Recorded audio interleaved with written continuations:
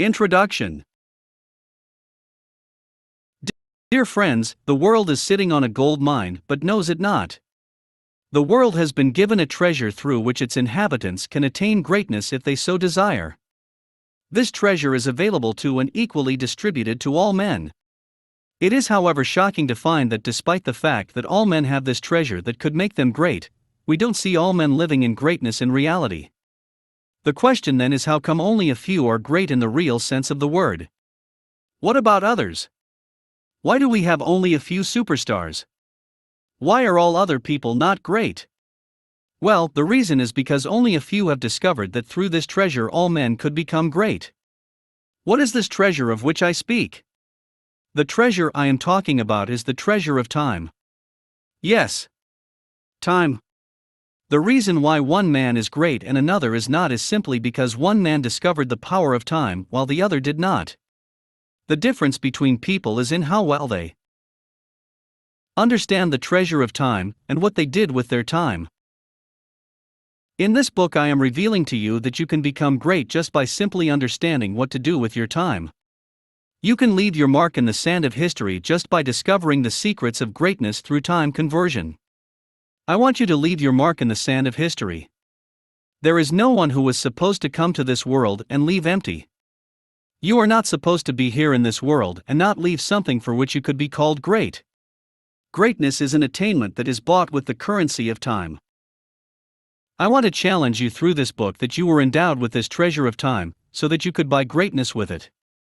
You can become whatever you want to become just by applying the principles of time conversion that are in this book.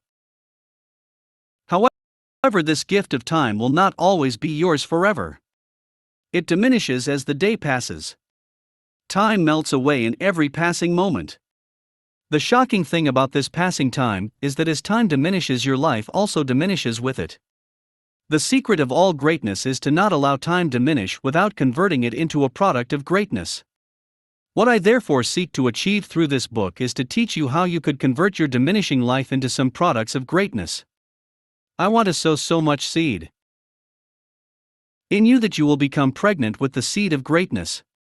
My intention is to teach you how to stop wasting your time, because to waste time is to waste life. My primary aim is to show you principles through which you could invest your time and buy greatness with it. It is my utmost desire that by the time you finish reading this book, you will become pregnant with visions, and you will become pregnant with projects. You will become so great that the world will wonder how it all happened. Read on, my friends, and join the league of great names like Salvador Dali, Michelangelo, Johann Sebastian Bach, Beethoven, Thomas Edison, Sir Isaac Newton, etc., who through the power of time conversion left their mark in the sand of history.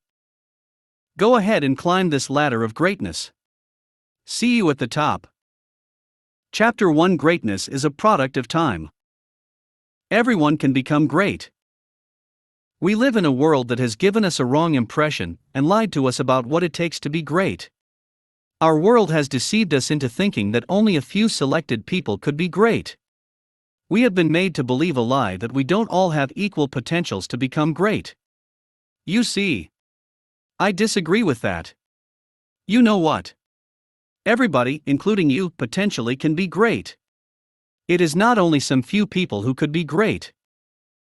The majority of people on earth think that God specially chooses those who He wants to become great. But how can that be true? If God created all men, then it will be unfair for Him to select only a few from the lot to make them great.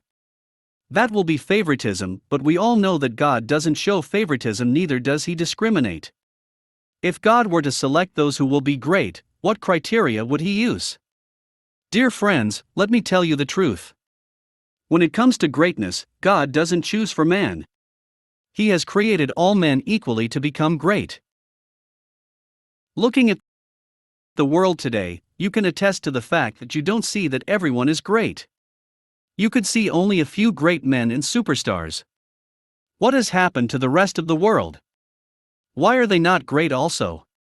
Well, the answer to that question is simple and not far-fetched. Those who have become great have only discovered something that the rest of the world has not discovered. Those who are great know a secret that the remaining lot do not know. The only thing that is limiting me and you from attaining anything in life is what we know or what we don't know. The question, therefore, is what is the secret of the great? What do they know that you and the rest of the world are ignorant of? Just read on a little further. I am going to be revealing that secret to you shortly. Meanwhile, just know that I want you to leave your mark in the sand of history. There is no one who was supposed to come to this world and leave empty. You are not supposed to be here in this world and not leave something for which you could be called great. Every one of us has that potential to be great. You have the seed of greatness in you already. If you don't believe it, I am going to activate the consciousness in your mind through this book. The seed of greatness is in you, but you have to know it in your mind. I am going to make the seed of greatness come alive in your awareness and into your consciousness until you begin to breathe and think greatness. This is so that you can start believing that there is nothing you cannot do. And it is true. You are capable of everything and of anything. By the time you finish reading and applying the principles that are in this book, you will not only be dreaming of conceiving or giving birth to one product. You will have so many projects and products that you are going to give birth to, for which the world and your generation will remember you. I want you to look at greatness, not as something that is meant or reserved for some special people somewhere. My aim is to try to make you start seeing greatness as something that is attainable to you. The secret I am trying to reveal to you is that greatness is under your power. Greatness is not greater than you. You have total control over greatness. You can decide to be great, and it will happen. Not only can you decide to be great, you also have the power to determine the height of your greatness. The truth I am trying to bring to your awareness is that it is not your society nor your place of birth that determines your greatness. The key to your greatness is not in the hands of your parents, neither is it in the hands of your country's president or governors. It is not even the government and economic status of your country that decides whether or not you will be great. The key to your greatness is under your control. You are the one in charge of your life, and how great you become is up to you. I know you may be thinking that greatness is not possible with you, and that it is reserved for some special people. I, however, want to disagree with your ideology of greatness. I also want you to review the idea of greatness that the world has made you believe in. I want you to refuse the theory that states that only some certain people have the likelihood of becoming great. I want you to readjust your mindset and begin to believe with me that you too can become great. All I am saying is that you should begin to see greatness as something you cannot do without. Begin to see greatness as something that you cannot afford not to have. In fact, it is unpardonable for you to leave this world without recording some greatness in your account. You were born with potential. You were born with goodness and trust. You were born with ideals and dreams. You were born with greatness. You were born with wings. You are not meant for crawling, so don't. You have wings. Learn to use them and fly. Jalaluddin Rumi. You can leave your mark in the sand of history. You can do something remarkable with your life. You have what it takes to leave your footprint in the sand of history. It is easy. It is ordinary, and it is possible. Life is predictable. You can predict the outcome of your life. You can chart your own way. You can break your own record. You can write your own history of greatness, and I am going to show you how to do all that. Greatness can be bought. The truth I have been trying to reveal to you is that you can become great through the currency of time. Let me show you one secret that I have been trying to communicate to you from the beginning of this book. The secret is this: greatness is an attainment that is bought with the currency of time. I want you to give this statement a thought and let it sink down into your subconscious. People who have become great have only become great because they bought that greatness. They purchased that greatness, but only with the currency of time. The reason I said greatness can be bought is because anything anybody ever attained in life was achieved because it was purchased. Anything anybody has was purchased with the currency of time. In fact, the house you are living in was built and purchased by you by the currency of time. The car that you ride on was purchased by you with the currency of time. But you may want to say, but I bought my car with money, not with time. Well, let me explain it to you. Let's assume that your car cost $20,000. You invested a certain amount of time for you to make that amount of money. Let's imagine that you earn $10 an hour, which means you have to work so many days and for so many months before you could make $20,000. Therefore, $20,000 is the amount of time you dedicated to making that money. You gave out a part of your life in order to get that money. You gave out a fragment of your life, exchanging your life and your time for that amount of money. Let's say you work for 8 hours every day. It will cost you about 12.5 months of working every working day to be able to earn up to that $20,000. What you did was to give out 12.5 months of your life in exchange for a car. If we also assume that you worked for 10 years to be able to build a house, then what you did was to give out 10 years of your life in exchange for a house. Therefore, it was your time that you gave out to work that bought the car or the house. Hence, everything you have is bought by the currency of time. You could say, but I didn't spend so much buying it, I just got a loan from the bank to buy it. You see, it's the same thing whether you worked to buy the house or you took a loan to buy it. Even though you are staying in the house now, you have already mortgaged or sold the next 10 years of your life. You are still going to use the currency of time to pay for that house. It's still going to be the currency of time because even though the money was given to you by the bank, you are going to sell 10 years of your future to be able to pay back your loan. That is why when banks give you a loan for a house, you sign a contract with them that you are going to be paying it back for the next 10 years or 20 years as the case may be. This means you are actually mortgaging 10 or 20 years of your future to be able to pay back. You have already given away the 10 or 20 years that you have not lived yet, that is still to come in exchange for a house. What a tragedy! How could you convert your whole life just for a car or a house? For a car or a house. So the next time you want to buy a car or a house, don't be deceived into thinking that you are going to buy it with money. No. You are not buying it with money, you are buying it with your life. It is your life that is being mortgaged. Why will you spend your life just like that when you could invest it? What I have been trying to prove to you is that everything that you have was bought by the currency of time. Greatness, like every other product, is bought with the currency of time. You can buy greatness by the currency of time. What I am saying is that greatness can only be bought through time. It is the time that delivers greatness to people. Therefore, if you can know how to convert your time by investing it, then you can buy greatness with it. Your life is not meant to be used in exchange for mundane things like houses and cars, but to purchase greatness. I am about to tell you the story of a man who became great because he understood the importance of time management. The Benjamin Franklin story. No one can mention the great names in history without mentioning the name Benjamin Franklin. He was a publisher and author, a scientist and inventor, a civic leader, and a diplomat. Benjamin Franklin was born January 17, 1706. His family was polygamous and poor. His father married 2 wives and had 17 children. His father was a candle maker and Benjamin was introduced to the candle making business at an early age. He was also involved with his brother's printing shop.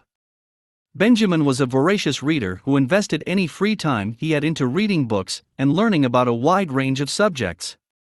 Whilst co-workers would waste away their lunch break, Benjamin Franklin would meditate on books from the bookshop, digesting as much information as he could get within that short time. Benjamin loved prose writing, and at an early age, he started writing articles which were published under a pseudonym. After several were published, he revealed to his father that he was the one who wrote them. At age 17, the young Benjamin left the family business and traveled to Philadelphia. In Philadelphia, Benjamin's reputation as a prolific writer increased. Later on, he took a job offer in England from Governor William Keith, but he was later abandoned by the governor without salary. Benjamin soon became poor with no money. However, because of his natural resourcefulness and determination, he soon overcame those difficult times. Benjamin later found a printing job in London. You may be wondering why Benjamin Franklin was mentioned among the great names in history. Was he truly great? The answer is yes. Benjamin Franklin was one of the great names that history has to offer. The question I seek to address in this book is, how did he become great? To answer that question, I want us to review his early years as a child and agree on two things that were the stepping stones to his greatness. The first and most important of all is that Benjamin Franklin invested his time into reading books. He understood that the best thing to do with time was to invest it into learning and adding value to one's life. While his colleagues at work would just while away their break time, Benjamin Franklin would rather invest that time into reading books. That was his foundation for greatness. He didn't allow his time to be wasted, but made sure he converted the time into increasing his knowledge. We could conclude that Benjamin became great because he bought that greatness by investing his time wisely. One could attest to that fact by considering his view of time as stated in his words. You may delay, but time will not. Benjamin Franklin. Never leave till tomorrow which you can do today. Benjamin Franklin. From the quotes above, Benjamin Franklin was saying that you should not waste time by allowing it pass by without doing anything with it. He said time doesn't delay, which means that time keeps moving and passing by whether you delay or not. Time doesn't procrastinate, it's passing by, it moves always. Benjamin was also saying that since time doesn't delay, don't leave till tomorrow what you can do today. In other words, act now, invest time now into doing something valuable. Don't sit back and watch time just pass by unused. If he didn't invest time into studying and reading, he would not have become great. If he didn't invest time into writing and publishing his articles, he would not have become great. He became renowned because he properly invested his time. The second thing about his life was that though he was poor, he still became great. How could a poor man from a poor background become great? The answer is greatness is not dependent on your background. It is dependent on how much value you are able to add to yourself per time. Though he was from a poor background, yet he constantly added value to himself by voraciously reading books and studying painstakingly. Most people have used their poor background as an excuse to live a life of mediocrity, but not Benjamin Franklin. The determination, the time investment and self-taught success of his early years showed the world the real man behind the legend, a man who rose from poor beginnings to build fame, fortune, and influence through sheer will, a man who changed the quality of life for millions and helped free a nation from tyranny. Time management formulas from Benjamin Franklin's life. Dear friends, if you truly desire to be great, you must understand time management. It is the secret of all great people in history. They knew what best to do with time. Benjamin Franklin wrote down 12 habits or virtues he wanted to improve in his life. One of the habits talks about being industrious by proper time management. Considering his view on time management and his quotes on time, I want to explain a few facts that we could learn from Benjamin Franklin's life that is most relevant to the subject matter of this book.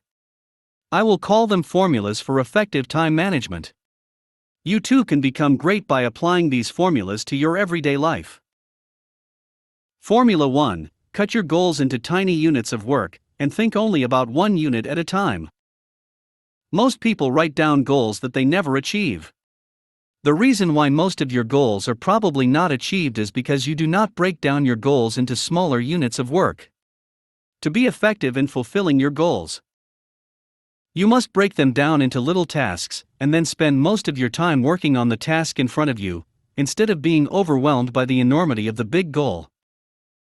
Formula 2: finish the most important tasks and stop wasting time on irrelevant activities.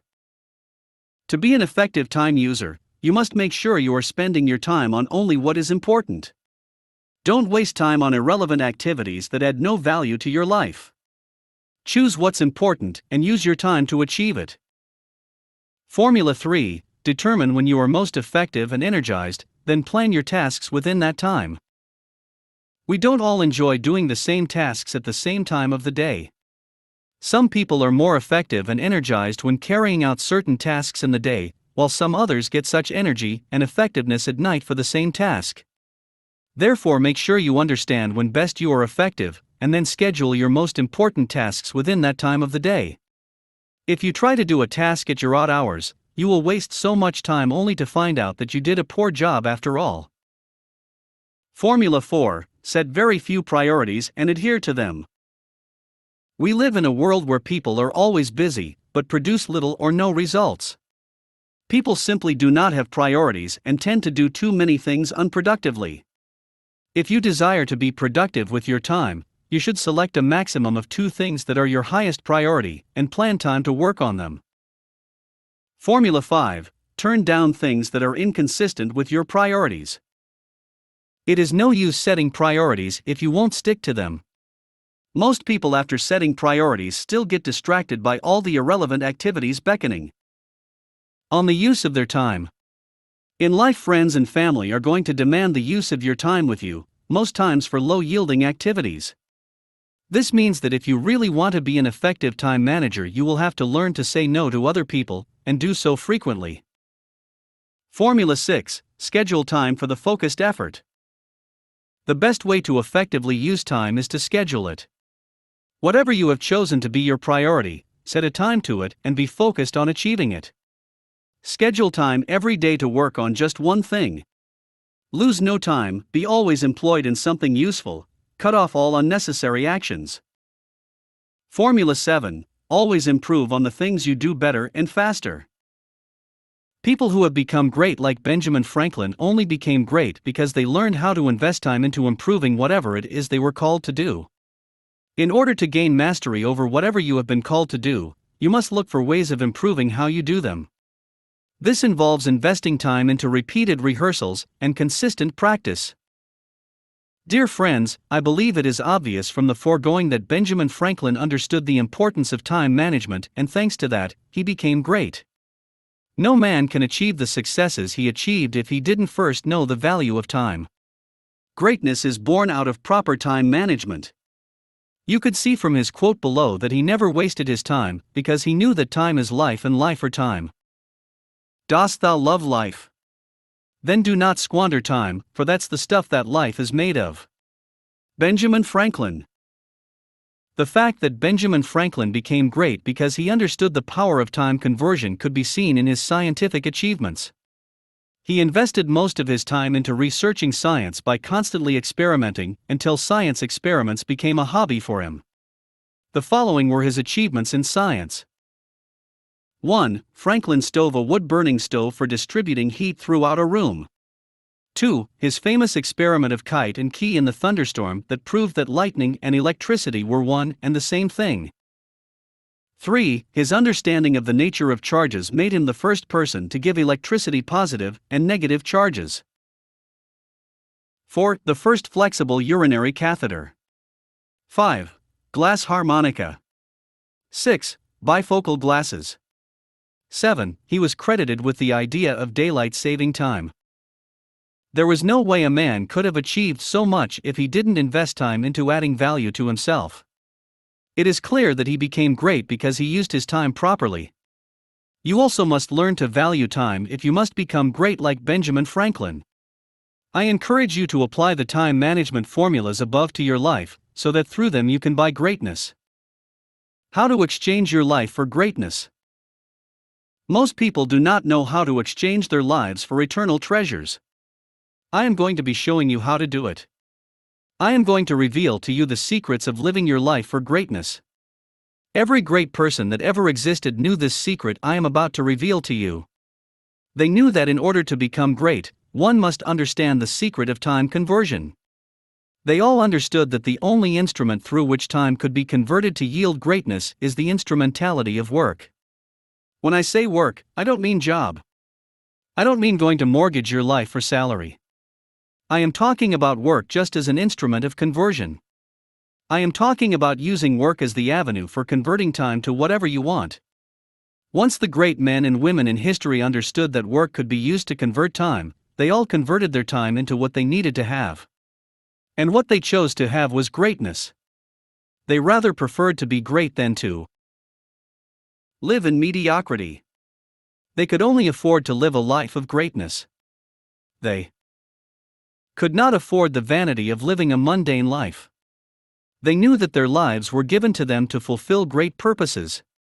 They understood that life should only be exchanged for something that is valuable and not for mundane things like houses and cars.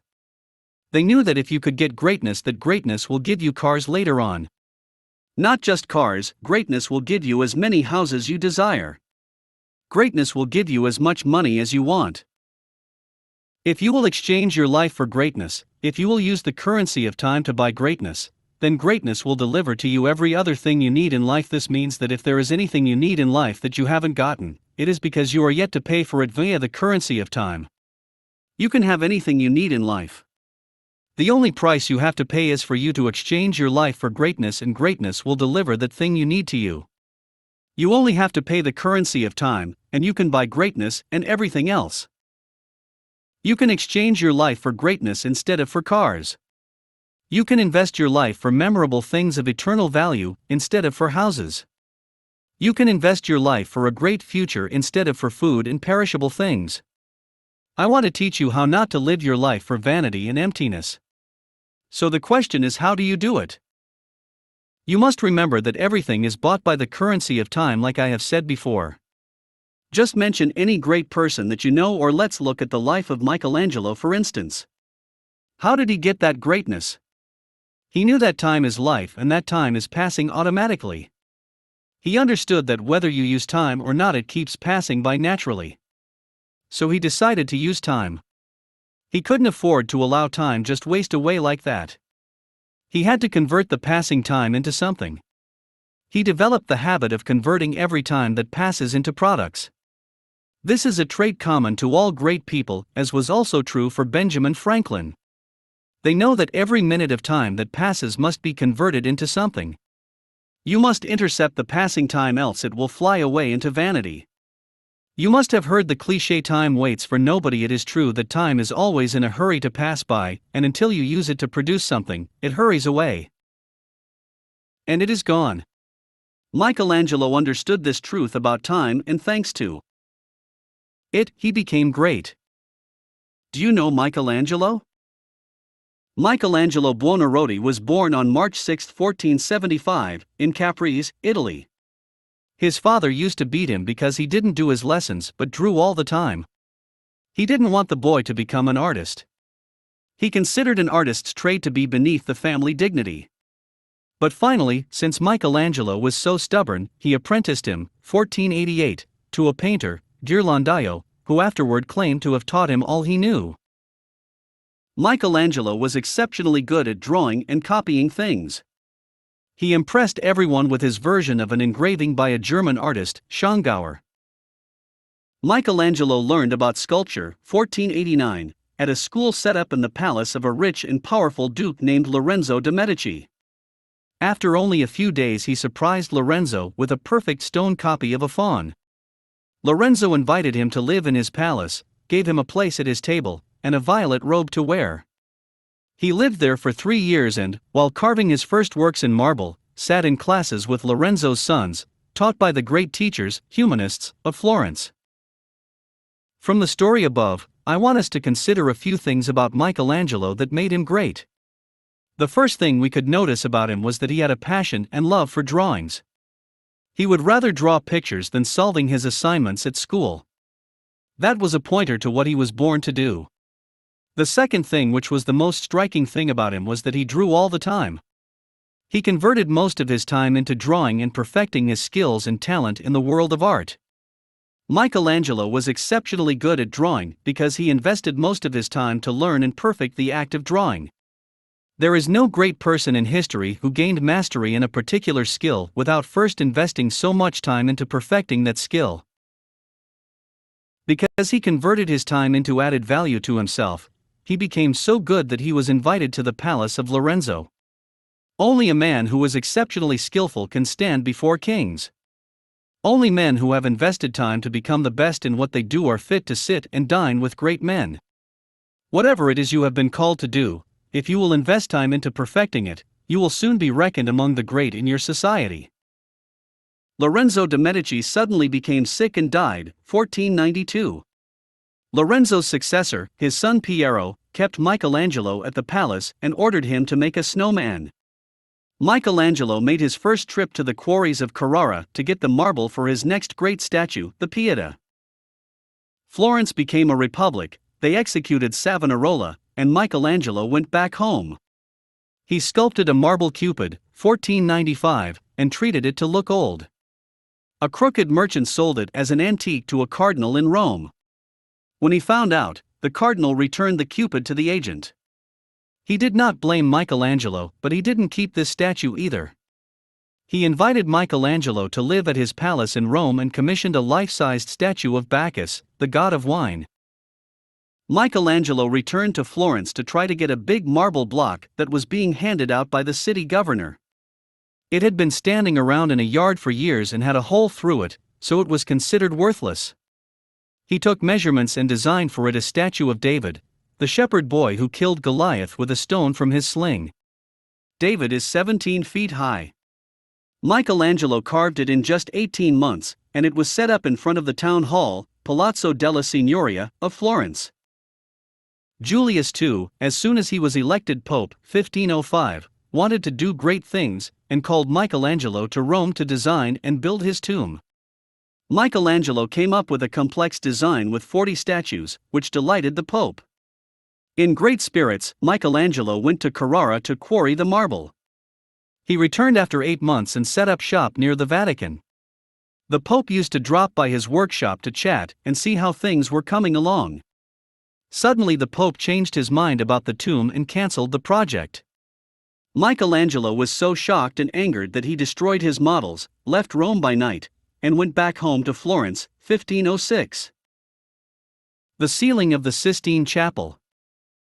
Then Julius called Michelangelo to Rome to paint the ceiling of the Sistine Chapel, 1508. "But I'm not a painter," Michelangelo protested. He had painted very little, and the Pope was asking him to fill 3,000 square feet of ceiling. Julius wouldn't take no for an answer. Painting the ceiling of the Sistine Chapel took 4 years, and was the hardest thing Michelangelo ever did. He worked alone, pushing himself to the limit every day. He ate old bread and slept in his work clothes. "I have no time for friends," he wrote his father. "And I hope the Pope will pay me soon because I haven't got a penny left." When the ceiling was only half finished, the impatient Pope ordered Michelangelo to take down the scaffolding and open the chapel to the public. The paintings created a great stir in Rome and all Italy. They illustrated the saga of man from his creation to the coming of Christ. Pope Clement ordered him to paint the altar wall of the Sistine Chapel. It took him 8 years to finish the Last Judgment, 1541, because of interruptions for other work and illness. He fell off the scaffold once and was in bed for months. It was his last great painting. But when he was over 70 he did 2 more huge frescoes in the Vatican, the Conversion of St. Paul and the Crucifixion of St. Peter. At last, he finished the Julius tomb. In fact, most of it was sculpted by his helpers. But the central figure, the Moses, is one of Michelangelo's most powerful statues. The last important job he had, which occupied him for years when he was old, was St. Peter's Basilica. 2 popes made him the official architect. An assistant helped him build a model for the dome. He left a lot of unfinished statues around in Rome and Florence. One, the Duomo Pieta, he intended for his own grave, but became unsatisfied with it and smashed it to pieces. He worked on another, the Rondinini Pieta, almost until the day he died. He died at 89, 1564, after a few days with a fever. His nephew took his body back home to Florence. The funeral was one of the biggest Florence ever saw.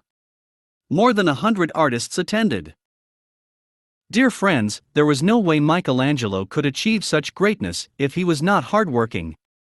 His works were masterpieces and everyone who saw them were mesmerized by them. People were wowed by his artistic paintings because they were just wonderful. However, he became a master of his skills only because he worked so hard. I said earlier that the instrument through which time is converted is called work. It was thanks to hard work that Michelangelo became great. You could see that he was very hardworking in his days, as attested to by one of his quotes below. If people knew how hard I had to work to gain my mastery, it would not seem so wonderful at all. Michelangelo Buonarroti. So, dear friends, if you really desire greatness, you should make up your mind to be a hard worker. You should learn to convert your time into tangible products through the instrumentality of work like Michelangelo did. You can gain the mastery over any skill if only you will invest time to work hard on it. Instead of wasting your time with friends and on social media, why not convert it to greatness? Michelangelo didn't surround himself with friends because he had no time for friends. He lived in isolation, fulfilling his purpose by converting his time into developing his skills. He spent months and years working on several projects that the world celebrated him for. If you want to be great, you must learn the secret of great men. They all understood the power of time conversion. The first principle of greatness. The first thing you want to do to become great is to discover your area of calling. The secret of all greatness is to discover what you were born to do in life, and then do it. You must find out your gifts and talents. For Michelangelo, he discovered that his own gift was in drawing artworks. He was able to answer the first question for the journey of life, the question of what on earth am I here for? When you want to become great, you have to know what to do. I mean, you must first determine what you were born to do. To answer the question of what, you must discover your gifts and talents. Your gifts, talents, and calling will help you to know what you must do. So in my own case, I want to raise reformers. I want to raise great men and transform nations. For Michelangelo, he needed to paint. It is your gifting and talents that dictate to you what to do. It was his talent that gave him direction as to what to do with his life. Therefore, you must find out what talents and gifting you have, and that will help you answer the question of what.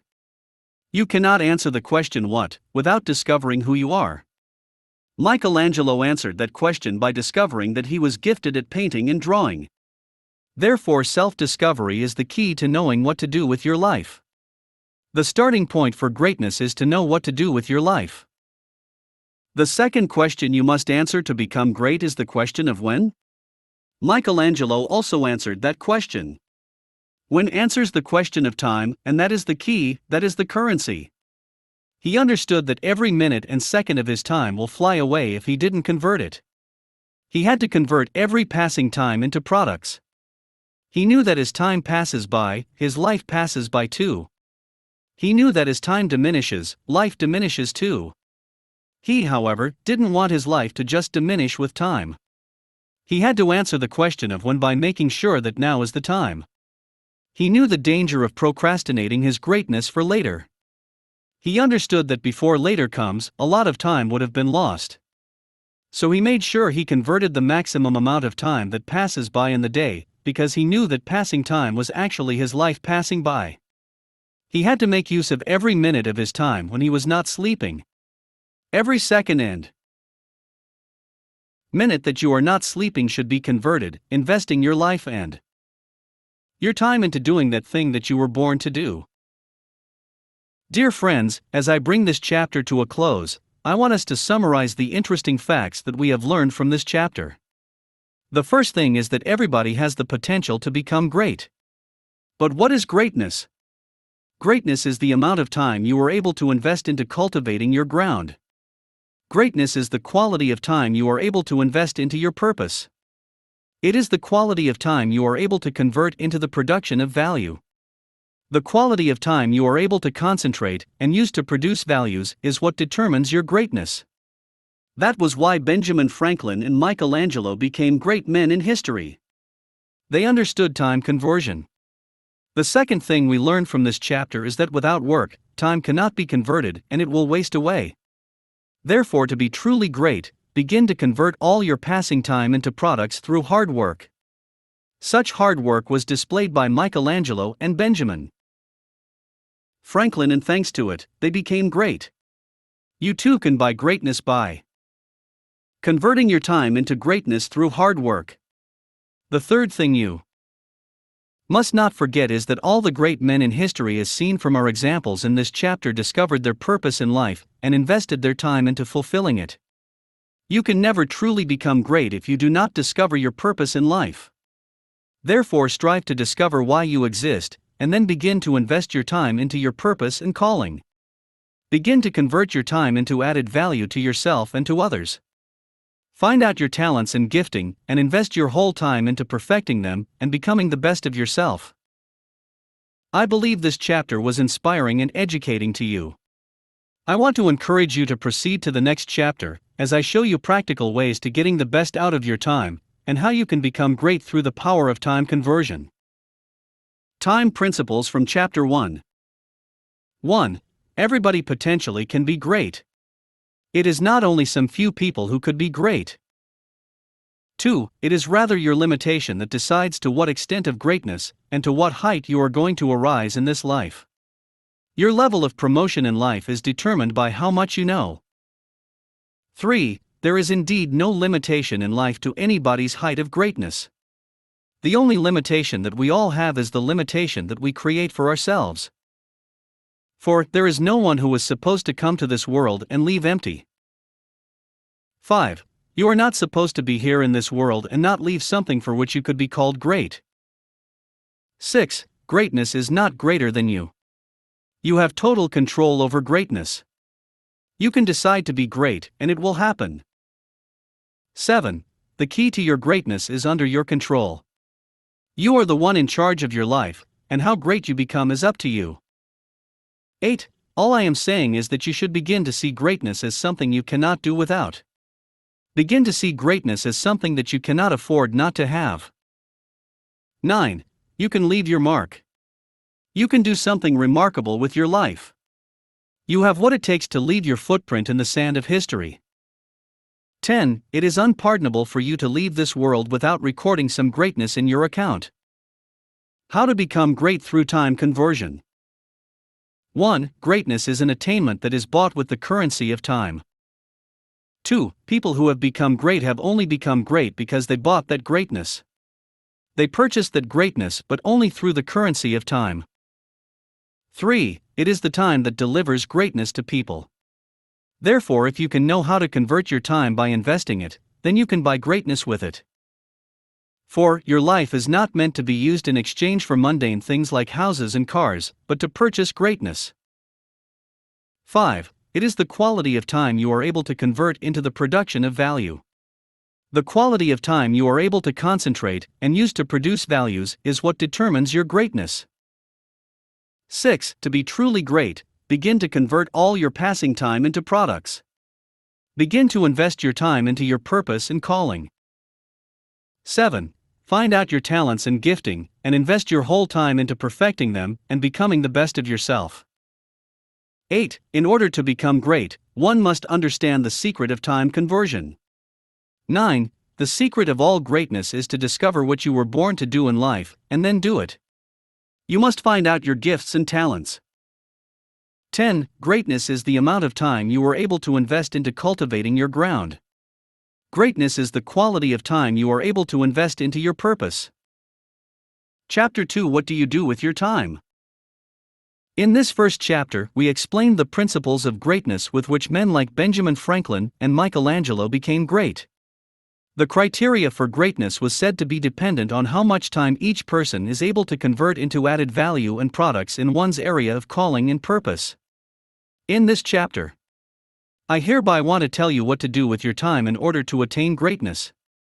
I am about to challenge you to greatness in this session by bringing to your awareness the principles of time conversion that will help you better utilize your time. Read on, dear friends. Have you ever felt bored? Have you ever wondered what you could do with your time? I believe there are times in your life that you were alone all by yourself and didn't know what to do. You probably would have attended some meetings in which you felt like you were wasting your time because nothing of worth was achieved from that meeting. There could have been moments in your life that you had enough time in your hands, but didn't know what to do with it. I am going to show you exactly what you should do with your time to make it productive. Most people on the face of the earth do not know what to do with their time. A greater percentage of people on the earth have at one point in their life had a lot of time in their hands, but squandered it unknowingly. The reason for this wastage is simply because people do not know what to do with their time. The majority of people on earth are ignorant of what their time should be used for. Unfortunately, that is how most of us have treated time or life. We have just all of a sudden discovered that here we are, with something called time seemingly precious, but not deeply appreciated. So we end up treating it the way we deem fit. Let me ask you these questions. How have you been treating time? What do you do with your time when you are alone? The question most people do not ask themselves is what they could do with their time to make it productive. Even those who are jobless do not know how to best use the free time that they have. That is why you trivialize time when you don't know what to do. The difference between one person who is living in poverty and another person living in wealth is their understanding of what to do with time. The reason why one man is great and another man is living in mediocrity is simply because one understood the value of time while the other did not. Haven't you seen two children of the same parents who grew up in the same house and attended the same school, but with one of them rising to become a voice in society while the other is just struggling to make a living? What is the difference? It is their understanding of time. One knew what to do with his time while the other did not. Another consequence of not knowing the value of what you possess, in this case the value of time, is that there would be some other people around you that will better understand what you possess. While you are playing Candy Crush and Criminal Case games with your time, they will keep using their time for studying and investing in their lives. It won't be long before the difference between them and you will surface. In the nearest future, those who understood the value of time will rule over those who trivialize time. Even though all men were created equal, it is, however, tragic to see some men rise to stardom while others are never heard about throughout their lifetime, and they just die ordinary without leaving a mark in their generation. The reason for this difference between people is simply because some people do not know what to do with time. Even though God has given the gift of time to all men equally, it is what each man does with this equal gift of time that determines whether or not he will be great. What do you do with your time when you are not in school? What do you do with your time when you are not in the office? What do you do with your time when you have a whole day doing nothing? You see, I can go on and on asking these questions, but I want you to check your life for the past 5, 10, maybe 20 years of your life. What have you been doing with your time? Can you show me something tangible that you have done with your time? Every one of us must be able to answer these questions. You must know what to do with your time if you must become great in this life. You must know what to do with your time if you must fulfill your purpose on the earth. It is a pity that every one of us desires greatness, yet not many of us know what to do with our time. Every one of us must learn how to make our time productive. You and I must learn and understand the value of time, and how to invest it if we must achieve anything of worth in our lifetime. The first principle of time. The first and general principle of time is that time must be converted into products. That is what you should do with your time. Convert it to products. The time comes in seconds. The time comes in minutes and in hours. You must not think that time comes in years or months. You must view time as coming in seconds and minutes, and at most in hours or days. This view of time creates a more sense of urgency of time than viewing time as passing in months or years. The quickest way to run out of time is to think you have enough of it. Stuart Stafford. If you must make your time productive, then begin to view time in its most urgent form, in seconds and in minutes. When you view time in months or years, you begin to think you have enough of it, and before you know it, you have lost all the time.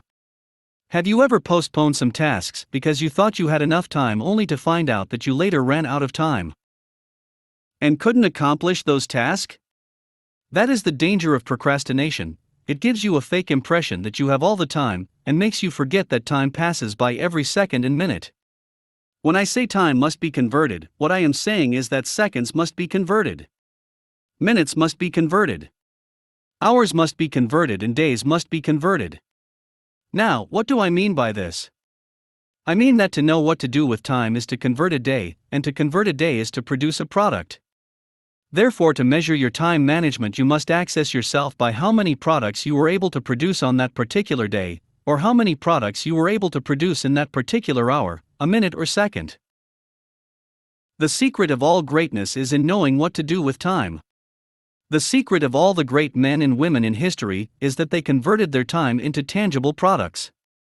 Greatness is only possible thanks to the products you are able to produce per seconds, per minutes, per hour, and per day. Is there any valuable product you can account for as produced per hour of your life daily? Okay. Do you have anything tangible to show for the last 1 week of your life? If you have no products, then you have not been converting your time. Since time comes in seconds, in minutes, and in hours, we must learn to convert time, else it will slip away and can never be regained. To be effective and productive is to not squander time, and to live a life of understanding and wisdom is to not waste time. Ask yourself these questions: have I been squandering time? Have I been wasting time? Do I have products to show for my past seconds, minutes, and hours and days? Elon Musk's success story.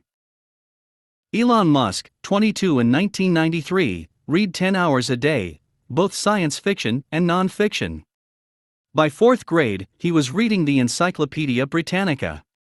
Musk was frustrated with slow formal classroom learning, and did most of his learning through reading. Elon Reeve Musk was born on June 28, 1971, in Pretoria, South Africa. He was the oldest of 3 children. His father is a South African-born British and engineer Errol Musk, and his mother is a Canadian English and dietetics expert May Musk. Musk spent his childhood in South Africa, and at the age of 9, he got his first personal computer, the Commodore VIC-20. Elon immediately got interested in programming and started to learn it by himself. At the age of 12, he earned $500 by selling a computer game Blaster, a shooter similar to Space Invaders, which he had created by himself. The reason for Elon Musk's success could be seen in the first line of this success story: Elon Musk read 10 hours every day. That is the difference between him and his contemporaries. His understanding of time conversion at an early age is the primary reason for his success in life. The dividing line between those who will be great and those who will be mediocre is the amount of time each person converts into added value to himself. How many African children do you know who read as much as 10 hours every day? Even adults in Nigeria can hardly invest such an amount of time daily into reading and research in the library and laboratory, yet every one of them wants to be great and wealthy. Nigerians would rather waste time in church services, at the sport viewing centers, and at home sleeping or watch Nigerian movies. It is a pity that our country may not be able to raise inventors and innovators if this attitude of time wastage is not corrected. It is for this reason that I am pouring out my heart, if I could at least provoke you and many others who will read this book to greatness by teaching you the principles of greatness through time conversion. You could notice that by 4th grade, Elon Musk already started reading the Encyclopedia Britannica, and at age 9 he was already into computer programming, which he learned by himself, and sold his first video game at age 12. Only a child who understood time conversion could achieve such success at such an early age. Elon Musk constantly added value to himself, investing his time into voracious reading. After graduating from a secondary school in Pretoria, he decided to leave his home and, without the support of his parents, to immigrate to the United States. However, he did not get into the United States right away. In 1989, Elon Musk moved to Canada to the relatives of his mother. Having obtained a Canadian citizenship, Elon went to Montreal. At first, he worked in low-paid jobs and almost a year was teetering on the brink of poverty. At the age of 19, he entered Queen's University in Kingston, Ontario. Elon Musk has been studying in Ontario for 2 years, and then, finally, his dream came true in 1992. He relocated to the United States. He was able to move to the U.S. after receiving a scholarship from the University of Pennsylvania. He earned his Bachelor of Science degree in Physics Bachelor the next year, but decided to continue his studying at the Wharton School of the University of Pennsylvania for 1 more year, and obtained a Bachelor of Science degree in Economics as well. Musk figured out that humanity had to expand the limits of its consciousness to learn to ask the right questions, and he had found his question: what things would have the great impact on the future of humanity's destiny? Elon Musk decided that those would be the internet, the transition to renewable energy sources, and space colonization. He wanted to try to contribute in all three of them. When I was in college, I wanted to be involved in things that would change the world. Elon Musk. His first two companies. In the summer of 1995, Elon Musk made the second and the most important decision in his life. Having graduated from the University of Pennsylvania, he enrolled in the graduate school at Stanford University to pursue studies in the field of applied physics and materials science. However, after 2 days, he left the graduate school and together with his brother, Kimball Musk, he created his first IT company Zip2. He worked from early morning until late evening. He lived in the same warehouse where he rented the office, and when he needed to take a shower, he had to go to locker rooms of a local stadium. In return, he accumulated savings and kept the company afloat during the most difficult first 2 years. At that moment, the internet was experiencing a period of rapid growth and development. However, nobody had ever earned a considerable fortune on it. Musk's company was one of the first ones to do this. He created a platform where newspapers, including credible ones as New York Times, could offer their customers some additional commercial services. In 1999, the biggest search engine of that time, Alta Vista, later acquired by Compaq, bought Zip2 for $307 million in cash and $34 million in securities. This deal set a record for selling a company for cash. Musk spent $20 million on a 1,800 square foot condominium and completely renovated it. In 1999, Musk started to work on electronic payment systems that were gaining popularity.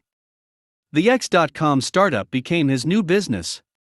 In March 2000, X.com merged with a rival company, Confinity.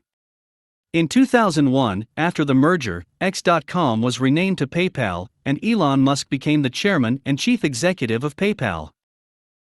Musk was involved in the development of new business models, conducted a successful viral marketing campaign, which led to a rapid increase in a number of customers. In 2002, eBay bought PayPal for $1.5 billion. Elon Musk received $180 million for his share from PayPal, and had enough funds to pursue his other interests, space engineering and alternative energy. Sources.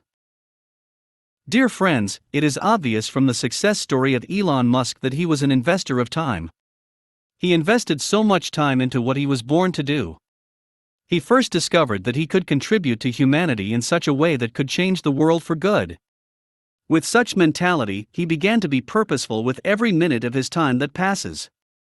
He knew that to change the world, he would of necessity be above his contemporaries in innovative ideas, knowledge, and wisdom.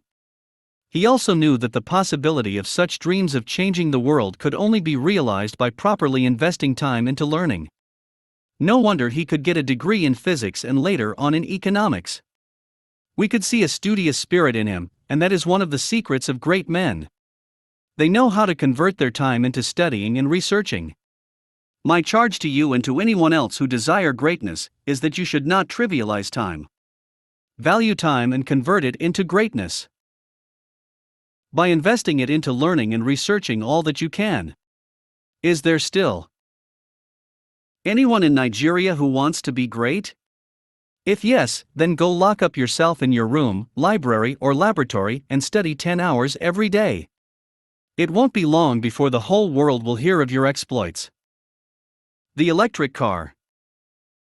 Musk, CEO of Tesla, participated in designing of their first electric car, which was a Tesla Roadster sports car based on the British Lotus Elise. He insisted on using carbon fiber composite materials in the hull to minimize weight, developed the battery module, and even some elements of design, like the headlights.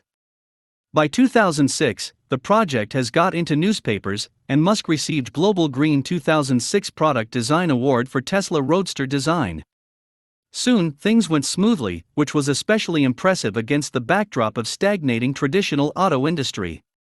A German multinational automotive corporation, Daimler, made critical investments of $50 million in Tesla Motors, and it helped save the company. Soon, the U.S.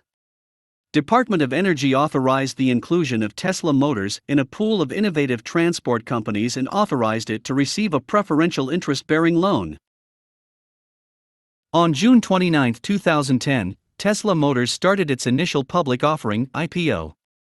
It was the second, after Ford, car manufacturing company in the U.S. history that entered the IPO market. As of February 5, 2015, one share of stock of Tesla Motors Incorporated cost $220.99, and its total market cap reached $27.44 billion. Elon Musk owns 30% of Tesla Motors Incorporated, TSLA.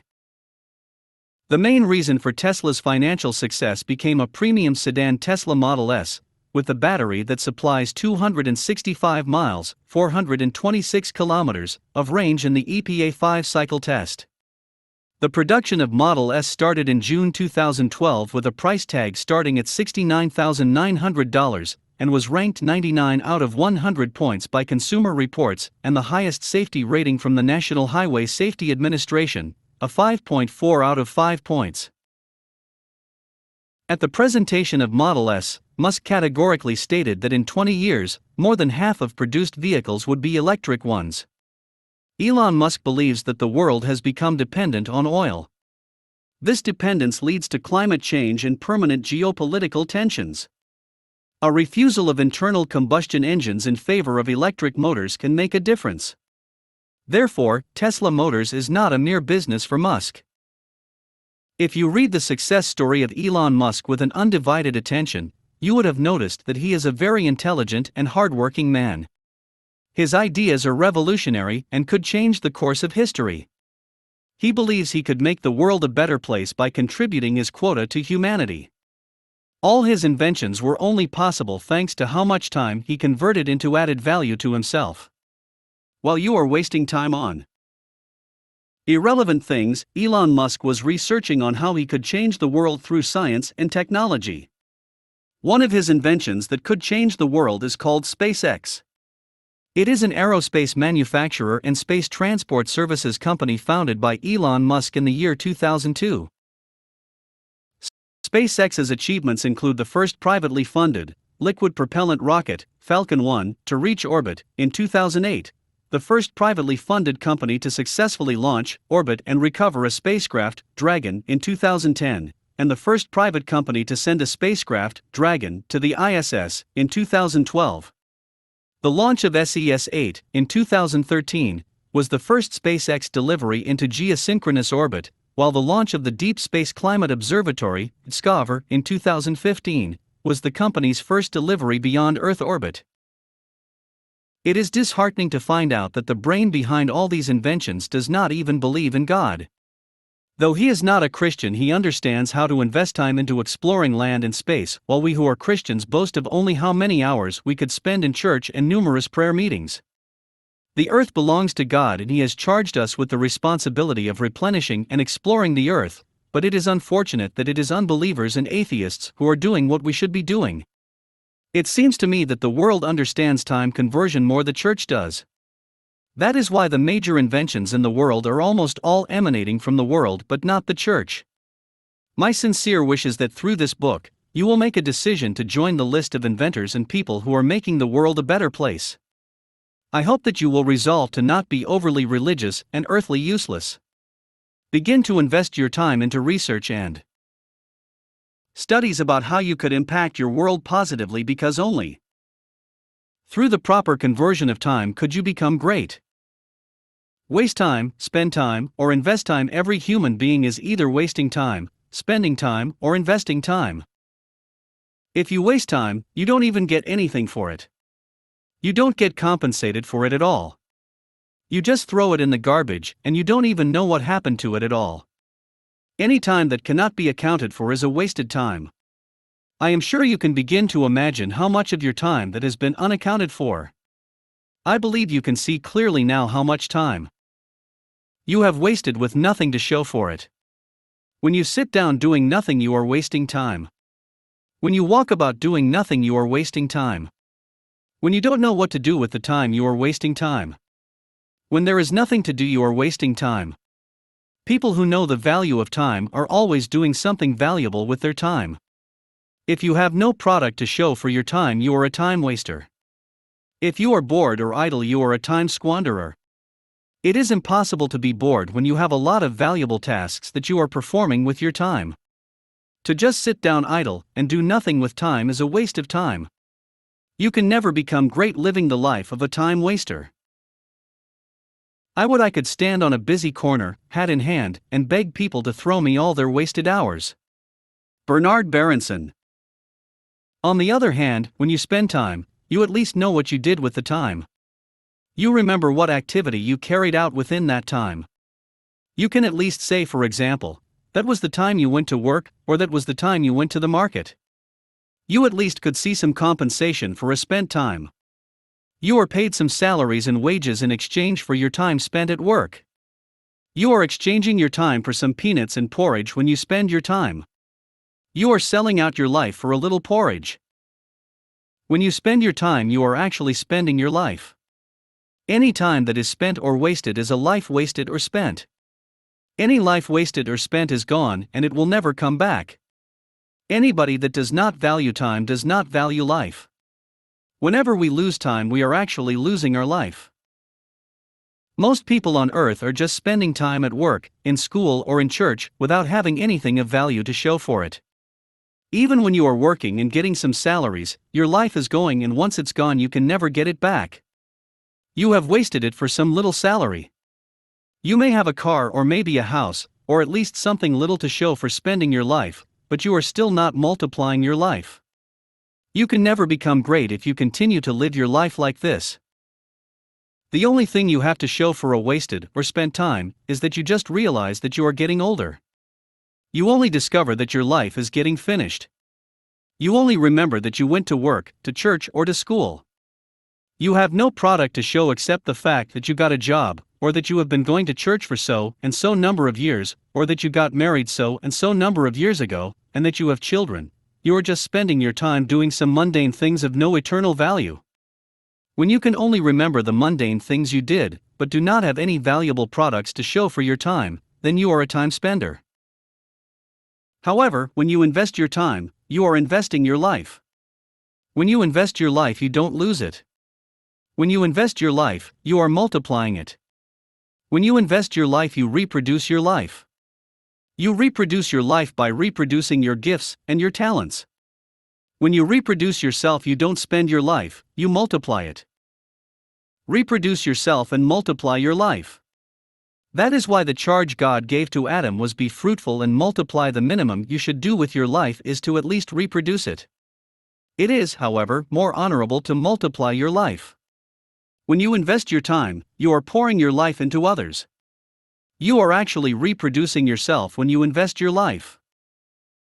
When you invest your life, you realize that even though you are getting older, you are also increasing in your products. Products in the form of knowledge, products in the form of added value to yourself and to others, products in the form of perfected skills and talents, products in the form of books written or read, products in the form of songs which were written or musical albums produced.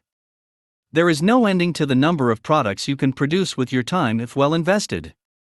But for you to be able to be fruitful, to multiply and saturate the earth with your products, you have to first know how to properly use the currency of time. You must know how to invest time. The question therefore is, how can you use the currency of time judiciously? How can you use the currency of time not to just buy car, house, or any other mundane thing, but to invest time into fulfilling your purpose and calling? To properly invest your time, first find out your calling. Find out your purpose. Find out your gifts and talents. Then invest your time into perfecting them. When you invest your time, you will notice that you are being fruitful and that you are multiplying your life. This is so because you are investing your life into your destiny, into your calling, and in fulfillment of your purpose. This is a beautiful kind of life, isn't it? This is the kind of life you should be living. I want to show you what to do with your time. The whole essence of this book is to teach you how to live such a life of investment on a daily basis. My heart desire is that you learn from this book how to get products daily from your time. Dost thou love life? Then do not squander time, for that's the stuff that life is made of. Benjamin Franklin. What I am talking about is that since life is in time, Since life is in seconds, minutes, and hours, that means to waste time is to waste life. To lose time is to lose a life. So don't waste time. So when you are just living your mundane life, just walking about, or you are just sleeping and waking up and just chatting on the telephone and on social media, you are wasting life. When you are just drinking and clubbing, you are wasting life. When you spend your time watching TV programs that add no value to your life, you are wasting life. When you spend 2 hours every day watching Premier League and Champions League, you are wasting life. Greatness cannot be attained by wasting time on frivolities of life. Successful people have libraries. The rest have big screen TVs. Jim Rohn. The proper view of time. Let's assume you have all the time now. How then should you live your life so that it's not just wasted or spent? What should you do with your time so that it's well invested? That is what I am about to reveal to you in this session. For you not to waste or spend your life, you must first begin to see time and life correctly. You must first understand that time is life and life is time. To see time and life correctly, you must begin to access life as seconds, as minutes, and as hours. You must realize that whenever you waste a second, you are wasting life. If you waste a minute, you have wasted life, and if you waste an hour, you have wasted life. For you to maximize time, you want to make sure that every second of the day that comes is converted into some products. You want to ensure that every minute and hour of the day that passes are being converted into some values.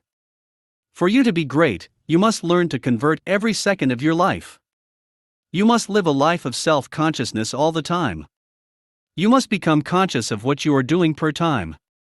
You must make sure that every second of your life counts.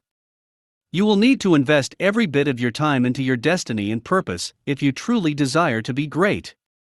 If you want to be great, you will have to ask yourself, am I wasting time/life right now? Am I spending time/life, or am I investing time/life? You must consciously ask yourself, what am I doing now? What consequence is it going to have on my destiny? What product is this going to give me? What services am I providing? What value am I adding to others? What values am I adding to myself? Am I investing in myself?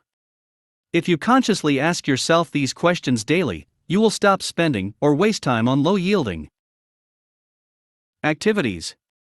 You will begin to invest time in only high-yielding activities. Time is the most valuable coin in your life. You and you alone will determine how that coin will be spent. Be careful that you do not let other people spend it for you. Carl Sandburg. Don't allow religious meetings steal your time. The tradition of going to church every day of the week is not an indicator of greatness. Don't think that spending your time in church every day will guarantee you greatness. If that church is not adding value to your life, you may want to reconsider how often you go to church. So the way to control your life is this: every minute you live, maybe you are in church, ask yourself, why am I here? What product am I producing by being here? I know most Christians just go to church like dummies. Every day of the week they are in church. They are just obeying the traditions of the church and practicing the routine without having value to show for the plenty hours spent in church every day.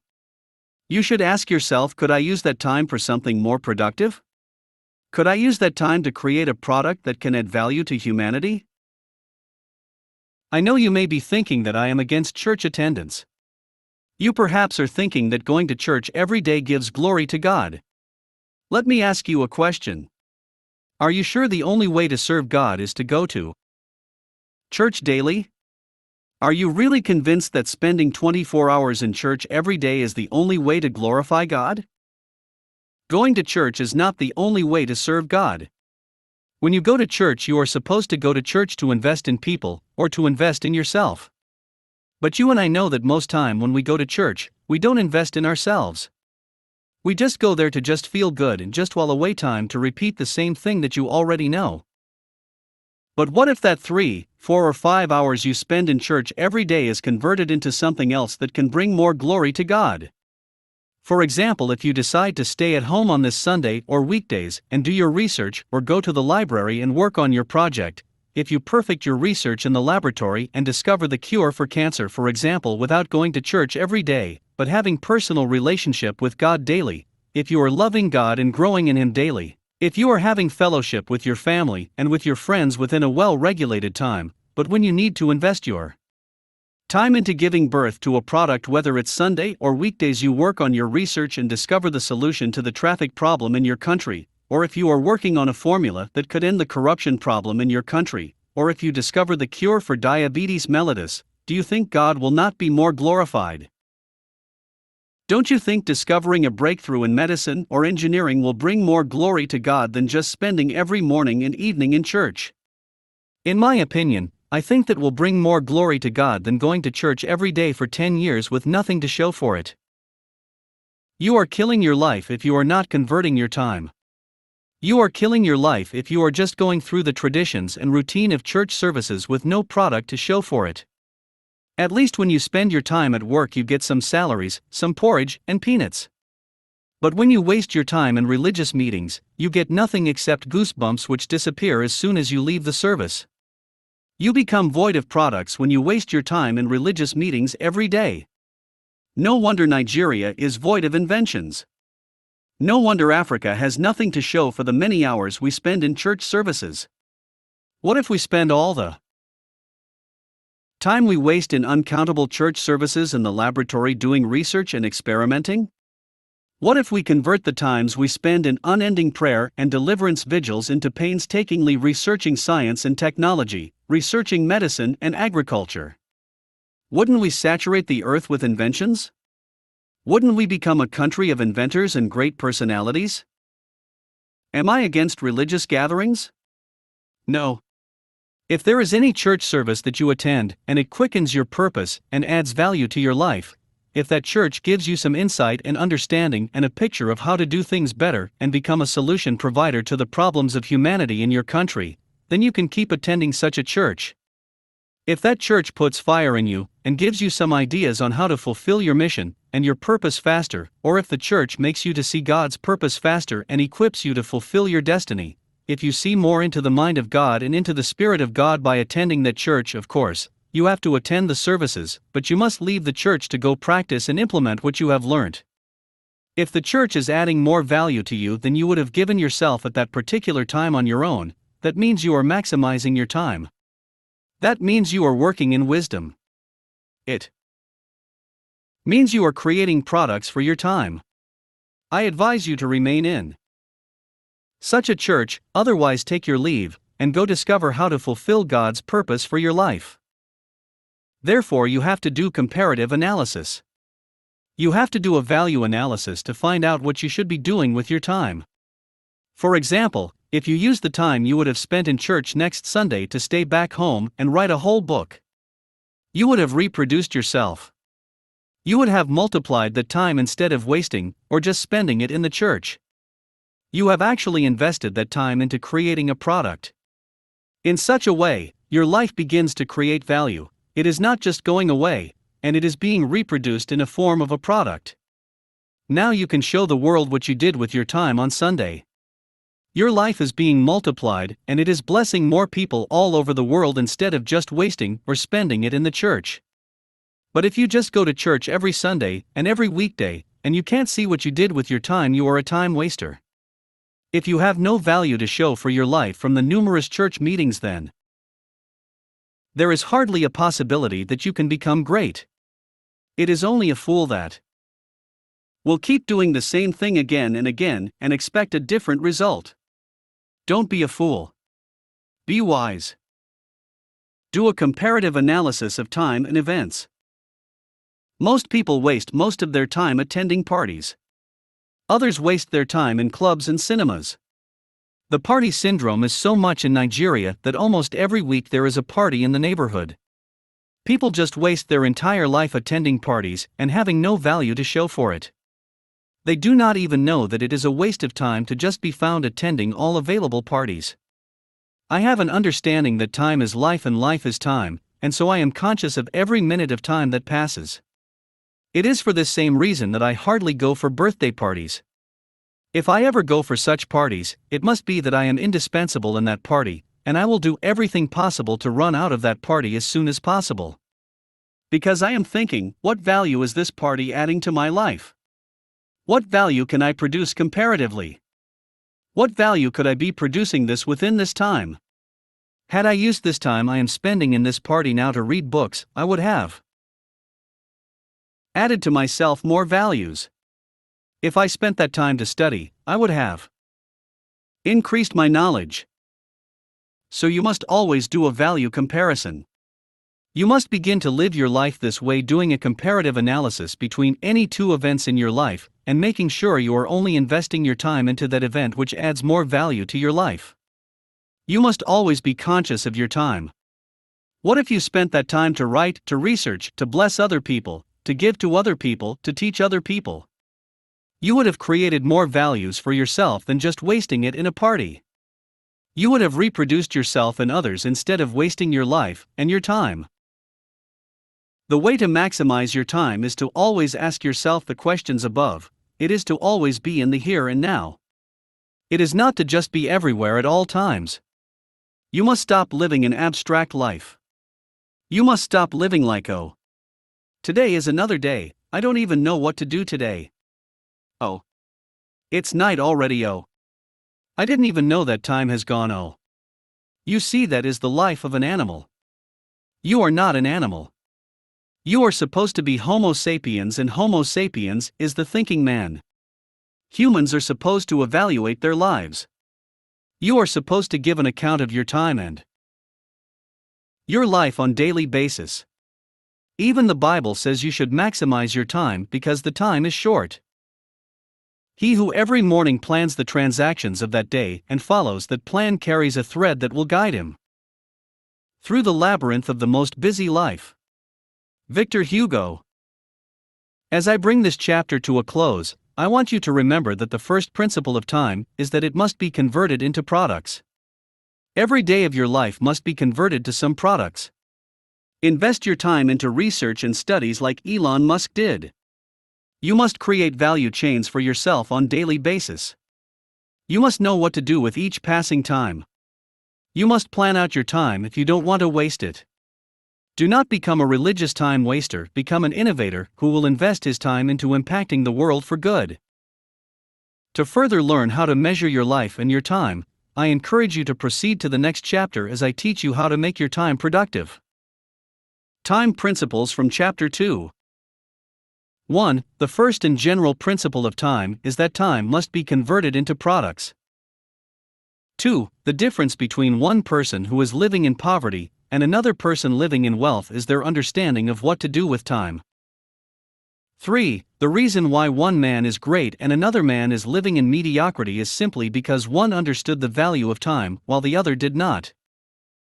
For in the nearest future, those who understood the value of time will rule over those who trivialize time. 5. God has given the gift of time to all men equally. What each man does with this equal gift of time determines whether or not he will be great. 6. You and I must learn and understand the value of time, and how to invest it if we must achieve anything of worth in our lifetime. 7. You must view time as coming in seconds and minutes, and at most in hours or days. This view of time creates a more sense of urgency of time than viewing time as passing in months or years. 8. Anybody that does not value time does not value life. Whenever we lose time, we are actually losing our life. 9. Any time that cannot be accounted for is a wasted time. 10. You can never become great living the life of a time waster. How to become great through time conversion. 1. The secret of all greatness is in knowing what to do with time. The secret of all the great men and women in history is that they converted their time into tangible products. 2. You must know what to do with your time if you must become great in this life. You must know what to do with your time if you must fulfill your purpose on the earth. 3. Therefore, to measure your time management, you must access yourself by how many products you were able to produce on that particular day, or how many products you were able to produce in that particular hour, a minute, or second.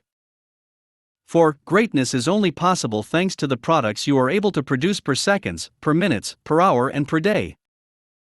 5. To be effective and productive is to not squander time, and to live a life of understanding and wisdom, is to not waste time. 6. Man will always waste time if there is no system to check and compel him to invest his time. But if you must be great, you must learn to check and compel yourself to invest time. 7. Since life is in time, since life is in seconds, minutes, and hours, that means to waste time is to waste life. To lose time is to lose a life. So don't waste time. 8. For you not to waste or spend your life, you must first begin to see time and life correctly. You must first understand that time is life and life is time. 9. You must realize that whenever you waste a second, you are wasting life. If you waste a minute, you have wasted life, and if you waste an hour, you have wasted life. 10. For you to maximize time, you want to make sure that every second of the day that comes is converted into some products. You want to ensure that every minute and hour of the day that passes are being converted into some values. For you to be great, you must learn to convert every second of your life. Chapter 3: How to Measure Your Life. Dear friends, I am glad you made it through to the 3rd chapter of this book. I do hope you still remember all that you read in the first 2 chapters about how to attain greatness. We said that greatness can only be attained through time conversion.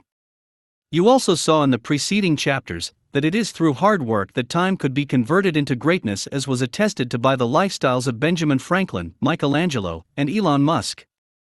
Having also said in the last chapter that time should be invested instead of wasting, or just spending it, I now invite you to read this chapter with keen interest and undivided focus as I reveal to you practical steps to making your time productive. The first thing you need to know in order to properly measure your time is that you must not delay. Do not delay.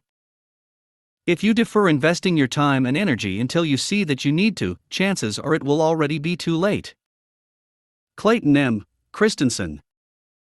Most people do not invest their time because they do not see the need to do that. For example, the system of schooling in Nigerian universities is such that you go to school for about 4 months, and then you write exams at the end of the semester. Most students do not invest their time into studying thoroughly and acquiring knowledge daily, but wait until it's a week or 2 to exams date before they hurriedly want to study everything they have been taught since the beginning of the semester. The end result of such attitude is that they realize that the workload has suddenly become too overwhelming than they could exhaust. The final outcome is that such students fail the exams or manage to pass with an average grade. However, the students who invested their time daily to study whatever they've been taught by investing their time in the library and doing thorough research end up becoming the best students during exams. In the Ukraine, for example, the system of study in the universities is different from that in Nigeria. The students are made to study and write modules almost every week, especially in the medical universities. This approach has helped a lot of students invest their time into studying daily instead of wasting their time and waiting until the end of semester exams before they could study. But the deception of our school system worldwide is that when schools are on holidays, students no longer see the need to study. Instead of investing time, time is being wasted by most students. In fact, most students waste their lives during the holidays. What does that suggest to you? It simply suggests that people do not know what to do with their lives if there is no school system to compel them to invest time into studying. It means that man will always waste time if there is no system to check and compel him to invest his time. But if you must be great, you must learn to check and compel yourself to invest time. If you are waiting to be compelled before you could invest your time productively, then it means you are not the owner of your life, but the system that is compelling you. If you waste your time, you are wasting your life. If you allow any minute of your time to pass without converting it into products, you will soon realize that you just wasted a part of your life. Let me tell you my story. I just somehow knew intuitively that my life was supposed to produce some measurable, tangible products. I kind of sensed that I must do something with my life, and I think every human being is sensing that too. I think every human being probably knows in their subconscious mind that they would like to do something great with their lives. I think everybody knows that and feels that they would like to live a life of value.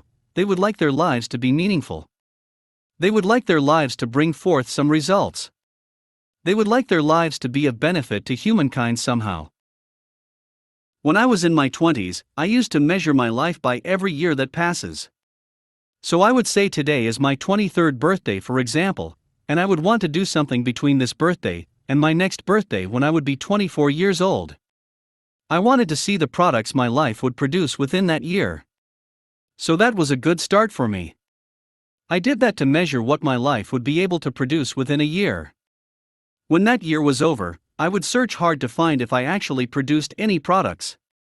I would search hard because I wasn't really purposeful about producing any results.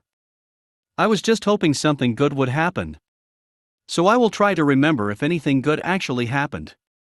After the long search, I would rarely find something to hold on to, and then I would thank God for at least having something to show for that one year. Maybe I was able to read books or move from one class to a higher class. I even used to measure my life by saying thank God I am still a Christian at least after 1 year. Foolishness. I was just foolish. I had no real products to show. No proof of my life.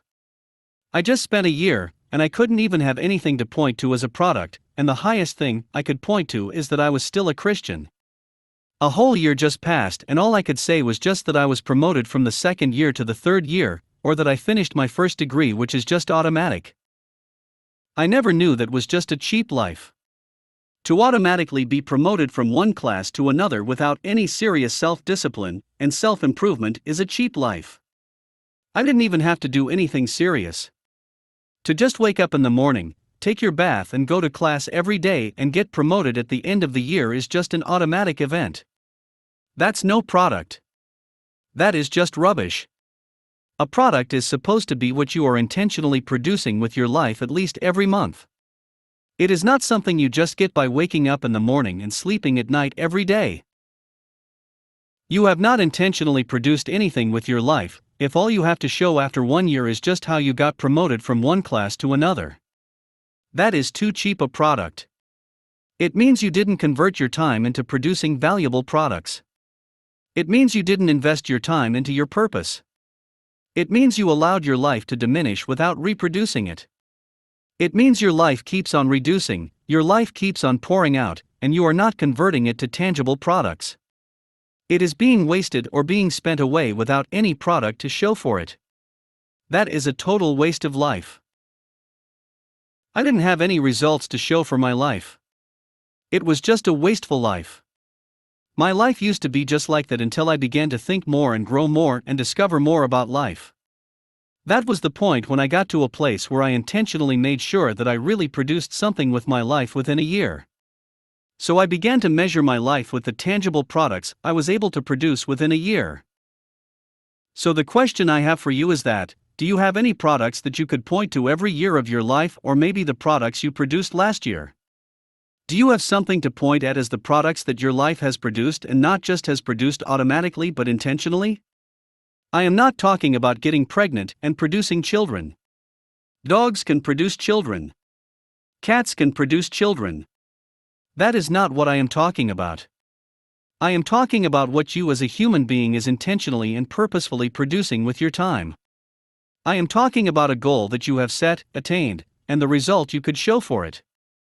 If you do not have tangible products to show, then you may want to reconsider what you do with your time. How I measured my products. To summarize my story, at the age of 25, I started producing concrete results and concrete fruits. I had concrete products that I could show before my next birthday as what my life could produce, and I used to be very happy. I used to be so happy that I didn't live in vain. At least I could see what my life could produce. Even though it was not big enough for anybody to see, even though it was not big enough to be a great achievement, though it was not something that I could be proud of, yet I could see it myself. I saw something that I did with my time. I saw something that my life produced within 1 year by myself. That brought great joy to me. Then I kept on maturing and striving, adding value to myself and getting myself educated, until I got to a place where I could now measure my life and to gauge it and direct it and actually organize my life in such a way that I have a product to show for every year of my life. But it suddenly dawned on me that I could intentionally set a goal, a target to have a product, and a result to show for my life within a year. I just discovered that Instead of producing this result and just waiting, rejoicing and hoping till the following year before producing another result, if I become more purposeful like this and pursue more and strive more and work hard, maybe I could actually have 2 products in a year. So I graduated from having 1 product to show for a year spent on earth to having 2 products in a year. That means for every 6 months of my life I had a product. For another 6 months of my life, I had another product. That was another stage of my life when I could show 2 products that my life produced within a year. I graduated further to producing 3 products within a year. I graduated yet again to producing 4 products in a year. This is a proof that you can do better than you are doing right now. You can improve yourself and become a better investor of time. Do not be satisfied with little successes when you can actually do better. Where are the products of your life? I would love to at this juncture ask you this question. Where are the products of your life? Have you actually started living a productive life yet? Is there anything you could point to as your products, apart from the instinctive things of life like sleeping with a woman and getting her pregnant and she just gives birth to children? Like I said before, every dog can get pregnant, every cow can get pregnant. I am not talking about instinctive things that just work out by the law of nature. I am talking about concrete fruits, concrete results. I am talking about definite purposes. If you don't have any products yet, it's not too late. You can start now to begin to convert your time into products. You may be wondering what I mean by products. When I say products, I do not mean just clothes or phones or iPad. By products, I mean added values. Products could be the values you added to yourself or to others. Products could be in the form of perfecting your gifts and talents. Products could be in the form of researching and experimenting in a particular field of medicine or engineering, etc., and gaining more knowledge in that area of life. Products could be in the form of books you've read or teachings you listen to via audio or video. Products could be in the form of books you have written from the values you have added to yourself. Products could be in the form of songs written and albums produced. Products could be in the form of scientific discoveries you have made. Products could people, disciples and teams you've built. Whatever system of self-improvement you practice to make you or a better person could be regarded as the avenues with which you could produce products. Products could also be in the form of an improved character and virtue. There is no ending to the list of things we could call products. It is important that any value you add to yourself should be converted to tangible products that could benefit humanity. These products could also be in the form of disciples or mentors you have impacted. They could also be in the form of people you are coaching or improving on a daily or weekly basis. What you must know is that all of these products are only possible thanks to the amount of time you are able to invest and convert. You must learn to produce products if you desire to be great. It doesn't matter if you haven't produced any product before. You can start gradually like I did with just 1 product a year, and then graduate from 1 product to 2 products and so on. I assure you if you do that your story will be like mine. My story had a happy ending, and the happy ending that I had was that I got to a point when I began to realize that I was producing 4 products a year. That is 1 product per quarter. It made things easier for me. It just made me know that I decide my discipline, how much I am able to discipline myself, to cut off all unwanted things, and how much I am able to cut off all distractions. It showed me how much I am able to cut off all trivialities and frivolities around me. It taught me how much I am able to put my friends down, because I used to be a people guy. I used to just spend time with everybody, trying to make everybody happy, and that was what took a lot of my life. You see, it is better to purposefully spend time with people talking about things that could improve them or talk about things that could improve me than to just waste time discussing irrelevant things. We could also be talking about things that could improve our world, improve and build each one of us. When we spend time discussing like this, we are purposefully adding value to each other and purposefully sharpening ourselves. We are purposely spending the time to better ourselves. But in those days, I used to just spend time with people just to spend time, and try to make everybody happy, and not to make people think badly about me. And I saw that there were no products, there were no results to show for my life. In your life, there are going to be constant demands for your time and attention. How are you going to decide which of those demands gets resources? The trap many people fall into is to allocate their time to whoever screams loudest, and their talent to whatever offers them the fastest reward. That's a dangerous way to build a strategy. Clayton M. Christensen. Our world is structured in such a way that you will be ignorant and unaware of the fact that your life is disappearing gradually, and that you are left only with very little life and time. There are so many things and people craving your attention such that you could so easily forget that you have a purpose to fulfill within a specified time on the earth. Society has got a lot of activities and attractions to steal your time, and to make you think less about your diminishing life. Don't be deceived. Your life is diminishing. Time keeps passing by the day. It's a pity that you are not being told this truth even in your churches and schools. Nobody is telling you this reality. I want you to know that you have what it takes to convert your diminishing life into products. Not just one product a year, but multiple products. Can you imagine if I just continued measuring my life just by one product a year, and let's say I started by 25 years of age, that means in the next 25 years I will only have 25 products. Can you imagine if I just measured my life by one product a year when I could have produced one product a day? It's a pity that majority of people on earth are either not measuring their lives at all, or are measuring their lives by just one product a year. How could you waste a whole 365 days producing only one product when you could intentionally produce at least one product every day? If you are determined and hardworking, producing one product every day will become an easy thing to do. If you think it's not possible, let me explain it to you as I continue my story. So later on my story continued and I said I am going to turn my life into producing a product a month. I must have a product, a visible product in a month.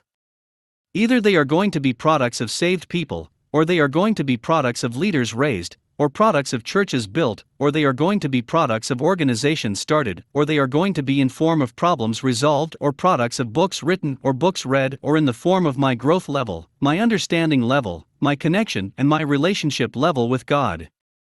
There must be different things that you want to measure your results with. Once I resolved to produce one product a month, I started managing my time more strictly, making sure that none of it was wasted on irrelevant things. Time is the only commodity in life that cannot be bought, sold, borrowed, given out as a gift, and it cannot be inherited. Time is the scarcest resource, and unless it is managed, nothing else can be managed. Peter F. Drucker. I didn't just resolve to produce one product a month, I disciplined myself to make sure it happened just as I planned it. I continued learning more and adding more value to myself. God helped me, and just by seeking and searching and by working on myself, and by training myself, and by disciplining myself, I got to a point when I started producing one product per day. I mean, no day passes without producing a product. I began to take an inventory of my life per day. I was conscious of my time every day and made sure no minute of it was wasted, but that all of it was converted into some products in my life and in the lives of others. Take an inventory of your life. Begin to live an intentional life. Draw out some goals and targets of what you want to do in life, what you want to contribute to the world. You should have something, even if very little, that you want to convert your life to producing. Maybe you need to start by a yearly assessment. But your life must be planned in such a way that you could get to a stage when you can say every day of your life is being converted to a product. You see, I started out by saying every year of my life was being converted to a product, and that was a huge success for me. It was a big joy for me. Then I went to a place of converting my year into 2 products, and then to converting my year into 3 products, and then into 4 products. Now I produce products per hour. I add value to multitudes of people all over the world hourly. Do you want to convert your time into products monthly or daily? Then your lifestyle must change. You must choose what you do with your time. You must not just do things because everybody is doing them. You must stop living under the pressure of the environment and surrounding and culture and tradition. You don't even have to attend all the numerous church services every day that does not add value to your life. Invest your time into activities that add value to your life, and not just doing things because you are religious. Your Christian life is supposed to be about your personal relationship with God. It is supposed to be about you and God alone. Not you and church or an organization or some religious gatherings. Your life is about you and your God alone. Don't live your life not knowing what to do with your time. If you don't have any results to show for all your passing time, then you must have been trivializing time, and you must have been living your life carelessly. Take charge of your life and multiply it. Be in control of your life and your time. Stop doing things as if you are a robot. Stop living as if you are being controlled and manipulated by other forces outside of you. Start living a life with God. Start having unity and intimacy with God. Find out His mind, His will, and His purpose for you. Discover what you could do with your life and empower yourself in that area. Add value to yourself in that your area of calling.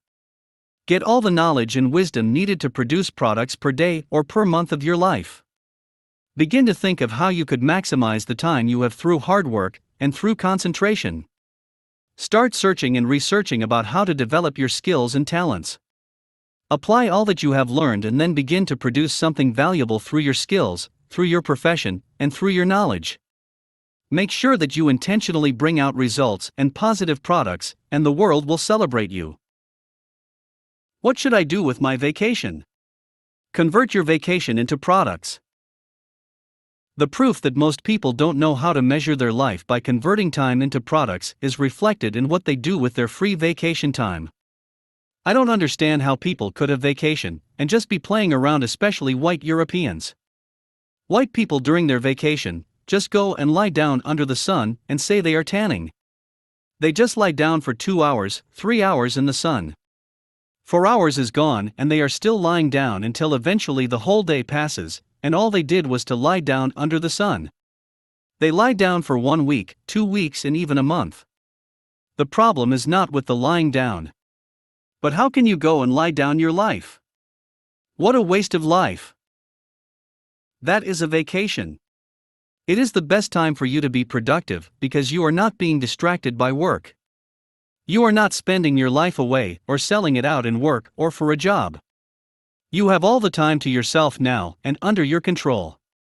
There is no boss to control your time for you. There is no school timetable to dictate how you should use your time, and the power is yours to do with your time whatever you want.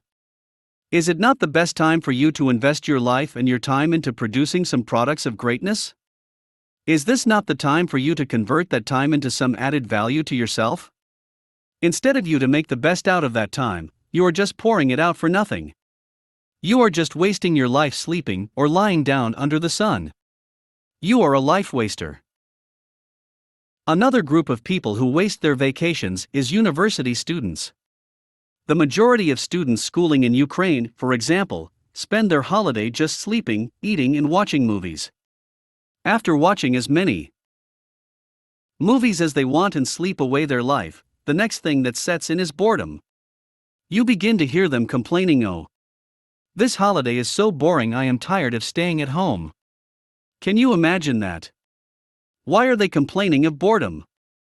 Because they don't know what else to do with their precious time. They do not understand that they are holding the greatest wealth in the world under their control and hence do not know what to do with it. To not know what to do during the vacations is just a proof that society and the school system has stolen your life from you. You can no longer do anything meaningful with your life if there is no school timetable to tell you when to wake up, when to study, and when to be in class. It's a pity that your life is no longer in your hands, but in the hands of your school management. When school vacates, your life vacates alongside. What a tragedy! What a waste of life! Vacation time is the best time to do solitude because you could just take 2 weeks of it, or 1 week of it, and just isolate yourself. And when you isolate yourself, you can just begin to convert that time of vacation into any product you want. If you want to do an invention, for example, you go and do the research, go and put the research materials together, and you use that vacation time to study it and do the experiments, and you convert that time into the products that you want. At other times, you might have another mission. Let's say you have a mission of writing books. So you could use your vacation time to go into solitude, and before you come out, you have written a whole book. For example, I never go on vacation without coming out with 2 or 3 books written, but only thanks to my solitude. Let's look at the story of 3 students who were in their second year of medical school in Ukraine. Joseph, who was from Nigeria, Ashraf, who was from Jordan, and Sahil from India. These 3 students were friends and classmates in the same medical university in Ukraine. During their second semester holiday, which lasted from mid-June to September 1st of that year, each of the students decided to spend that holiday doing different things with their lives. Joseph, who knew that he was called to becoming a pastor after medical school, decided to invest his time into his calling. He made up his mind to use that summer holiday to write an inspirational Christian book. He had to isolate himself for that 3 months in his room, listening to Christian tapes, searching the scriptures online, and researching the topic for which he has chosen to title his book after. He made sure he converted 10 hours every day studying and adding value to himself in his area of calling. He did that for 3 months, and by the time school was resuming, he had written 3 books instead of just one that he intended to write. He became an author of 3 Christian literature just during one summer vacation. Ashraf, on the other hand, decided to use his summertime for tourism, sleeping and watching movies. He traveled to the city of Odessa in Ukraine to see the seaport and the beautiful places there. He had fun, took photographs, and posted on Facebook and Instagram for his friends to see how he was enjoying life. He spent 1 week in Odessa and returned back to his city. On getting back to his city, he spent 2 weeks at home just sleeping, eating and watching movies, and that was his routine alongside chatting with friends on Facebook and all other social media. After 2 weeks, he realized that he was bored and got tired of that cycle of sleeping, eating and watching movies.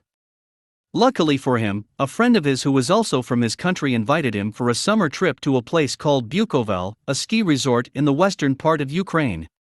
He hastily accepted the invitation without giving it a second thought, as he saw it as a way to overcome his boredom. He felt, since he didn't know what else to do with his precious vacation time, going for such a trip wouldn't be a bad idea. 2 days after the invitation, they set out for the journey to Bukovel and spent a week there. Of course, it was another series of fun and picture taking. The rest of the vacation was used for nothing meaningful other than visiting friends, sleeping, watching movies, going for birthday parties, and chatting on social media. The third guy, Sahil, thought that the vacation time could be used to gain more clinical knowledge in the field of medicine, and so decided to travel home to India for clinical practice. He was able to get acceptance from a private hospital in Delhi, where he spent 2 months of his summer vacation. He was going to the hospital every day for 2 months and learning the clinical aspect of medicine. He was posted to the different departments of the hospital, including radiology department, surgery department, nephrology department, and endocrinology department. He learned so much about the clinical aspect of medicine, as he was allowed to watch a few operations and actually see the practicality of what he had been taught in class before. What Sahil did was that he invested his time into gaining more knowledge in the field of medicine. He converted his vacation time into added value to himself. Now, which of these 3 friends do you think understood the value of time? Which of them do you think will become great tomorrow if they repeated this same event for the next 4 years of their career? Of course, Sahil would become a better doctor tomorrow. Haven added so much value to himself in the field of medicine, but only thanks to the power of time conversion. Joseph, on the other hand, would also become a very enlightened and impactful pastor. He would no doubt be a renowned figure in society, because he converted his time into added value to himself and into producing products in the form of Christian books. Ashraf, however, will become a very bad doctor if he decides to practice medicine. He has not added value to himself, but wasted his time in the frivolities of life. He is definitely a time waster, and the possibility that he will ever become great tomorrow is very doubtful. He will most likely end up living the life of a mediocre. You see, life is predictable. What you do with your time now will dictate how your life will become tomorrow. So to answer the question, what should I do with my vacation? I would like to emphasize that vacation time is the greatest time. Convert that time into products. Every day of your life, every minute of your life should be converted into some products. Can you look back at your past vacations? Can you remember what you did with them? Do you have any products to show for them?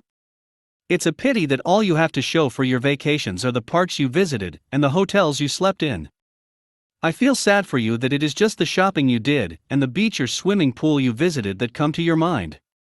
All you could possibly remember to have done with your vacation time was all vanity and frivolities. Do you see now that you have been wasteful just like Ashraf? Has it not dawned on you that you didn't convert all your past vacations into products? Oh. What a waste! What a waste of precious time!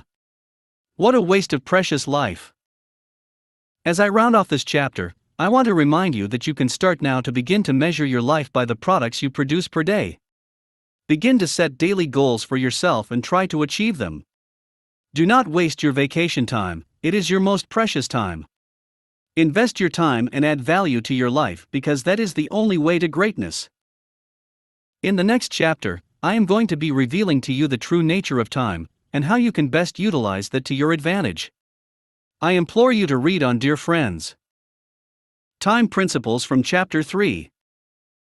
1. Our world is structured in such a way for you not to even know and for you not to even be told and for you not to even think about it that your life is disappearing gradually and that you are left only with very little life and time. 2. Society has got a lot of activities and attractions to steal your time and to make you think less about your diminishing life. Don't be deceived. 3. The proof that most people don't know how to measure their life by converting time into products is reflected in what they do with their free vacation time. 4. That is a vacation. It is the best time for you to be productive because you are not being distracted by work.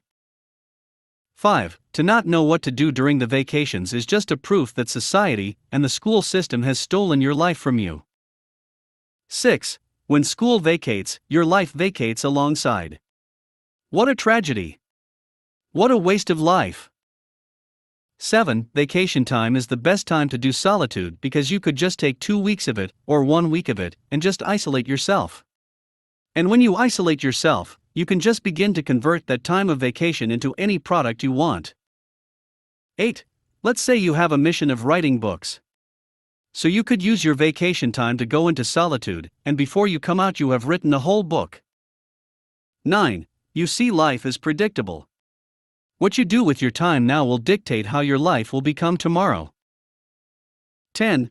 So to answer the question, what should I do with my vacation? I would like to emphasize that vacation time is the greatest time. Convert that time into products. Every day of your life, every minute of your life should be converted into some products. How to become great through time. Conversion. 1. Discover what you could do with your life and empower yourself in that area. Add value to yourself in that your area of calling. 2. Get all the knowledge and wisdom needed to produce products per day or per month of your life.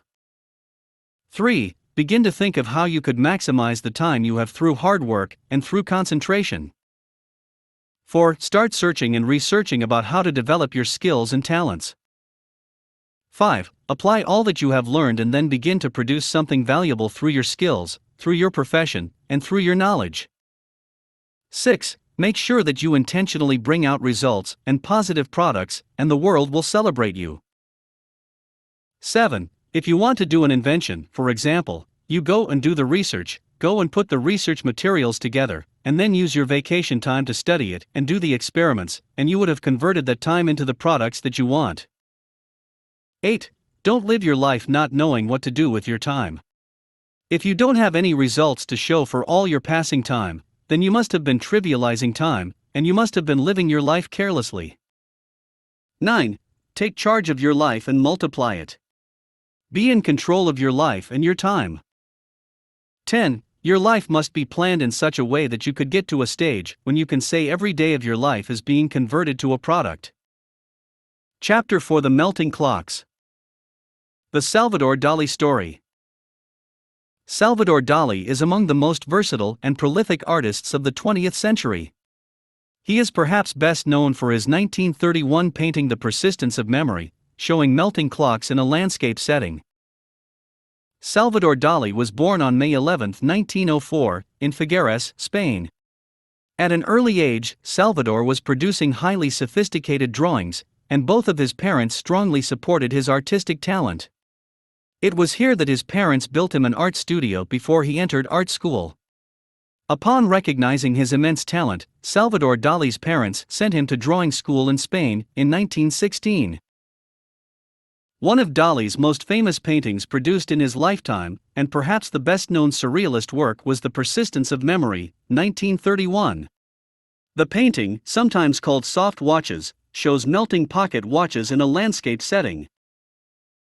There are different speculations as to what the melting clocks in Salvador Dali's paintings could mean. Some said it could refer to Dali's own memory of his childhood surroundings. Others suggest that the clock also symbolizes the decaying and therefore impermanent nature of our arbitrary way of keeping time. While we cannot know for certain the true meaning, interpretation, or analysis that Dali himself intended for his painting, I will, however, want to explain two of the assumptions about the meaning of the melting clocks that are most striking and most relevant to the subject matter of this book. The first assumption: it is said that the painting conveys several ideas within the image, chiefly that time is not rigid and everything is destructible. I want you to pay attention to this line: time is not rigid, it is destructible. It melts away before you know it. This is exactly what I have been trying to get across to you from the beginning of this book. The idea that time melts and vanishes whether we like it or not is what the melting clocks of Salvador Dali depict. I have said before that as time diminishes, life diminishes alongside. In agreement with the first assumption of the melting clocks, I want to state at this point that nothing is stable in life, including life itself.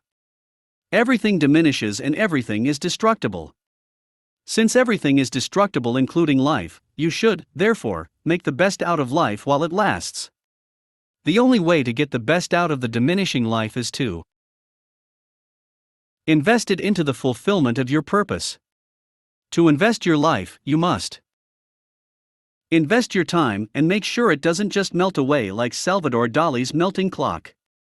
The thought that your time and your life will melt away should create a sense of urgency to do something of worth with it before it all melts away.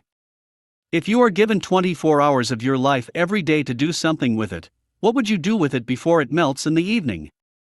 Sadly, so many people stand and watch their life melt away every day without taking advantage of it to produce something of worth.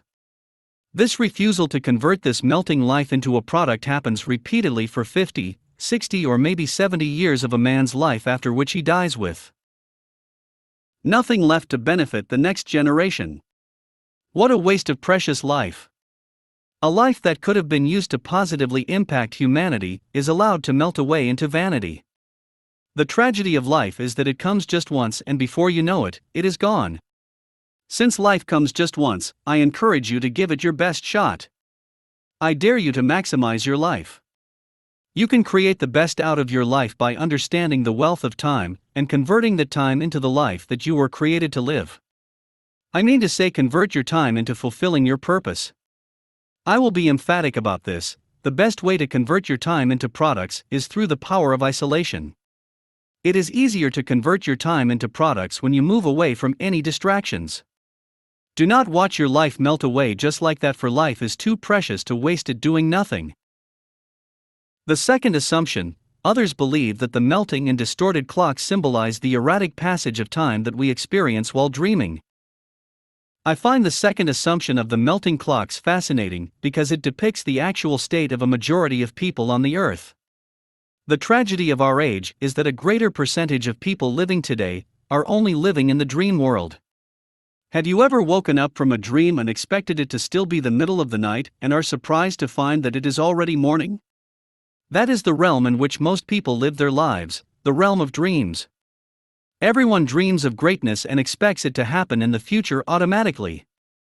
The problem with dreams is that they are always futuristic and gives a deceptive impression that there is still enough time to actualize them.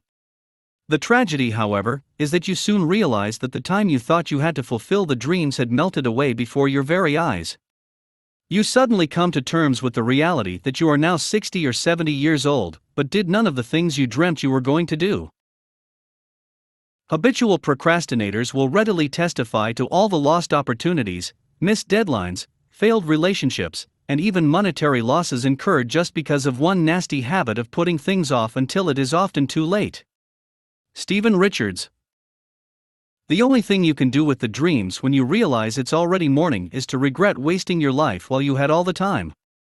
You only regret not converting time into fulfilling your dreams while you had the time. That is not the kind of life you should live. Dear friends, I do not want you to live in the dream world because time erratically passes away in that world. Come to reality and begin to act now. Actualize the dreams now, and don't procrastinate them for the future.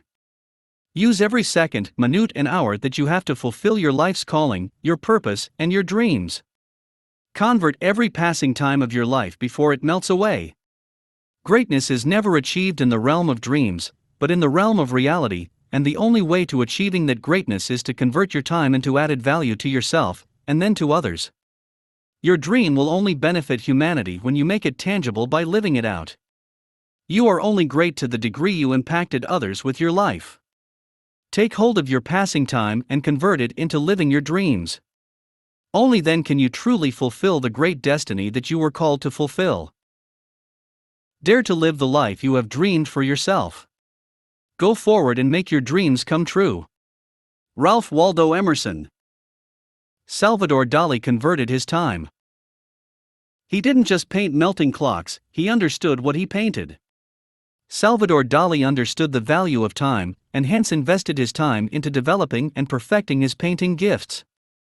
He constantly refined his talents by going into solitude to learn and rehearse the art of painting. His works were so exceptional that people paid a fortune just to get his drawings. His artwork and influence can be seen everywhere around the world. He is one of the greatest Spanish painters of all times. He had a brilliant technical mastery of the art of painting thanks to his time conversion. He invested time into gaining mastery in the art of painting, and that made him one of the most refined and accomplished painters of the 20th century. Salvador Dali made painting his lifestyle, making sure that none of his time was wasted doing something else. No wonder he had a lot of first-class artworks. He was so creative that all his works reflected that creativity. The reason for such a high level of creativity was that he constantly separated himself from distractions. You must understand that your creativity comes alive when you spend time alone focusing on your projects without distractions. Most of his paintings were gotten in the place of isolation, and they came to him in the form of dreams and imaginations. However, because he understood the value of the time, he invested his time into converting all of those dreams and imaginations into tangible products. Concerning one of his paintings in 1951, Christ of St. John of the Cross, Dali wrote, "In the first place in 1950, I had a cosmic dream in which I saw this image in color, and which in my dream represented the nucleus of the atom. This nucleus later took on a metaphysical sense. I considered it the very unity of the universe, the Christ." Salvador Dali did not only have the dream, but he converted the dream into visible products within 1 year. He finished the painting at the end of autumn in 1951 and sent it to London for the exhibition. Dear friends, you can turn all your imaginations and dreams into tangible products, if only you will invest your time into working hard to achieve that. From the same dream, he got an inspiration to paint another work, The Ascension of Christ.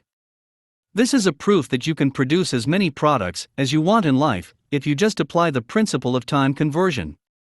Salvador Dali gave birth to so many products in his lifetime, but only thanks to the power of time conversion. Your life evaporates. What will you do with it? Man is like a breath, his days are like a passing shadow.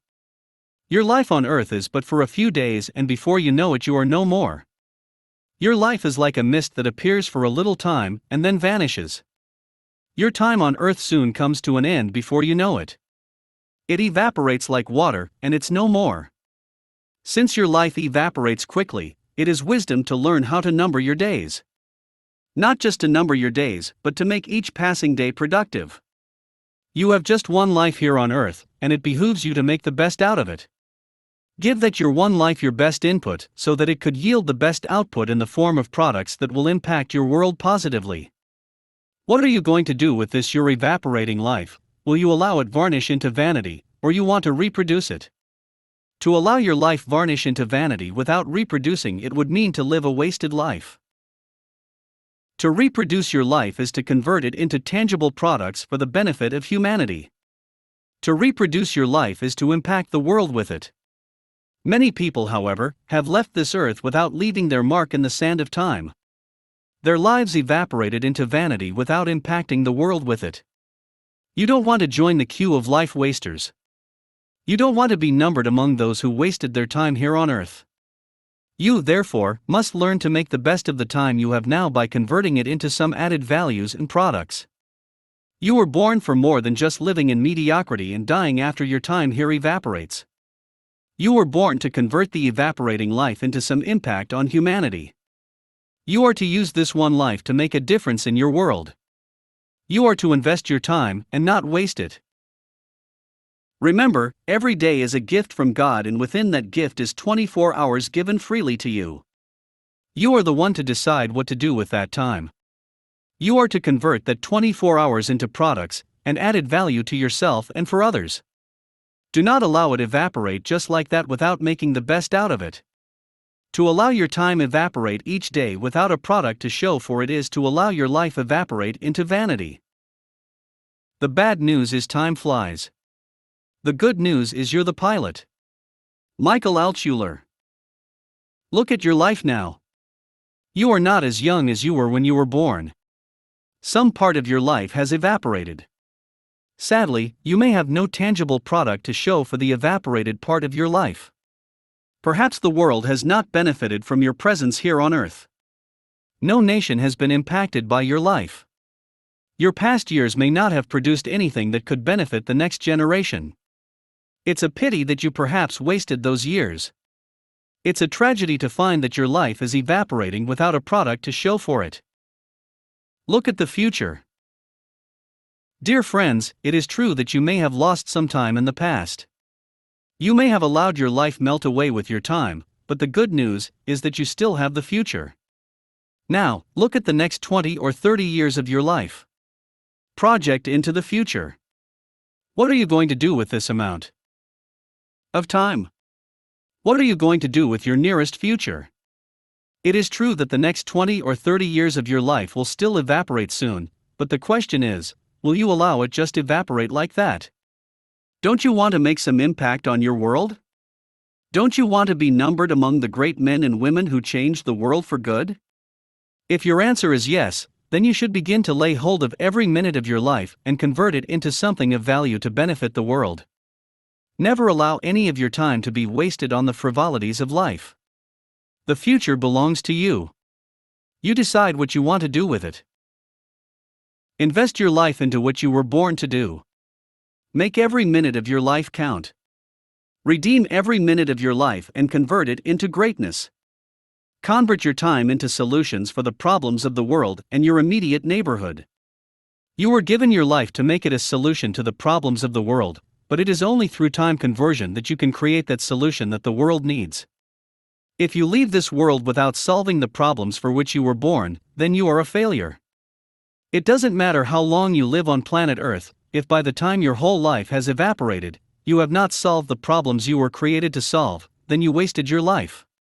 Do not waste time, for that is equal to wasting life. Invest your evaporating life and reap greatness.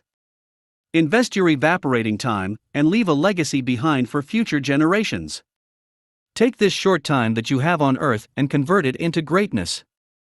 Do not live for emptiness. Do not waste your evaporating life pursuing the vanities of life. One thing is needful, and that is converting your time into fulfilling your purpose on the earth.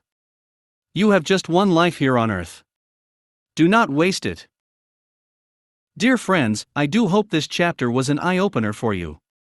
Now that you have seen the true nature of your life and your time, you should try as much as possible to lay hold of your diminishing life and convert it into some products for humanity like Salvador Dali did. Stop the procrastination and start acting now. In the next chapter, I will be revealing to you that we are in a race, and my desire is to show you how to win the race. Please follow me as we move to the next chapter, and you will be surprised how easy it is to win in the race of life. See you. Life Principles from Chapter 4. 1. Time is not rigid, it is destructible. It melts away before you know it. 2. The only way to get the best out of the diminishing life is to invest it into the fulfillment of your purpose. 3. The thought that your time and your life will melt away should create a sense of urgency to do something of worth with it before it all melts away. For this refusal to convert this melting life into a product happens repeatedly for 50, 60 or maybe 70 years of a man's life, after which he dies with nothing left to benefit the next generation. What a waste of precious life! 5. The tragedy of life is that it comes just once, and before you know it, it is gone. Since life comes just once, I encourage you to give it your best shot. 6. Do not watch your life melt away just like that, for life is too precious to waste it doing nothing. 7. The problem with dreams is that they are always futuristic, and gives a deceptive impression that there is still enough time to actualize them. The tragedy, however, is that you soon realize that the time you thought you had to fulfill the dreams had melted away before your very eyes. 8. Come to reality and begin to act now. Actualize the dreams now, and don't procrastinate them for the future. Use every second, minute, and hour that you have to fulfill life's calling, your purpose, and your dreams. 9. Your dream will only benefit humanity when you make it tangible by living it out. 10. Take hold of your passing time and convert it into living your dreams. Only then can you truly fulfill the great destiny that you were called to fulfill. How to become great through time conversion. 1. It is easier to convert your time into products when you move away from any distractions. 2. You can turn all your imaginations and dreams into tangible products, if only you will invest your time into working hard to achieve that. 3. You can produce as many products as you want in life, if you just apply the principle of time conversion. 4. Since your life evaporates quickly, it is wisdom to learn how to number your days. Not just to number your days, but to make each passing day productive. 5. To reproduce your life is to convert it into tangible products for the benefit of humanity. To reproduce your life is to impact the world with it. 6. You were born for more than just living in mediocrity and dying after your time here evaporates.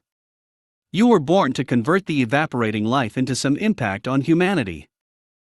7. Begin to lay hold of every minute of your life and convert it into something of value to benefit the world. Never allow any of your time to be wasted on the frivolities of life. 8. Invest your life into what you were born to do. Make every minute of your life count. Redeem every minute of your life and convert it into greatness. 9. You were given your life to make it a solution to the problems of the world, but it is only through time conversion that you can create that solution that the world needs. 10. Invest your evaporating life and reap greatness. Invest your evaporating time and leave a legacy behind for future generations. Take this short time that you have on earth and convert it into greatness. Chapter 5: The Race of Life. My congratulations to you, dear friends, for reading thus far.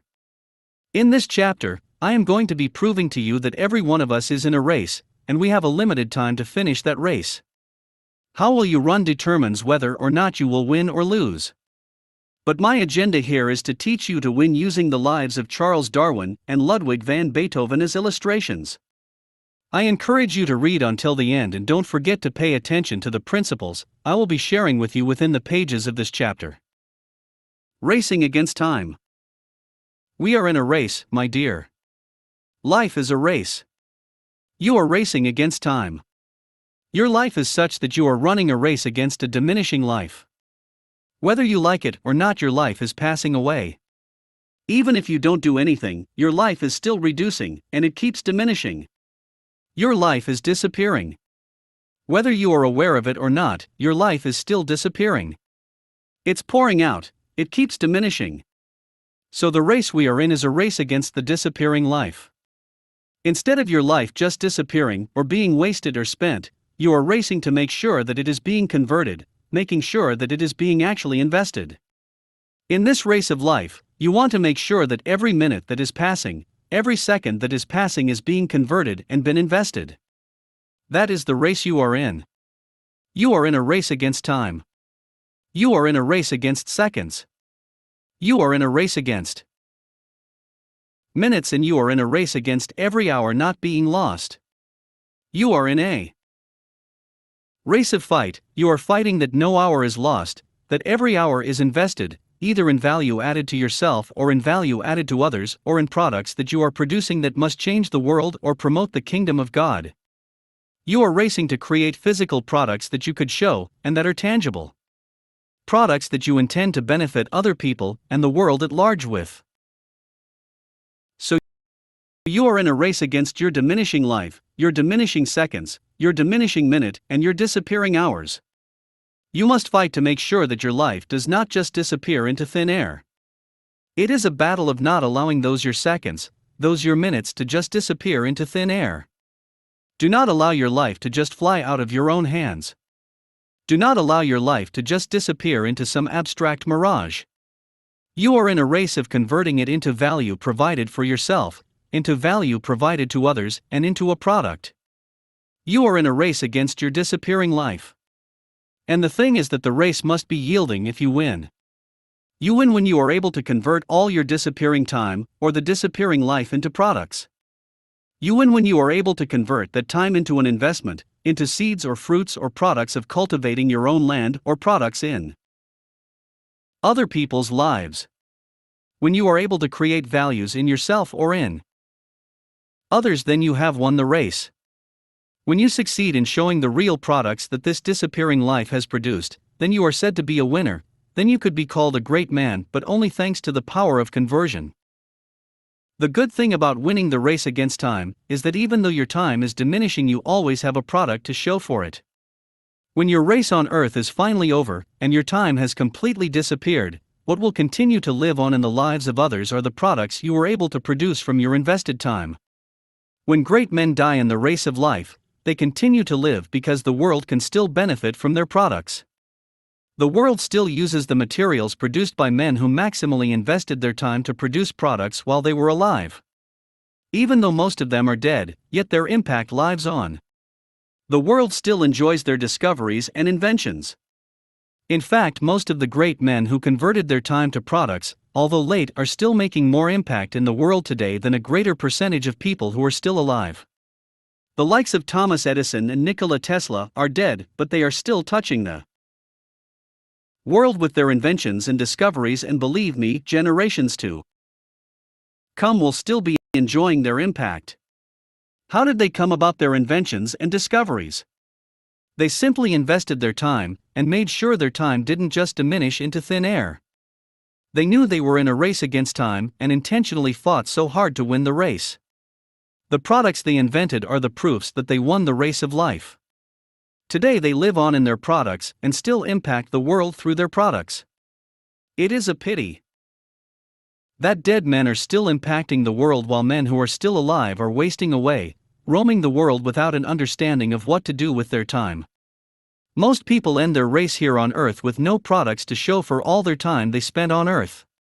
The majority of people who have passed on left nothing of value to the next generation, and this is simply because they failed to convert their time into products, and added value to themselves and to others. The few who did convert their time into products left something behind for the next generation, and today they are celebrated as great men and heroes. You must fight to invest your time into producing products, and added value to your generation. You must not allow any of your time to pass by without adding value to yourself and reproducing your life in others. You will need an evidence to show the world that you didn't waste your time here on earth. Generations to come should benefit from the products of your time converted. I want to leave you with these questions. What products will you leave behind for future generations? When your life has completely disappeared, what products will you have to show for it? What evidence will you have to convince the next generation that you didn't waste your time while alive? Charles Darwin, a man who understood the value of time. Charles Darwin is a very popular name in the world. It doesn't matter your country of origin, you must have heard of his name if you ever studied biology in school. He is probably the greatest scientist the world has known so far. He is considered the most famous and most influential scientist of the 19th century. He had very revolutionary ideas that illuminated the scientific world. According to Julian Huxley, Darwin's idea is the most powerful and most comprehensive idea that has ever arisen on Earth. He published The Theory of Evolution and wrote a book on the origin of species. However, my intention here is not to talk about the theory of evolution, but to talk about how he invested his time. Even though he was an unbeliever, he did what Christians should be doing. He understood the power of time conversion and used his time for research and experiments. Whether you like it or not, you cannot erase his name from the pages of history nor from textbooks of medical biology. Therefore, looking away from his evolution theory, one striking thing about this great geologist was that he understood the value of time. He knew that time is life and that wasting time is equal to wasting life. His understanding of time was reflected in the quote below.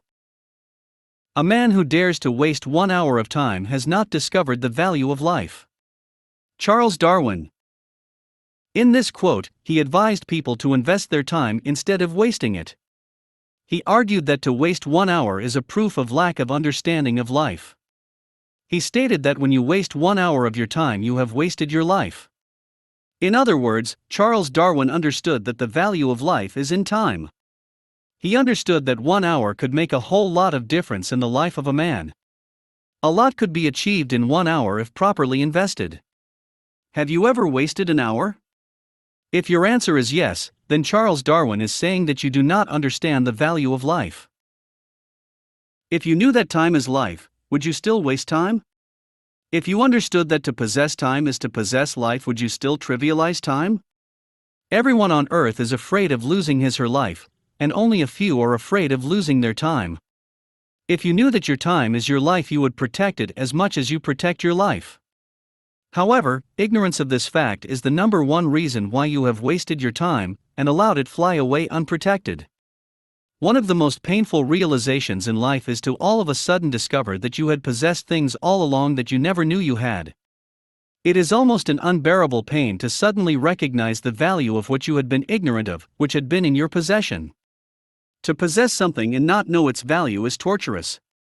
To own something and not be aware of it could not only be annoying, but fatal too. That is why most people had all the time but did nothing with it. They died leaving behind no invention or product that they could be remembered for. Charles Darwin invested most of his time experimenting and researching the origin of life.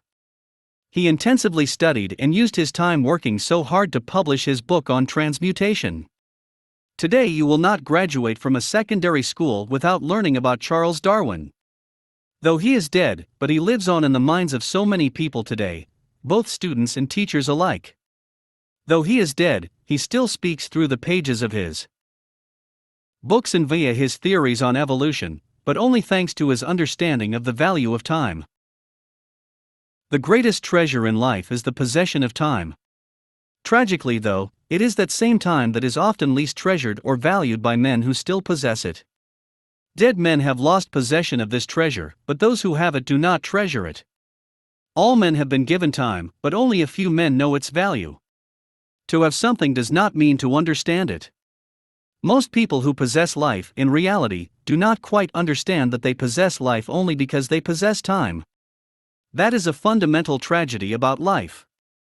Those who possess time are often not aware of its value. If you understand the value of time, you will convert it into products. The reason I am able to produce 5 books a month is because I understand the value of time. So I am multiplying myself in 5 different products every month, and I have gotten to a place whereby to produce a product in a month is no more a target. Because in a month I influence so many people, I produce products and results now not on monthly basis, not even on daily basis. I produce results hourly. For example, 1 hour of time every morning and 1 hour in the evening I am adding value to people all over the world through my Facebook Live broadcast. I also make sure that 3 hours every day, I add value to myself by listening to messages, and by doing self-education. If I have time, I spend up to 6 hours a day producing products in myself, because that is what makes me valuable. That is like going to my laboratory where I do research and make myself better. By researching and making myself better, I produce better results.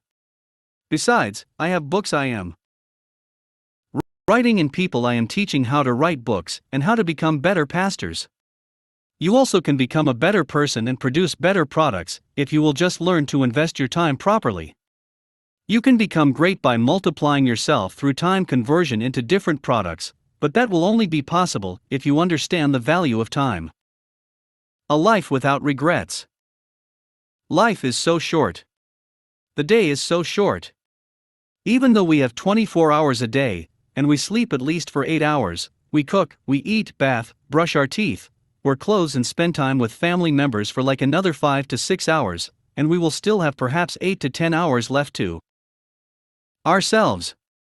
If you can take out 3 to 4 hours a day, and invest it into producing a product in a day, that will be a very high caliber of productivity. If producing a product in a day is difficult for you, maybe you can start with a year, producing 1 concrete product per year. Then graduate to having 2 products in a year, and then to 3 products in a year and 4 products in a year. As you begin to grow and get better, you can then begin to produce 1 product each month. If you could live such a life of producing 1 product every month, then you will become one of the most effective human beings on earth. It means that you can decide the results that each one of your passing days could produce. When you can actually measure your day by how much time is converted into products, then you are a great force on the earth. When you can actually monitor your passing life, and be in control and be in charge of your time, and making sure that you are actually converting every passing day into something, then you will never regret it. That is how to live a life without regret. If you don't monitor your life, you will regret it. If you don't measure your life, you will regret it. If you don't convert your time into products, you will regret it. If you don't multiply your life, you will soon find out that your life is almost finished with nothing to show for it. If you don't make your time count now, you will regret it later. There are many people today in their 60s and 70s regretting how they wasted their lives and wishing that they invested it.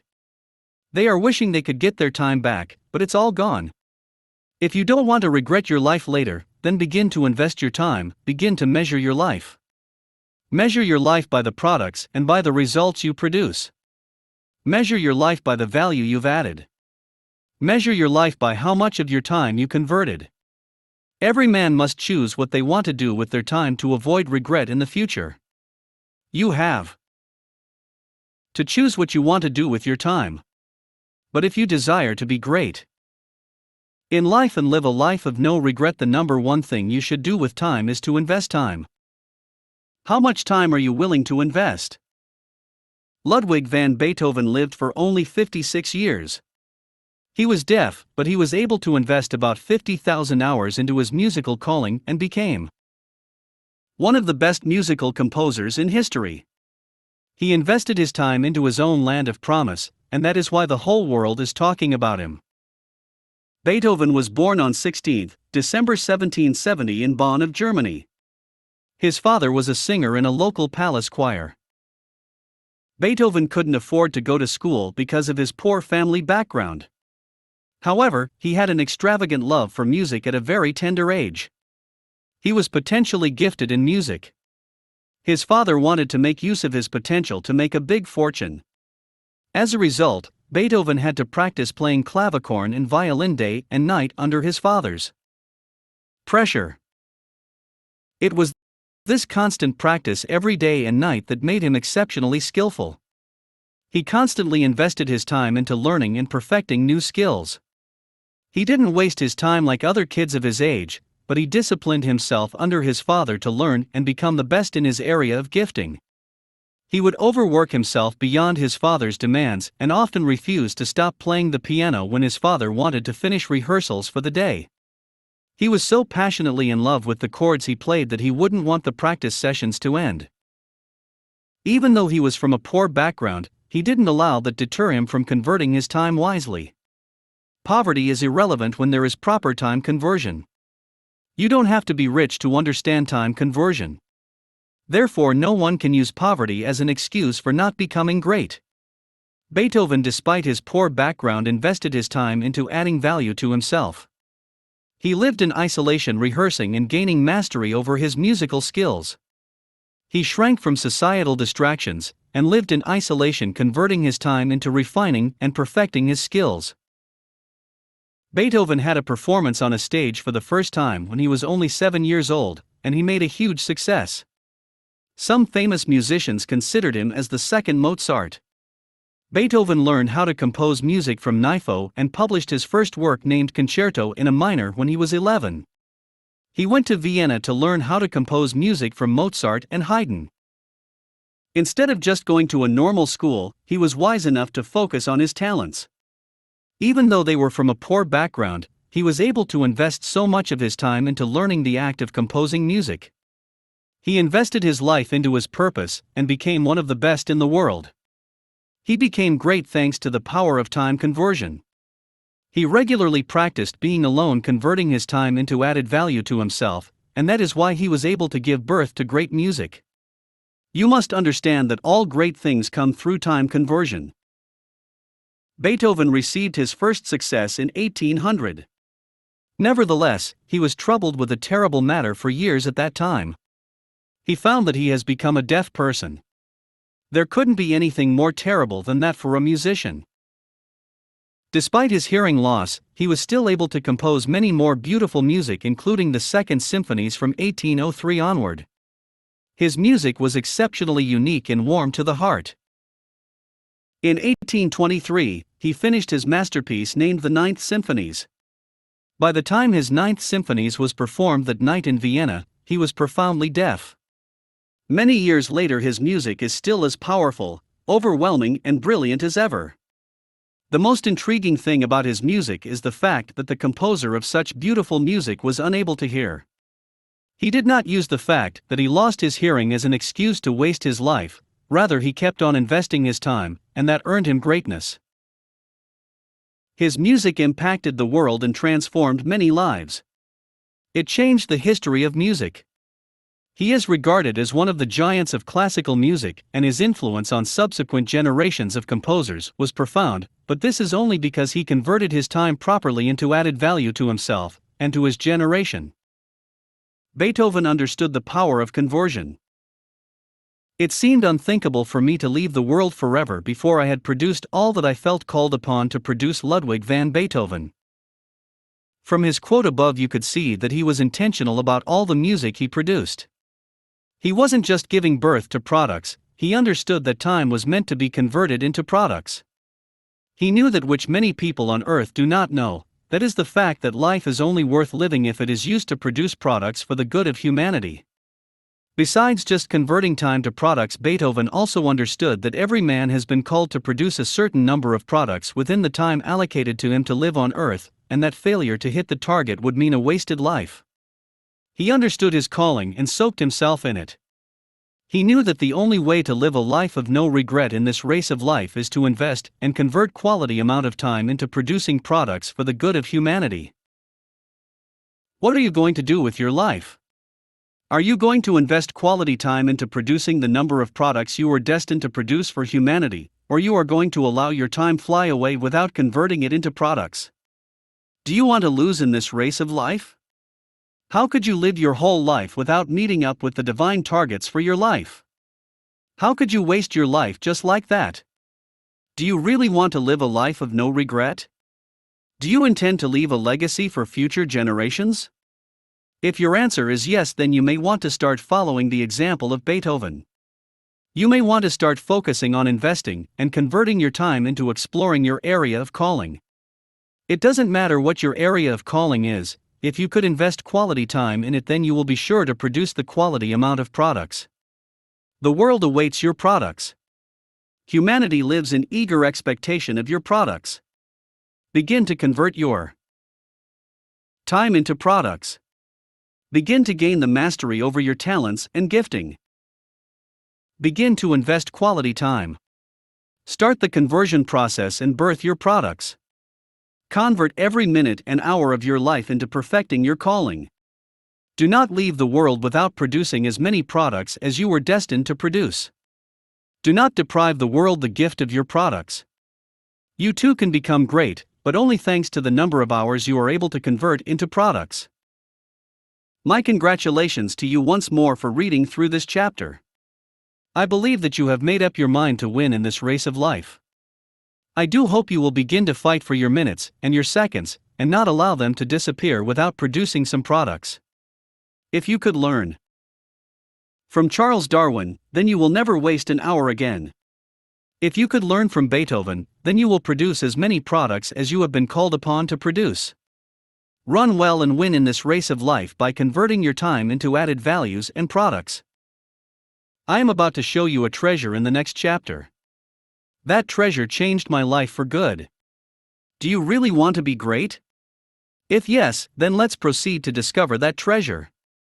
See you in the next chapter. Time Principles from Chapter 5. 1. Life is a race. You are racing against time. Your life is such that you are running a race against a diminishing life. Whether you like it or not, your life is passing away. 2. In this race of life, you want to make sure that every minute that is passing, every second that is passing is being converted and been invested. 3. You must fight to make sure that your life does not just disappear into thin air. It is a battle of not allowing those your seconds, those your minutes to just disappear into thin air. 4. When your race on earth is finally over, and your time has completely disappeared, what will continue to live on in the lives of others are the products you were able to produce from your invested time. 5. When great men die in the race of life, they continue to live because the world can still benefit from their products. 6. Most of the great men who converted their time to products, although late, are still making more impact in the world today than a greater percentage of people who are still alive. 7. It is a pity that dead men are still impacting the world while men who are still alive are wasting away, roaming the world without an understanding of what to do with their time. 8. You will need an evidence to show the world that you didn't waste your time here on earth. Generations to come should benefit from the products of your time converted. 9. When you waste 1 hour of your time, you have wasted your life. 10. If you knew that your time is your life, you would protect it as much as you protect your life. How to become great through time conversion. 1. To own something and not be aware of it could not only be annoying, but fatal too. That is why most people had all the time but did nothing with it. They died leaving behind no invention or product that they could be remembered for. 2. The greatest treasure in life is the possession of time. Tragically, though, it is that same time that is often least treasured or valued by men who still possess it. 3. If you don't monitor your life, you will regret it. If you don't measure your life, you will regret it. If you don't convert your time into products, you will regret it. If you don't multiply your life, you will soon find out that your life is almost finished with nothing to show for it. For if you don't want to regret your life later, then begin to invest your time, begin to measure your life. Measure your life by the products and by the results you produce. 5. If you desire to be great in life and live a life of no regret, the number one thing you should do with time is to invest time. 6. Life is only worth living if it is used to produce products for the good of humanity. 7. Every man has been called to produce a certain number of products within the time allocated to him to live on earth, and failure to hit the target would mean a wasted life. 8. The world awaits your products. Humanity lives in eager expectation of your products. Begin to convert your time into products. Begin to gain the mastery over your talents and gifting. 9. Begin to invest quality time. Start the conversion process and birth your products. 10. You too can become great, but only thanks to the number of hours you are able to convert into products. Chapter 6: The Treasure Called Solitude. Having read about the need to invest your time by converting it into products, and added value in the last few chapters, you are about to learn the most effective way to convert your time into products and added value in this chapter. I will be showing you the best way you could win the race against time. I want to show you how to stop selling your life for peanuts. Do endeavor to read until the end. The greatest wealth in the world is the wealth of time. There is nothing more precious than the wealth of time. If you could realize that everything is made out of time, then you can convert your free time into anything you want. If you know what the treasure of time is worth, if you know that time is a resource, then you will actually be able to convert your time into any product you want. You will be able to convert your time into anything you decide to produce. Time can be converted to anything. It is from that time that everything is made. One of the things you could do with your time is to convert it into a treasure, a greater treasure, and that treasure is called solitude. Solitude is a greater treasure than money. Solitude is a greater treasure than wealth. What is solitude? Solitude is a purposeful and intentional time when you put yourself away alone with time and with the properties you need to convert that time into the product that you want to produce. Solitude is a time when you go into a determined period of making the best of your time. Solitude is the machine through which time can be converted into products. You are in solitude to convert your time into products. You are in solitude with the sole aim of getting the best out of that time. Solitude is the measure through which you could concentrate on using your time. It is through solitude that you can convert your time into something of value. Solitude is a way of overcoming distraction, so that you can convert your time into something of worth. When you are able to overcome distractions, then you will be able to do something more specific, something more precise and definite with the time that you have. Therefore, the time of solitude is the greatest treasure you could ever think about. Solitude is a wonderful treasure the world is still yet to discover. No solitude. No birth. Do you know that nothing could be given birth to without solitude? You can really never give birth to anything in this world without solitude. Everything precious comes out of solitude. In life, anything precious can only be birthed thanks to solitude. Let's look at children for example. How do we give birth to children? How do we bring children into existence? You see, children are simply a product of solitude. On a domestic front, the most precious entity in the world is human life. A careful examination of the process of conception of human life takes us to a place of solitude. A man and a woman have to get to a place of privacy and solitude for them to be able to conceive. The reason is because before you will be able to give birth to children, you must, first of all, find a place where a man and a woman could be isolated. Solitude means isolation. Therefore, for you to be able to give birth to a child, two people must be isolated together. And that is when intimacy happens. Real intimacy is a product of solitude. It is that intimacy that eventually gives birth to children. So pregnancy and children are as a result of solitude. Just the way a man and a woman comes together in solitude to produce a fruit, so also conception takes place when a man gets together with his Creator in solitude. Solitude with God is a place for pregnancy. Solitude is also a place to receive great ideas and creative ideas from God. The power of imagination is strongest in the place of solitude. When you are always with people in a noisy environment, you can hardly think and have meditations. In a world as noisy as ours, only those who can isolate themselves will be able to think better and meditate better, and hence have a higher chance of receiving innovative ideas and concepts. My imagination functions much better when I don't have to speak to people. Patricia Highsmith. Almost all the past medical breakthroughs and scientific discoveries were born out of solitude. About all innovations in history were given birth to thanks to the power of solitude. So there is always fruit coming out of solitude. That is why solitude is a treasure. Solitude is a wonderful treasure. There is no treasure like solitude. So what I am trying to say is that a time of solitude will always produce some fruits. A time of solitude will always produce some results. Why? The reason is because the time of solitude is actually an opportunity to make time work for you. It is an opportunity to actually convert your time into something tangible. Solitude time is a period when you actually turn your time into some treasure. It is an opportunity for you to convert time into some form of wealth. Therefore, one of the greatest discoveries you could actually discover in life is the treasure of solitude. All other discoveries are products of solitude. Therefore, if you want to give birth to any discoveries or inventions, you must start practicing solitude. If you want to give birth to your own books, you must practice solitude. If you want to give birth to your own songs or musical albums, you must practice solitude. If you ever desire to give birth to anything at all, then you cannot do without solitude. Life is about conversion. Do you remember the first and general principle of time? What was it? The first and general principle of time is that time must be converted into products.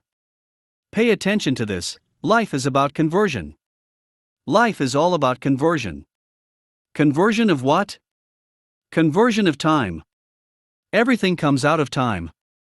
It is your ability to take your time and convert it into something that will decide if you are going to have a product or not. Do you have any products? Can you boast of any product you have given to the world to benefit humanity? The reason why you perhaps do not have products is simply because you are not converting your time into products. It is because you have neglected the greatest treasure in the world, the treasure of solitude. Let me prove to you that life is all about conversion of time. Like I said before, everything comes out of time. For example, I am sure you do go to work. Let's assume you spend 2 hours on a bus going to and from work. While you were on that bus, you were just looking around, looking at people and what they were wearing. You were having all kind of thoughts in your mind, or just looking at the streets, looking at the weather, looking at trees and buildings. So 1 hour passes and you were just looking around and nothing happens. Then when coming back also, you did the same thing, just looking at people and things like you did before. Do you know what you have done? You just wasted 2 precious hours doing nothing productive. Do you know what you just did? You just wasted life. You just wasted 2 hours of your life. 2 hours of your life has just been thrown away. Within that same 2 hours, let's also assume another person was sitting on that same bus with you, but with a book. And he reads 1 hour when he is going to work and reads another 1 hour when returning home. What has he done? He just converted 2 hours into a product of added value and improved knowledge about whatever subject the book was about. It is like nothing has happened, right? Just going to work, right? 2 people going to and returning from work, one just looking around, and the other converting that same period of time, 2 hours, into adding value to himself. Within that 2 hours that has passed, he has finished reading a book. In 2 hours, he has just added value to himself. Even though he was on the bus, he was able to isolate himself, and used isolation to convert that time into a treasure. The time that could have been wasted. The time that could have just passed. He was able to convert that time into added value to himself. Yet another person, traveling in the same bus, is typing with his laptop. He is not even looking around, he is not seeing anybody. In 1 hour he has written 1 chapter of a book, and in another 1 hour he has written an extra 1 chapter. So just by going to and from work, he has written 2 chapters of a book. Imagine if he does that for a week, he would have written a whole book containing at least 10 chapters. If he does that for a month, he could write 3 or 4 books just by going to and returning from work. So what has happened? You would say there was no time. We were all traveling. Just busy traveling. What was I supposed to do? But that same time did not wait for you because you were traveling. The time kept counting and your life kept diminishing. It is either you are converting time into a product or into a value chain, or you are killing, wasting, and throwing away your life. You must remember that whether you like it or not, every day your life is diminishing, your life is reducing, and your life is pouring out. Whether you convert that diminishing life into something, or you don't convert it to anything, is up to you. The life will keep on reducing and diminishing. Instead of allowing the time to just diminish into vanity, you can actually take that time and convert it through solitude. When you can go somewhere to go and think or use that time to study or read in the library, when you can take your time to go work in the laboratory, you are actually converting that time. You are taking advantage of every minute and you are converting it to a product. You are producing something every minute. So, that time that is pouring out, in minutes and seconds, that time that is diminishing, you are taking advantage of it. You are converting it into a product, into an invention, into a discovery. You are producing a product from it when you practice solitude. So, because you are converting it, you are actually conserving it. You are reproducing your life that way. You are not only reproducing it, you are winning back your time. You are grabbing back your life. So, instead of allowing your time to fly away, you can use it productively. For example, the person that was reading the book on the bus took advantage of his time and grabbed it back from vanity. He took it and turned it to added value into himself, thereby making himself a better person. The person that is writing a book on the bus, when going to work, is also taking advantage of his time, not allowing his life just to be poured out or diminished. He is taking advantage of that life and converting it into another product. To be able to convert time, you must be conscious of time. Time consciousness is the key to time conversion. That is how life must be lived. You must always live in the here and now. You must live in active consciousness, and what active consciousness means is that you are always asking yourself these questions: what am I doing with my life right now? Am I using this time the best way? Am I converting it? What am I converting this time into right now? Am I converting this time into added value to myself? Am I converting it into added value to others? Am I converting the time into a product? It is, however, alarming to find that a greater percentage of people on Earth are not conscious of time, hence they do not convert their time into products. No wonder our world is filled with people living in mediocrity. The very few who understand that time must be converted into products rule over the majority who are ignorant of this fact. If you want to be among the few who rule the world, you therefore must learn to convert every time of your life, every second and minute that passes by.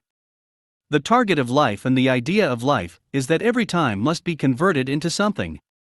So begin to convert your time wisely. Solitude helps you block time from flying away. Solitude is what makes time conversion almost automatic. If you have an idea of what you want to do in your solitude, then solitude is actually taking the bull by the horn. Solitude is an opportunity to arrest time and convert it into products. So through solitude, you are actually blocking the way of that time that is flying away. In solitude, you are standing in the way, and you are taking the bull by the horn. What you are saying is, no. I am not going to allow my life and my time just to while away like that. I am going to be battling with this time, and I am going to be converting it into added value. Whatever your decision is and whatever you decide to do in that solitude, is what you are converting that time into. You could convert the time to reading a book and acquiring knowledge. You could also convert the time into writing a book. Again, you can use the time of solitude to perfect your keyboard skills, or do a voice training exercise. You could perfect your drawing skills in solitude. Whatever it is you decide to convert the time of solitude into is up to you, but make sure you stand in the way of time, and don't allow it fly away into vanity. Don't join the queue of ignorant people who do not know that their time flies away into vanity daily. Don't be a part of the lazy lot who cannot discipline themselves in solitude to convert their time into products or added value. Ask yourself, what am I going to do with my life? Will I allow it keep flying away like that?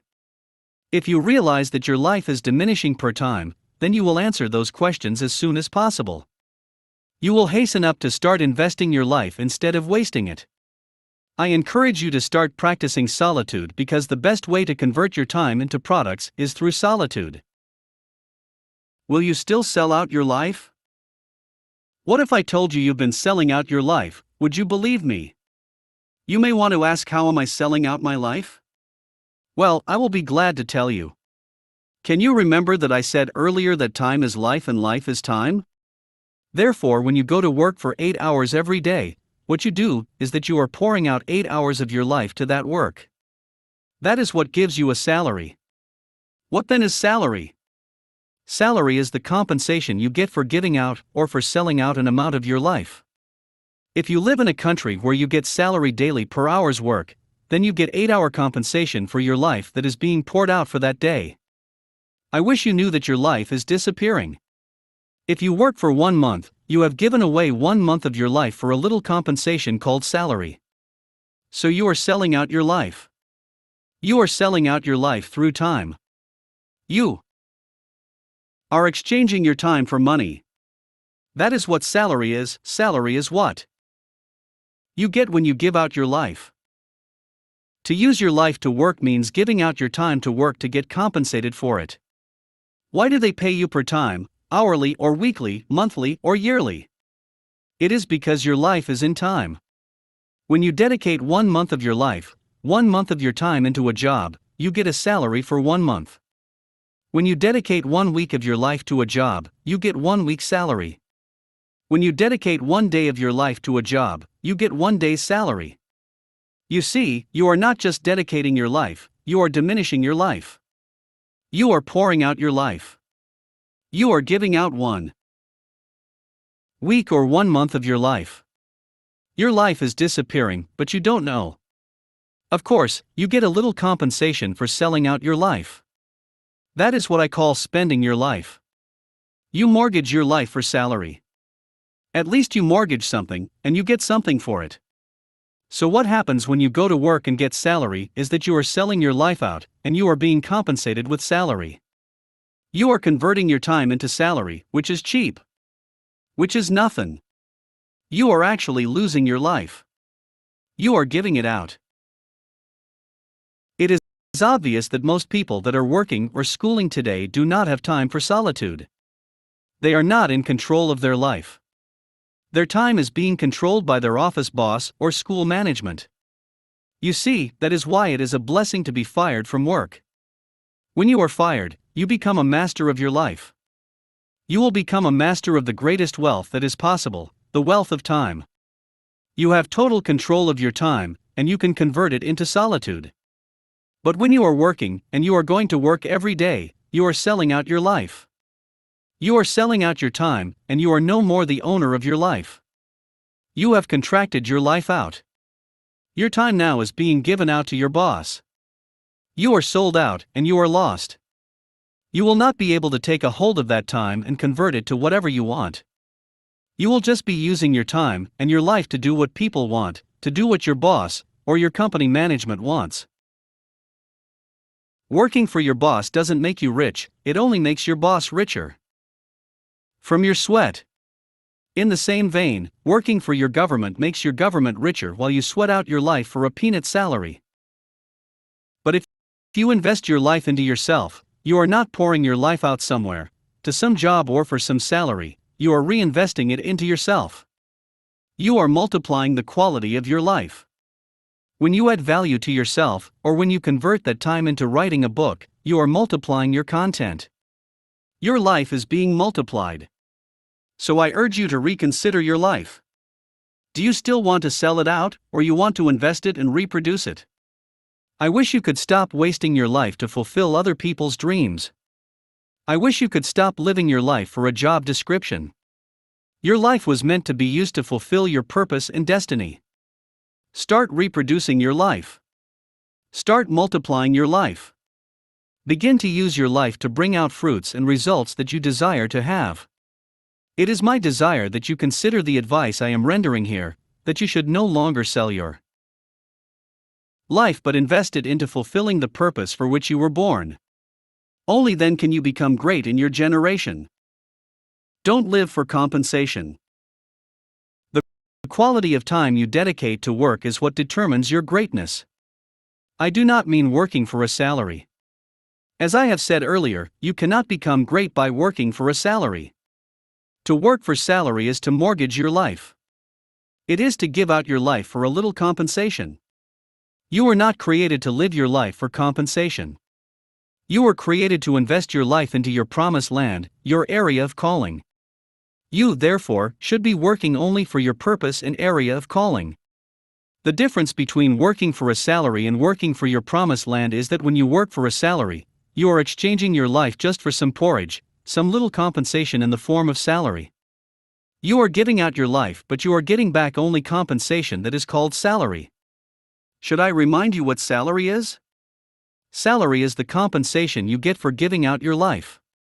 But when you choose your own land of promise, when you choose your own area of greatness, nobody determines what you earn per month or per year.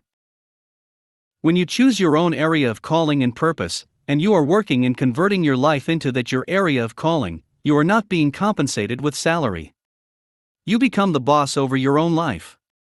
You are planting yourself and cultivating your own ground. You are investing your life into that your own land of promise. Your promised land should be your priority. The best way to convert time is to find out your calling, find out your divine gifting, and convert your time into developing your gift and your calling. What I am saying is, be intentional. Be purposeful. Bring out products in your area of calling. Maybe God wants you to bring out products in resolving medical issues, or in discovery, or in the computer industry, or in the area of the economy, in the area of science, or in politics. Just make sure you know your own calling and produce fruits in that direction. Michelangelo, the great artistic painter we discussed earlier in this book, when he goes into his studio and starts to work on his project, he remains in solitude in that studio for 2 months, for 3 months, for 6 months. Just painting. What was he doing? He didn't want to lose any time. He didn't want to give room for any distractions. He was taking advantage of time. He was taking the bull of time by the horns, and he converted that time into the products that he wanted to see. That is why he is one of the greatest artists in history. He, however, produced products only in his area of calling. He was investing his own life back into his own destiny. You must understand that your calling is your destiny. He was not giving out his life to somebody to be compensated for. He was giving back his life into himself, into his own destiny and purpose. Therefore, the quality of time he was able to invest into his life determined his greatness. Michelangelo became great because of how much time he was able to invest into his promised land. For example, he will go into his land of promise and lock up himself in his studio for as much as 6 months. Why did he lock up himself there for such a long time? Because he didn't want time to pass by. He was converting every minute of his time into building his destiny. He didn't just want to work for 8 hours per day like everyone else. He wasn't playing or joking with his destiny, but was making sure none of his time was wasted, and that every minute of his time was converted into greatness. If you really want to buy greatness with time, you must invest the quality amount of time into your purpose and land of calling. The more time you invest into your land of promise, the more productive the land becomes for you. So your greatness is directly proportional to how much time you are ready to invest into fulfilling your purpose. Invest maximum amount of time into refining your gift and become best at what you were called to do, and you will be surprised how easily and quickly you will rise to the top. If you will invest the maximum amount of time in hard work, polishing and building your own land of promise, you will become great in life. You will become exceptional. You will become a specialist, and the world would want to reckon with you. Having read this chapter, I believe you will be more purposeful with your time. I do hope you will no longer live for compensation, but begin to cultivate your own ground. Do not forget what you've just learned from this chapter. Time is the greatest wealth you have, and you can turn it into a treasure called solitude. Life is about the conversion of time, and the instrument to converting time is through solitude. Find out your purpose and invest your time into fulfilling it. In the next chapter, I am going to be giving you the advantages of solitude, and you will be amazed how that could change your life. Read on, friends. Time Principles from Chapter 6. 1. The greatest wealth in the world is the wealth of time. There is nothing more precious than the wealth of time. If you could realize that everything is made out of time, then you can convert your free time into anything you want. 2. Solitude is the measure through which you could concentrate on using your time. It is through solitude that you can convert your time into something of value. Solitude is a way of overcoming distraction, so that you can convert your time into something of worth. 3. You can really never give birth to anything in this world without solitude. Everything precious comes out of solitude. 4. Just the way a man and a woman comes together in solitude to produces a fruit, so also conception takes place when a man gets together with his Creator in solitude. 5. Solitude with God is a place for pregnancy. Solitude is also a place to receive great ideas and creative ideas from God. The power of imagination is strongest in the place of solitude. 6. You must remember that whether you like it or not, every day your life is diminishing, your life is reducing, and your life is pouring out. Whether you convert that diminishing life into something, or you don't convert it to anything, it's your problem. The life will keep on reducing and diminishing. 7. To be able to convert time, you must be conscious of time. Time consciousness is the key to time conversion. 8. The very few who understand that time must be converted into products rule over the majority who are ignorant of this fact. 9. Whatever it is you decide to convert the time of solitude into is up to you, but make sure you stand in the way of time, and don't allow it fly away into vanity. 10. Don't join the queue of ignorant people who do not know that their time flies away into vanity daily. Don't be a part of the lazy lot who cannot discipline themselves in solitude to convert their time into products or added value. How to become great through time conversion. 1. When you are able to overcome distractions, then you will be able to do something more specific, something more precise and definite with the time that you have. 2. If you want to give birth to any discoveries or inventions, you must start practicing solitude. If you want to give birth to your own books, you must practice solitude. If you want to give birth to your own songs or musical albums, you must practice solitude. If you ever desire to give birth to anything at all, then you cannot do without solitude. 3. If you want to be among the few who rule the world, you therefore must learn to convert every time of your life, every second and minute that passes by. The target of life and the idea of life is that every time must be converted into something. 4. Working for your boss doesn't make you rich, it only makes your boss richer from your sweat. In the same vein, working for your government makes your government richer while you sweat out your life for a peanut salary. 5. If you invest your life into yourself, you are not pouring your life out somewhere, to some job or for some salary, you are reinvesting it into yourself.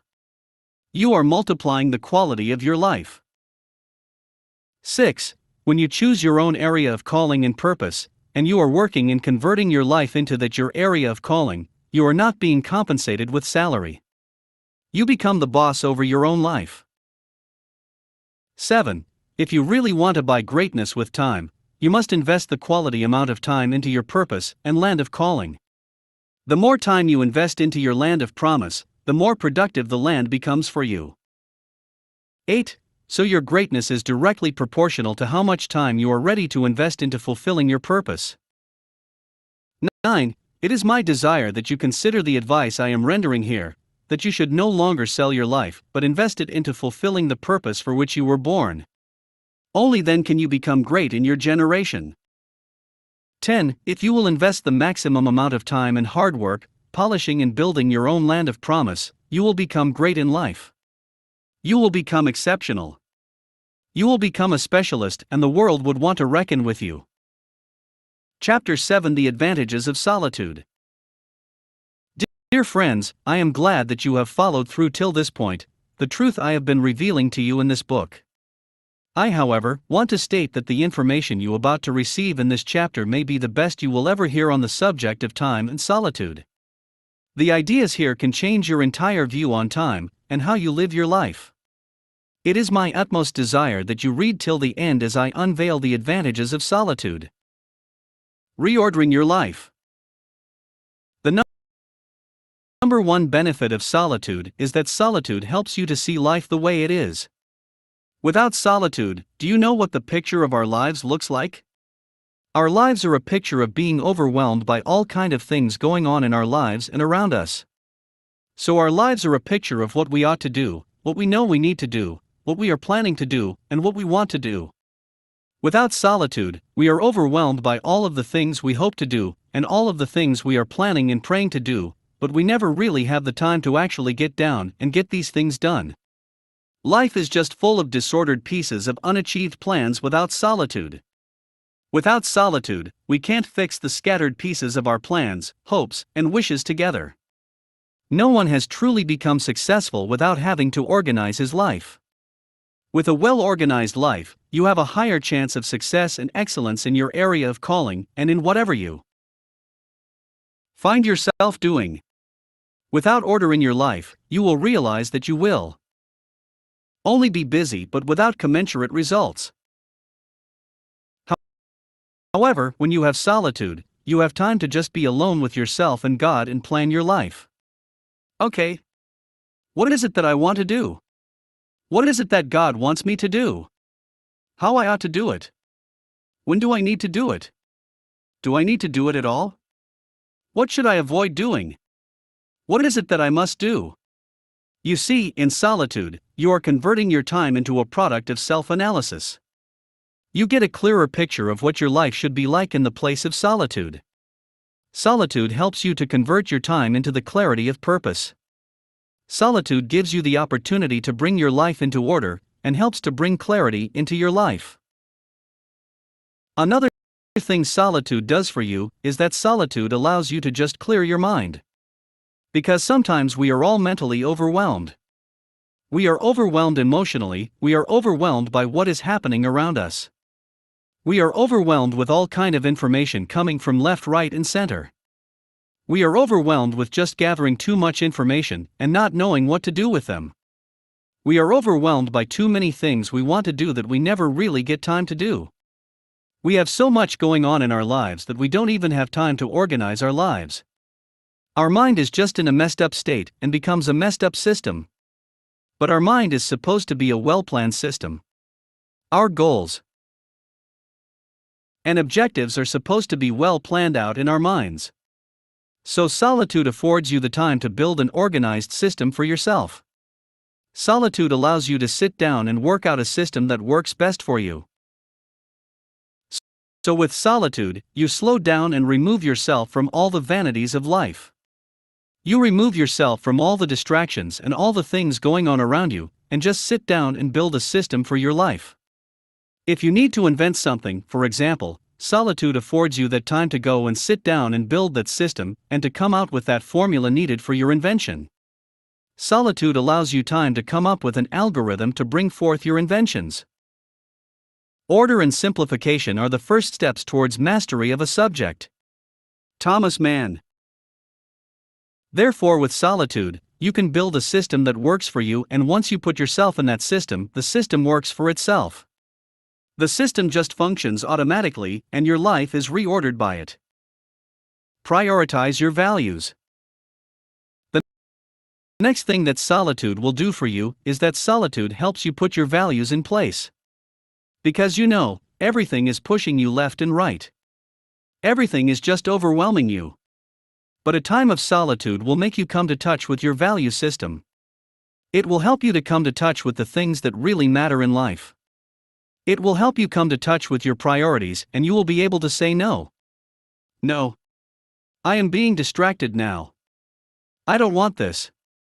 This is not in line with my value system. This is not valuable to me. I want to see life in the right perspective. You are able to line up your life with God's purpose for you, with God's plan for your life.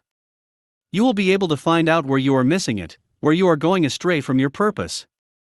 With solitude, you will be able to find out what you are doing that is not in line with the original thought and the original mandate that you had upon your life. Solitude helps you to find out your mission, your calling, and your destiny. Solitude helps you to be able to arrange your life only around your destiny. It helps you organize the events in your life only around your calling and purpose. Solving life's problems. Whatever problem you have can be solved through solitude. I know you may not believe this. What if you are having financial problems or relationship problems? What if you are having family problems? Will solitude be of help? Yes. If you are having financial problems, for example, look for books or messages on financial freedom and wealth creation. Then lock yourself up in solitude and study and absorb all the teachings on how to create wealth. Exhaust all the materials and messages on becoming a financial giant. Write down the practical steps that you will apply once you come out of solitude, and be sure to apply them so you can get the needed results. By so doing, you would solve all your financial problems, but thanks to the power of solitude. Is it relationship problems? The same principles apply. Lock yourself up in solitude and absorb all the literature on relationship and marriage. Listen to all the sermons on how to enjoy a good home and a successful relationship with others. Then come out and apply the principles you've learned, and that problem is solved. What you have done is that you have converted your time into producing a product, which is having a successful relationship with your spouse or with other people. Therefore, with solitude, all problems can be solved. Whatever topic of life that you are challenged with or that is bothering you, just take all the materials that are related to that topic and go and be alone with yourself and the materials. Study them, convert them, and use them to produce an improved and better life in that particular area you wanted to improve. Sometimes we all need that time to just stop and take one topic, study it exhaustively, and convert the topic into a product in ourselves. We cannot solve our problems with the same level of thinking that created them. Albert Einstein. Doing that will help you have a new understanding of that topic and help you become an expert on that topic. You become so good in that topic and become a master in that topic. You will so know that topic that the whole world will be looking for you to solve any need they have concerning that topic. Thomas Edison, consumed by his invention. With solitude, you are able to focus and concentrate on one thing and become the best in it. It is the same thing if you want to invent something or research anything. That is exactly what Thomas Edison would do. Thomas Alva Edison was born on February 11, 1847, in Milan, Ohio.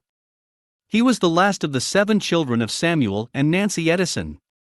Thomas's father was a political activist while his mother was an accomplished school teacher. He suffered an early bout of scarlet fever and ear infections which resulted in hearing difficulties in both ears, and eventually left him nearly deaf as an adult. In 1854, the family moved to Michigan, where Edison spent the rest of his childhood. He went to school only a short time. He did so poorly and was regarded as a difficult child by his teacher. He couldn't cope with school, and he was withdrawn to be taught at home by his mother, a former teacher. He learned to love reading, a habit he kept for the rest of his life. He also liked to make experiments in the basement. All through his life, he was a hard worker who devoted most of his time into experimenting and giving birth to inventions. He invested his time working all night, most times such that he was able to invent and develop products like the telegraph, phonograph, the electric light bulb, alkaline storage batteries, and kinetograph, a camera for motion pictures. All through his life he built several laboratories and workshops, and employed several workers. But the question is, how was he able to invent and develop all these products? The answer was simply his understanding of time conversion. He knew that time was the greatest wealth and could be converted into products. Can you imagine? Thomas Edison will go into the office workshop on Monday, and they will come and break the door on Friday. They will come and remind him that he has not eaten, and he will not even remember that it's Friday already. He thinks it's just the next day. He didn't want to waste any of his time, and was converting every passing moment in that workshop, experimenting and producing products. He lost touch with the environment outside his laboratory, and they would break the door to get him out. That was because he was so concentrated and so focused on getting results. He would stay in solitude, doing research and converting his time into the product that he wants to create. Personally, I enjoy working about 18 hours a day. Besides the short cat naps I take each day, I average about 4 to 5 hours of sleep per night. Thomas Edison. Did you see that? 18 hours of work per day.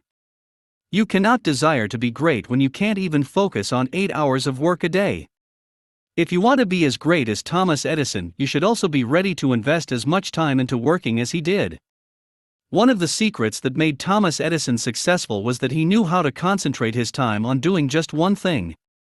His secret to time management was just focus on one activity. Because he was focused on his invention alone, he got so consumed with it that he lost count of time. He didn't need to check time because he had no other job in his schedule. In fact, he had no other schedule other than his invention.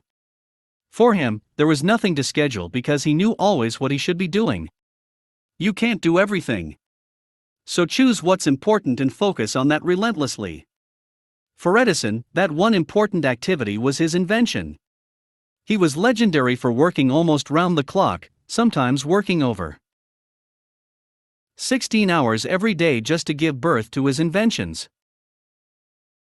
Until his death on October 18, 1931, at age 84, he was known as one who worked so hard and made sure that his time was never wasted but invested into his inventions. Before his death, everyone had heard of the wizard and looked up to him. The whole world called him a genius. By the time he died, he was one of the most well-known and respected Americans in the world. He had been at the forefront of America's first technological revolution, and set the stage for the modern electric world. So my question to you is, do you want to be great? If your answer is yes, then you cannot but learn from Thomas Edison. You must learn to practice solitude like he did. You must learn to convert all your time into products via hard work. The secret of all greatness is in knowing what to do with time. You will have to stop trivializing time and learn to start investing time. Get your raw materials. Get into your laboratory. Get into your library. Get into your office or workshop and convert every passing time into tangible products, and the world will soon hear your name as one of the leading specialists in your field of endeavor. Rebuilding your life through solitude. Another thing you could do in your time of solitude is to rebuild your life. To rebuild your ideal life. When you are in solitude, you can do an inventory of your life. You can do a study of the most successful people in life, people that have succeeded in your area of calling. You could see what made them who they are and why they were successful. You can begin to ask yourself, what qualities do they have that I don't have? Write down a list of the qualities they have that you have, and those that they have that you don't have. Then do a study of how to get those qualities that you don't have now. Put them down and study them and meditate on them. By so doing, you will be able to bring those values and qualities that you don't have into your life. You can use the time of solitude to work on your life and rebuild yourself into the person you want to be. You can bring all those qualities and virtues to become your own through solitude, through meditation, through study, through thinking, and make those qualities become flesh in you. And when they become flesh in you, you become a new man. You come out of that place a new individual, a new person altogether. You will now begin to command a new authority. You will be commanding a new power. You can also use the time of solitude to get rid of all the bad qualities that are limiting you from fulfilling your purpose. You can get rid of all the things that are holding you back. All the weaknesses that you have. All the qualities that are not advancing you could be gotten rid of in the place of solitude. The qualities that are not propelling you forward and are not allowing you to be the best of yourself can all be uprooted from your life in the place of solitude. Then you can put in the new qualities that will make you the best anywhere in the world. When you have the power of time, and you can take possession of your time, there is nothing you cannot become. You can become anything that you want to be. But the goal is for you to become your best self. The truth is that most of us are not our best selves. Is your life now the best you can be? Is this the best your life can become? Don't you think you were created for more than this? You see, people always get surprised when they find out where I am coming from. They say you are coming from that village, and you never had a good school. How did you become who you have become? I made myself. I made myself who I wanted to be. I sat down and did an analysis of myself. I did an inventory of myself, and I saw the things that I didn't have. I looked at other great people and saw the qualities that made them great that I was lacking. I studied more about their lives, and I looked for a way to bring all those great qualities into my life. I built myself into the kind of person that I wanted to be. I created a new personality out of myself. I used to be quiet and shy. But I created a new personality that is not shy, that is not limited, and that is not intimidated. I discovered that I was not bold, and I built boldness in my character through solitude. I was always holding back, but I built myself to become an upstart and a proactive person. I created that value in myself. I used to be afraid of smiling in public, and I created a lively person out of myself because I know that lively people are more interesting, and they always get things done easily. So I created myself. I didn't like being alone. I was always afraid of being alone, and so after I discovered the importance of solitude, I forced myself to create the habit of being alone and being in solitude. Because I knew that I needed it. So I rebuilt myself. Listen to me. You can actually remold yourself. You can remodel yourself to anything you want to become. One of the most important things you could actually do in life is to create the best of yourself, to create your ideal self. What you are seeing now, you are assuming that that is you. I know you are thinking, but this is just who I am. No. That is not who you are. You can be better than that. Just imagine this: if you had been born from the same parent and you were given birth to in another country. Let's say you are living right now in England, but you were given birth to in America. You will be speaking another language, you will be speaking with another accent. Because of the environment, because of the school, and because of the people you met, your character will be different, your attitude will be different, and your reactions will be different. Even though your name is still the same, even though you are coming from the same parent. Or let's say you were born in South Africa, but you have European parents. But because you were born there, the people you were exposed to, the lifestyle you were exposed to, the language they speak, the values you were taught, all made you who you are. So you see, we are all products of accidents. We are all products of the failures of the people who raised us up. We are products of the lack of understanding of the people who raised us up. We are products of their wisdom or lack of wisdom, their understanding or lack of understanding. We are products of their weaknesses or their strengths. We are all a whole bunch of accidental products. We are all products of incidents. But instead of you to just be at the mercy of whatever they have made you into, what your school has made you into, what your country has made you into, and what your parents have made you into, rebuild your life into what it should be. Don't just remain that accidental product. Don't just remain an accidental being. Take that your accidental self and build it into your ideal self. Create the best out of yourself. Become your best self. But remember, this can only be possible through the power of solitude. From the foregoing, you can see that it is not just products that you can produce through solitude. You can also produce your best self. Once you have produced your best self, then you will be able to produce new seeds and fruits after your kind. Eliminate the fears and worries. Another thing that solitude will do for you is that you can use the time of solitude to get rid of worries. You can get rid of anxieties through the power of solitude. Even fear can be eliminated through solitude. You can come into the peace of God through solitude. You can come into the rest of God through solitude because Christ Jesus is our rest. So you can use the time of solitude to get rid of all the junks in your life. You can get rid of all the worries and fears in your life. You can actually be in a solitude with an assignment to get rid of all fears, never to fear again in your life. So you get hold of all the materials and books that talk about how to overcome fear. You go and get all the messages that talk about faith and belief in yourself and listen to them. You exhaust the materials and work out how to get rid of your fears before you come out of that solitude. So that by the time you come out of that solitude, nobody can recognize you again. You would have turned your timid and fearful self into somebody that is violently bold. Sometimes When people listen to me, they say we cannot understand where your boldness is coming from. They say that my boldness is intimidating, and that my boldness is almost becoming violent. Well, it is because I created this in myself. I created this by converting the time of solitude into the character and quality that I needed. Characters that I didn't have before became mine thanks to solitude. The time of solitude should, therefore, be used to convert time into products. The shirt you are wearing is a product of time. If nobody spent the time to produce it, then it wouldn't exist, and you wouldn't have it.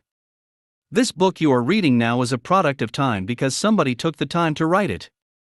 The iPad you are using is a product of time. People took the time to produce it. Everything is a product of time. You too can use your time to produce anything you want. Either you produce in yourself by adding value to yourself, or produce in others by teaching them or writing books for them to read. And you could actually produce tangible products through the conversion of time. You can convert time into any product that you wish to have, depending on your source. Another thing that solitude will do for you is that it will help you to be dependent on God. When you are always surrounded by people, you begin to think that you need people to survive. You think that without your parents or without your husband or your wife and children you cannot survive. But in the place of solitude, you are alone with yourself and with God. When you are alone with your vision, your projects, and your plans, you discover all of a sudden that you are alone there, and you are surviving, and you just want to depend on God while you are there. Solitude helps you discover that you can walk through life all by yourself, and that you don't need to be dependent on anything. You begin to realize that you don't need to be addicted to anything. You come to understand that you don't need to be dependent on people to become who God has made you be. You can become everything you need all by yourself. In solitude, you just begin discovering the one who created you, the one from whom you came. If you can just discover him, he will become your sole source. Bread is a second cause, the Lord himself is the first source of our sustenance.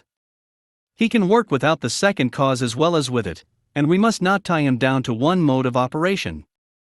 Let us not be too eager after the visible, but let us look to the invisible God. Charles Haddon Spurgeon. It is a great thing to be able to make God your source, and the time of solitude presents you with that opportunity. This means that the time of solitude sets you free, and makes you less dependent on people, less dependent on job, and less dependent on things. You can just use solitude time to set yourself free from dependency. Because dependency on stuff, on people, and on things is one of the greatest things that could kill. It could enslave you and put you in bondage.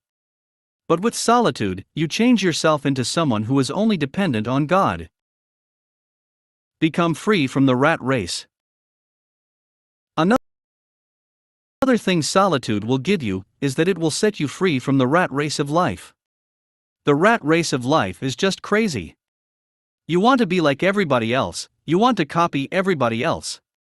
You want to get that car because everybody else is having the car. You want to build that house because everybody else is building a house. You want to work more, you want to get salary, and you want to get a promotion. All kind of rat race, deceptions of life, and vanity of life.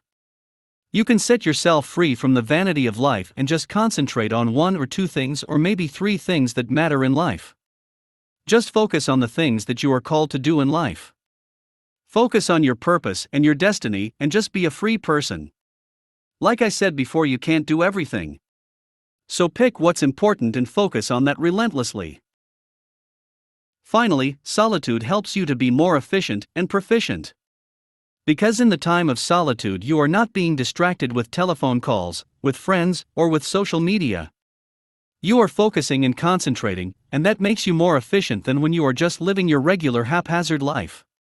So solitude time is a time of concentrated actions and concentrated results. If there is anything you need more than anything else to succeed in life, it is solitude. Make solitude your way of life and greatness will naturally become yours. Dear friends, I told you from the beginning of this chapter that the information you will get here may be the best you would ever get on the subject matter. I believe now it is clear to you that you can recreate or rebuild your life to become your best self through the power of time conversion in solitude. I believe you can apply solitude now to solve any problem that you are faced with. I am hoping that you will learn to become focused like Thomas Edison by investing your time into one or two things that pattern to your purpose and calling in life. It is my utmost desire that you don't just read this book, but apply the principles that are therein. In the next chapter, I am about to reveal a secret that most great men have used to buy their greatness. It is called the Rule of 10,000 Hours. Proceed with me, dear friends, as the next chapter could turn your whole life around for good. Time Principles from Chapter 7. 1. The number one benefit of solitude is that solitude helps you to see life the way it is. 2. Life is just full of disordered pieces of unachieved plans without solitude. Without solitude, we can't fix the scattered pieces of our plans, hopes, and wishes together. 3. No one has truly become successful without having to organize his life. For, without order in your life, you will realize that you will only be busy, but without commensurate results. 5. You get a clearer picture of what your life should be like in the place of solitude. Solitude helps you to convert your time into the clarity of purpose. 6. Solitude allows you to sit down and work out a system that works best for you. 7. Solitude allows you time to come up with an algorithm to bring forth your inventions. 8. With solitude, you will be able to find out what you are doing that is not in line with the original thought and the original mandate that you had upon your life. 9. Solitude helps you to find out your mission, your calling, and your destiny. 10. Solitude helps you to be able to arrange your life only around your destiny. It helps you organize the events in your life only around your calling and purpose. How to become great through time conversion. 1. If you are having financial problems, for example, look for books or message on financial freedom and wealth creation. Then lock yourself up in solitude and study and absorb all the teachings on how to create wealth. 2. Exhaust all the materials and messages on becoming a financial giant. Write down the practical steps that you will apply once you come out of solitude, and be sure to apply them so you can get the needed results. 3. Lock yourself up in solitude and absorb all the literature on relationship and marriage. Listen to all the sermons on how to enjoy a good home and a successful relationship with others. Then come out and apply the principles you've learned, and that problem is solved. For whatever topic of life that you are challenged with or that is bothering you, just take all the materials that are related to that topic and go and be alone with yourself and the materials. Study them, convert them, and use them to produce an improved and better life in that particular area you wanted to improve. 5. With solitude, you are able to focus and concentrate on one thing and become the best in it. The advantages of solitude. 6. Get your raw materials. Get into your laboratory. Get into your library. Get into your office or workshop and convert every passing time into tangible products, and the world will soon hear your name as one of the leading specialists in your field of endeavor. 7. Another thing you could do in your time of solitude is to rebuild your life. To rebuild your ideal life. 8. You can also use that solitude to get rid of all the bad qualities that are limiting you from fulfilling your purpose. 9. When you have the power of time, and you can take possession of your time, there is nothing you cannot become. You can become anything that you want to be. But the goal is for you to become your best self. 10. Don't just remain an accidental being. Take that your accidental self and build it into your ideal self. Create the best out of yourself. Become your best self. But remember, this can only be possible through the power of solitude. Chapter 8. The Rule of 10,000 Hours. People have often wondered how some great men in the past have gained mastery over their skills and talents and became great through that. Most times we even think that those who have become exceptionally good at what they do are geniuses, and are almost tempted to worship them. In this chapter, I am going to prove to you that you too can become the great genius that will astound everyone else. I want to show you that geniuses are not born, they are made, and the rule through which they gain mastery is what I am about to reveal to you. Give me 3 years. With the power of solitude, you can actually take up a decision to invent anything. With the power of solitude, you can decide to become the best in the world in any area of life you choose, and it will happen. If you could invest 10,000 hours into discovering anything, if you could invest 10,000 hours into studying and adding value to yourself, if you invest 10,000 hours into anything through solitude, if you could convert that amount of time into practicing and working on something, whatsoever it is, you will become one of the best in the world in that field. 10,000 hours converted into researching and rehearsing anything will turn you into a world best achiever in that field of endeavor. This theory was proposed by Malcolm Gladwell, and has been proven in history. Anybody that dedicates 10,000 hours doing anything repeatedly becomes one of the best in that thing. For example, the Singapore swimmer, Joseph Schooling in the 2016 Olympic Games, who overcame and beat his idol Michael Phelps, only spent 8 years rehearsing and practicing swimming 3 hours every day. And that made him better than his idol, Michael Phelps, whom he used to admire. They have known each other for a long time. They first met in 2008, when the U.S. team stopped off in Singapore for a training camp before the Beijing Games. Schooling, who was then 13 years old, was so excited to have met one-on-one with his hero. Narrating the remarkable incidents, Schooling said, "They came to the country club that I trained at. It was early in the morning, and he was working on an essay. Everyone just rushed up and was like, 'It's Michael Phelps. It's Michael Phelps,' and I really wanted a picture." Phelps obliged. And I was so shell-shocked, I couldn't really open my mouth. Joseph Schooling did not just stop at admiring and wishing to become like his hero Michael Phelps. He didn't just live in the world of wishes. He converted his time into becoming what he wished for. He invested his time into becoming great. Joseph understood that through the power of time conversion anyone could become great. He knew that just by applying the principle of time conversion you can become better and greater than your idols and heroes. With this understanding, Joseph disciplined himself to practice swimming 3 hours every day for 8 years. Can you imagine that? Such a discipline, converting 3 hours every day for 8 years into perfecting his swimming skills. 8 years later, Joseph Schooling met his idol again, but this time it is not to ask him for a picture nor an autograph. The 13-year-old Joseph has become 21-year-old now. The past 8 years did not just vanish into vanity. No. Joseph arrested the time and reproduced it into added value to himself. He converted that passing time into perfecting his swimming skills. The only competition that matters the most is competing to become better than your best old self. Edmund Mayaka. So now he is meeting his idol not as a fan but as a rival. This time Joseph Schooling was meeting his idol, Michael Phelps, on the world stage to compete with him at the 2016 Olympics. I guess you know how the story ended. This was how the news captured it. 8 years later, Schooling's winning time of 50.39 seconds broke the Olympic record Phelps set at those same Beijing Games. They say you shouldn't meet your heroes. Schooling beat his. How did it happen? The answer is time conversion. If you devote 3 to 6 hours of your time every day to practicing anything repeatedly, in the next 5 years, you will become one of the best in the world. Why? Because the world doesn't know how to concentrate. The world doesn't know how to concentrate on working.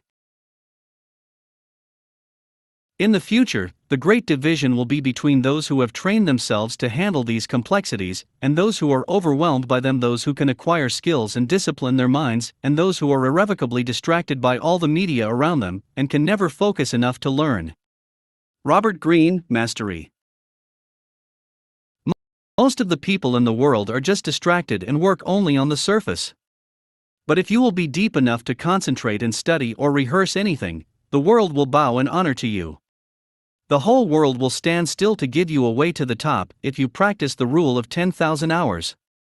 The world gives way to the man who knows where he is going.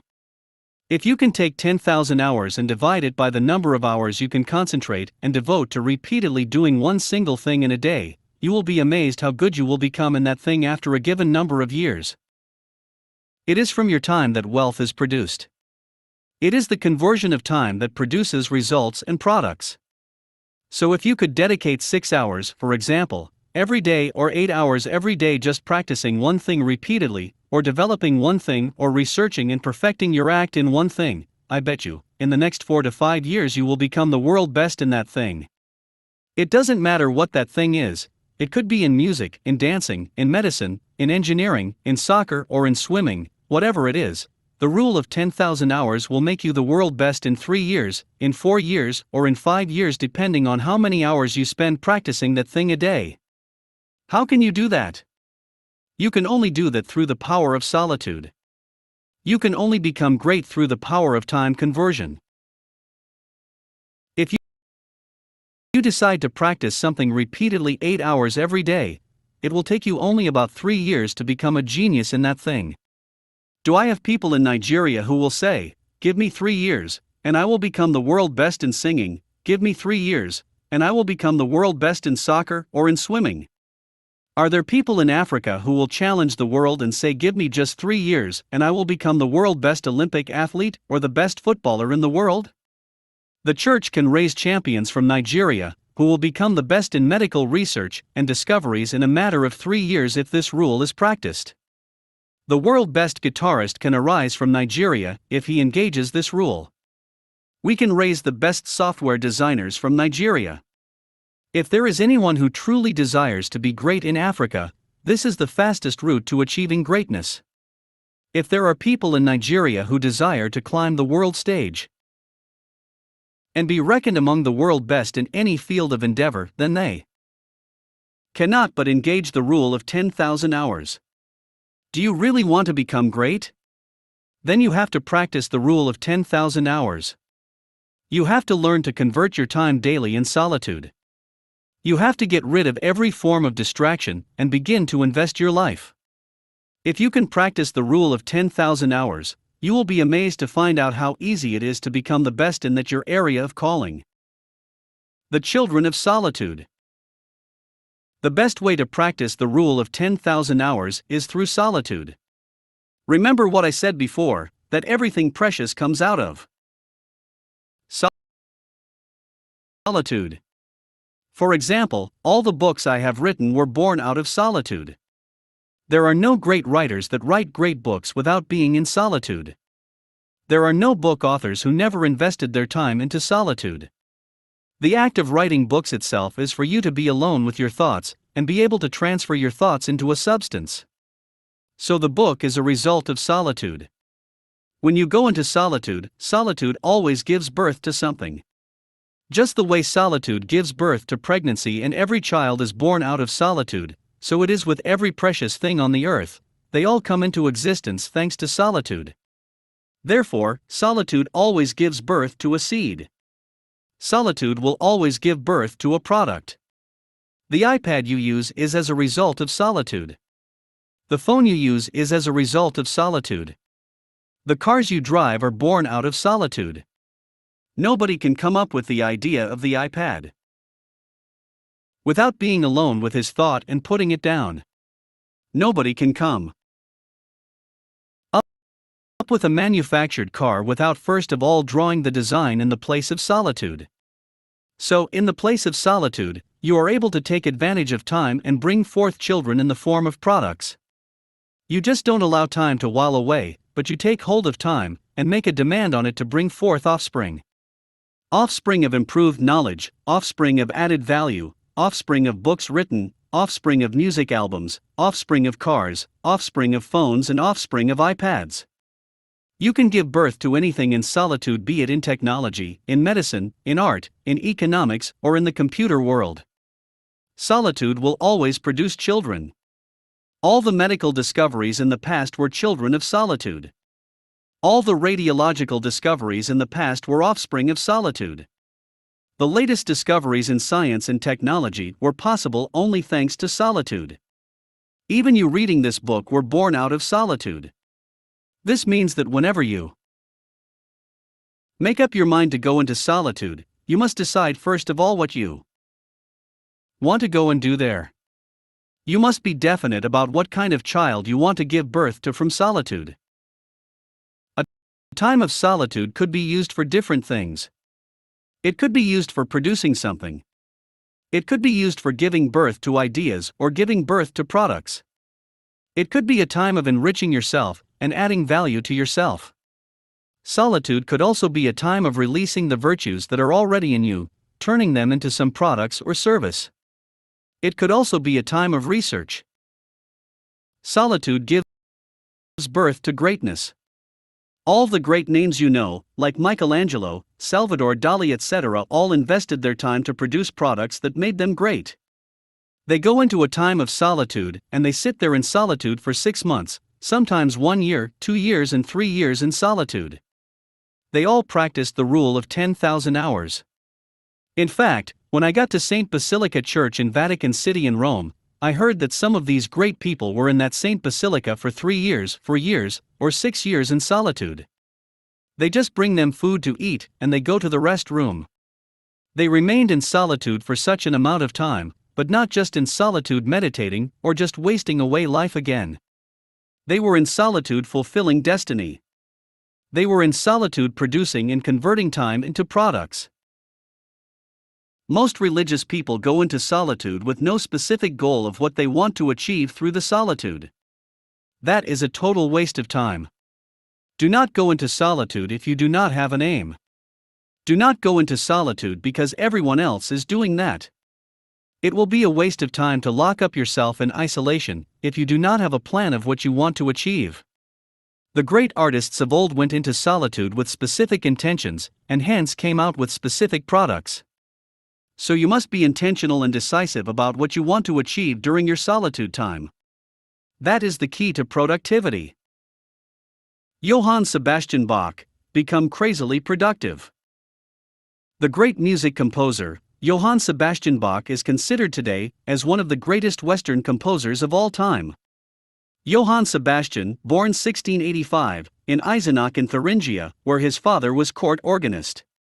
He grew up in an atmosphere of good music, having been born into a family of musicians.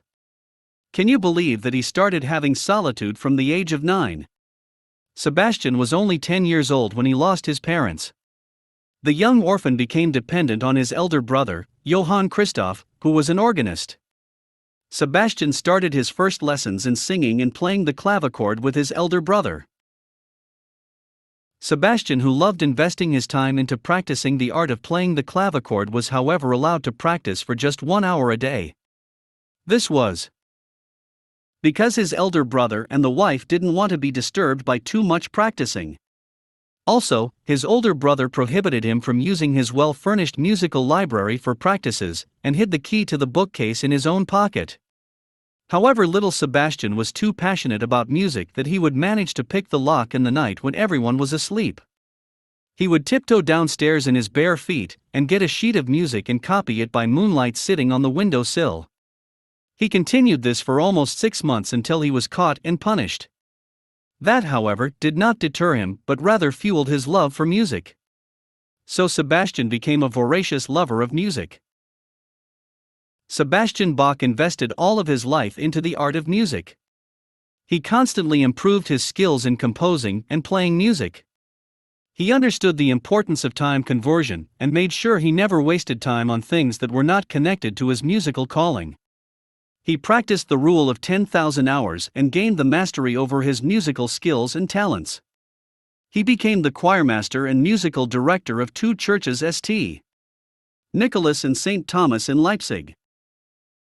He converted so much time perfecting his skills and talents until he became so skillful that he was considered as the founder of the modern art of piano playing, as he was the first to insist upon equal use of the thumb with the rest of the hand and to act upon the principle that touch proceeds from the lower joints of the fingers and not from the wrist or arms. He was said to have played with so much ease and skill that the movement of his fingers was hardly perceptible.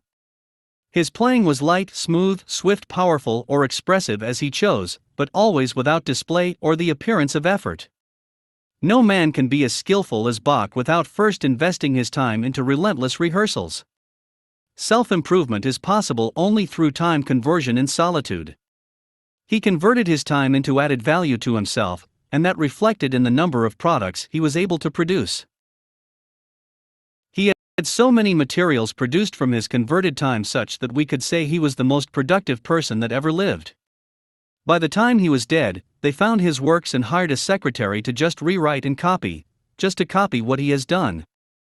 It took more than 70 years to be able to copy what he has been able to produce. It was almost as if he was producing products per minute of his life.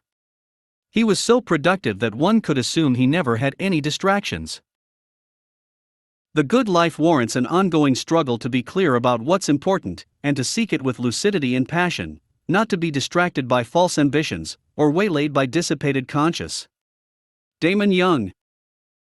He must have overcome all his distractions to the extent that solitude became his way of life. The only avenue through which a man could be as productive as Sebastian Bach would be through solitude. Solitude makes you productive like crazy. He was converting every minute of his life.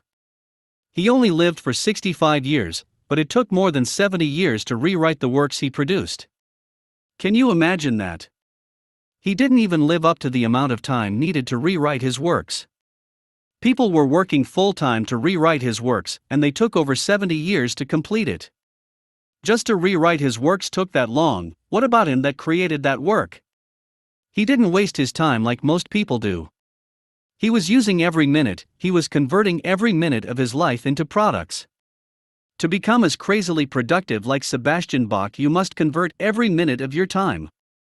You must overcome every distraction and isolate yourself in solitude, making sure that every time that passes is converted into some products. You can be as productive as Sebastian Bach.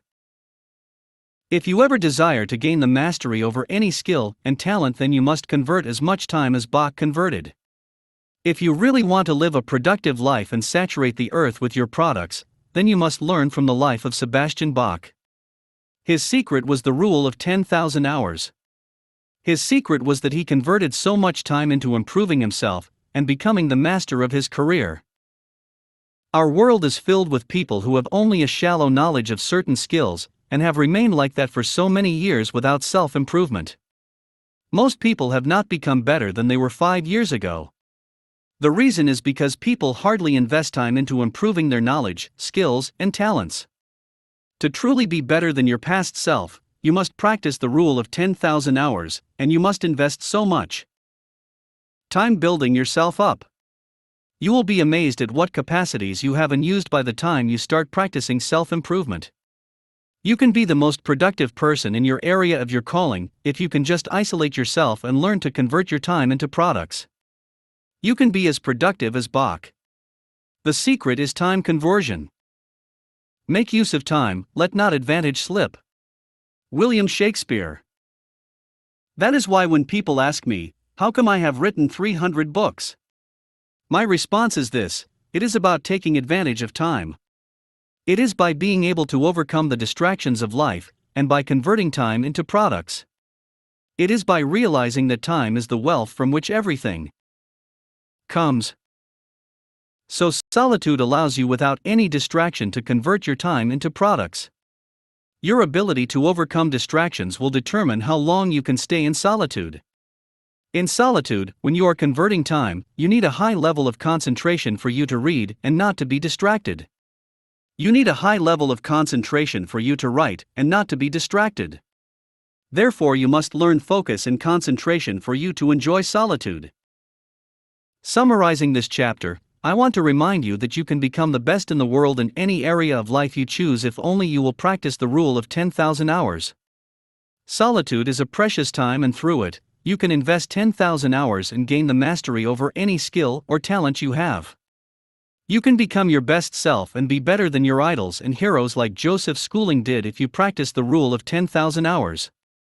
With solitude, you can become as productive as Johann Sebastian Bach and convert your time into products. That is why I said solitude is a treasure. You should actually be fighting to have a time of solitude because, through it, you can make yourself great. Dear friends, in the next chapter 1 I'm going to be showing you how to convert your time into money. I invite you to proceed with me to learn how money can be made from time conversion. Time principles from chapter 8. 1. 10,000 hours converted into researching and rehearsing anything will turn you into a world best achiever in that field of endeavor. 2. It is from your time that wealth is produced. It is the time that produces results and products. 3. Most of the people in the world are just distracted and work only on the surface. But if you will be deep enough to concentrate and study or rehearse anything, the world will bow in honor to you. For, if you can practice the rule of 10,000 hours, you will be amazed to find out how easy it is to become the best in that your area of calling. 5. When you go into solitude, solitude always gives birth to something. Just the way solitude gives birth to pregnancy and every child is born out of solitude, so it is with every precious thing on the earth, they all come into existence thanks to solitude. 6. In the place of solitude, you are able to take advantage of time and bring forth children in the form of products. 7. Solitude gives birth to greatness. All the great names you know, like Michelangelo, Salvador Dali etc., all invested their time to produce products that made them great. 8. Solitude allows you without any distraction to convert your time into products. 9. You should actually be fighting to have a time of solitude because through it, you can make yourself great. 10. You need a high level of concentration for you to write and not to be distracted. Therefore, you must learn focus and concentration for you to enjoy solitude. How to become great through time conversion. 1. The whole world will stand still to give you a way to the top if you practice the rule of 10,000 hours. The world gives way to the man who knows where he is going. 2. If you can take 10,000 hours and divide it by the number of hours you can concentrate and devote to repeatedly doing one single thing in a day, you will be amazed how best you will become in that thing after a given number of years. 3. Do you really want to become great? Then you have to practice the rule of 10,000 hours. You have to learn to convert your time daily in solitude. 4. Don't allow time to while away, but take hold of time and make a demand on it to bring forth offspring. 5. If you could dedicate 6 hours, for example, every day, or 8 hours every day just practicing one thing repeatedly, or developing one thing or researching and perfecting your act in one thing, I bet you, in the next 4 to 5 years you will become the world best in that thing. 6. You have to get rid of every form of distraction and begin to invest your life. 7. You can give birth to anything in solitude, be it in technology, in medicine, in art, in economics, or in the computer world. 8. Whenever you make up your mind to go into solitude, you must decide first of all what you want to go and do there. You must be definite about what kind of child you want to give birth to from this solitude. 9. Your ability to overcome distractions will determine how long you can stay in solitude. 10. To become as crazily productive like Sebastian Bach, you must convert every minute of your time. Chapter 9. Money is made out of time. Dear readers, can you imagine waking up this morning and credited to your account is $86,400 USD? However, you only have 24 hours to spend it. Just like the biblical manna from heaven, this blessing works by the same principle. By the time you go back to bed, 12 midnight, whatever money you have not spent would be wiped out off your account. By 6 a.m. the next morning, you will be credited with another $86,400 USD, and at 12 midnight your account will again be emptied. That is exactly the amount of wealth God gives to each and every one of us on a daily basis. God has made the provision for every man on earth to be equally endowed with this currency. So in actual fact, every human being is equally wealthy according to God's divine providence. The wealth I am referring to is the wealth of time. It is the only wealth every human being comes to the earth with. We are all endowed with the wealth of time equally. Everybody that is born on the surface of this earth has this wealth. Time is really the only capital that any human being has, and the only thing he can't afford to lose. Thomas Edison. When people talk about starting a business, the first thing they think they require is money. Everyone thinks money is the capital needed to start up a business or any project of choice. I, however, disagree with that ideology. Money is not the capital that you need. Time is the real capital that anyone needs to start up any project. The lack of this understanding is the reason why people value money but trivialize time. Everything comes out of time, like I have stated before in this book. Therefore, time is the real capital. Time is, therefore, the greatest wealth in the world, and only through conversion of time can money be made. Ladies and gentlemen, this wealth of time is actually of more value than natural resources, petroleum, gold, diamond, gas, etc. It is the only wealth that is more valuable than human resources. The resource of time is the ultimate resource. Time is the ultimate wealth. You may ask, how could time be more valuable than human resource? Oh, yeah. The reason is because a human resource is limited to the duration of his/her lifespan, while time is unlimited. Being rich is having money, being wealthy is having time. Margaret Bonanno. Now, let me unveil the riddle to you. The $86,400 USD I mentioned above is actually the number of seconds we all have in a day.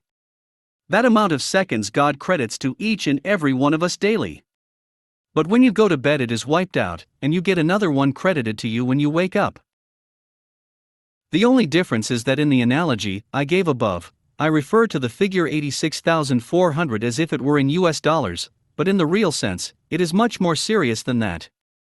It is not USD that has been jeopardized on daily basis, it is actually 86,400 seconds of your life. You are given that amount of life every day in time, not in dollars. That amount of time is to be converted into some products, benefits, goods, services, welfare, ministry, but most of us actually truncate this amount of wealth on daily basis. There is no other continent in the world where time is wasted like it is wasted in Africa. The wealth of time we waste in Africa is worth much more than all the natural resources we have on the continent. The slow rate of development in almost every sector of Nigeria, for example, could attest to the fact that Africans do not know how to invest time and convert it into products. The recession and regression of any society are always an indication of how poorly the citizens of that country understand the value of time. Why are we not having the rise of indigenous petroleum industries and gold mining companies all over the country? Why is it that we still import plastic products and electronics from China and Japan? Why has our country become a dumping ground for any kind of products from the Western world? Is it not obvious that these nations have better converted their time into products than Nigeria? It is because of how we trivialize and waste time in Nigeria that we don't have any product to show for our time.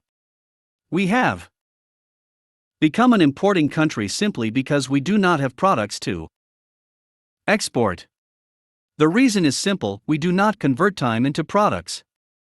Nigerians will rather waste time in churches and in the pub than invest it in the laboratory doing research.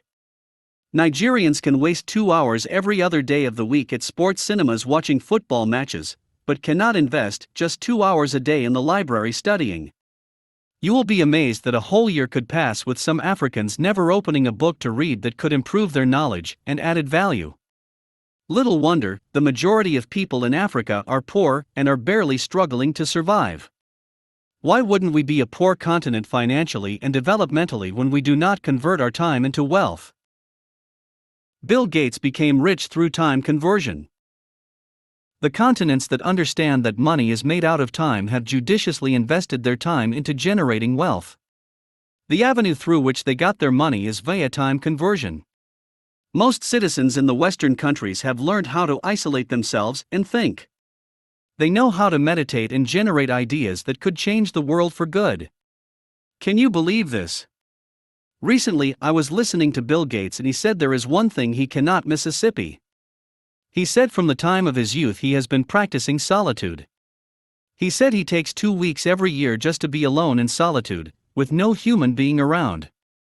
He comes out of solitude with an innovative idea, which is then converted into a tangible product. That product is then converted to money. So you see, Bill Gates practiced time conversion, and that is what made him the Bill Gates the whole world is celebrating.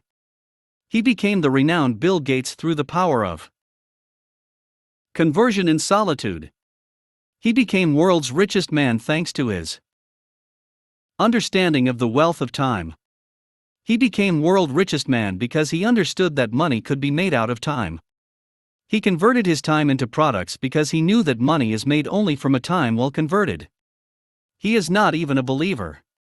He doesn't believe in God, yet he understands the power of time conversion. Solitude is a law that works for you no matter what. The law of conversion of time will work for you anytime. Whether you are a believer or not, solitude will give you the same result. Like I said before, the greatest wealth in the world is time.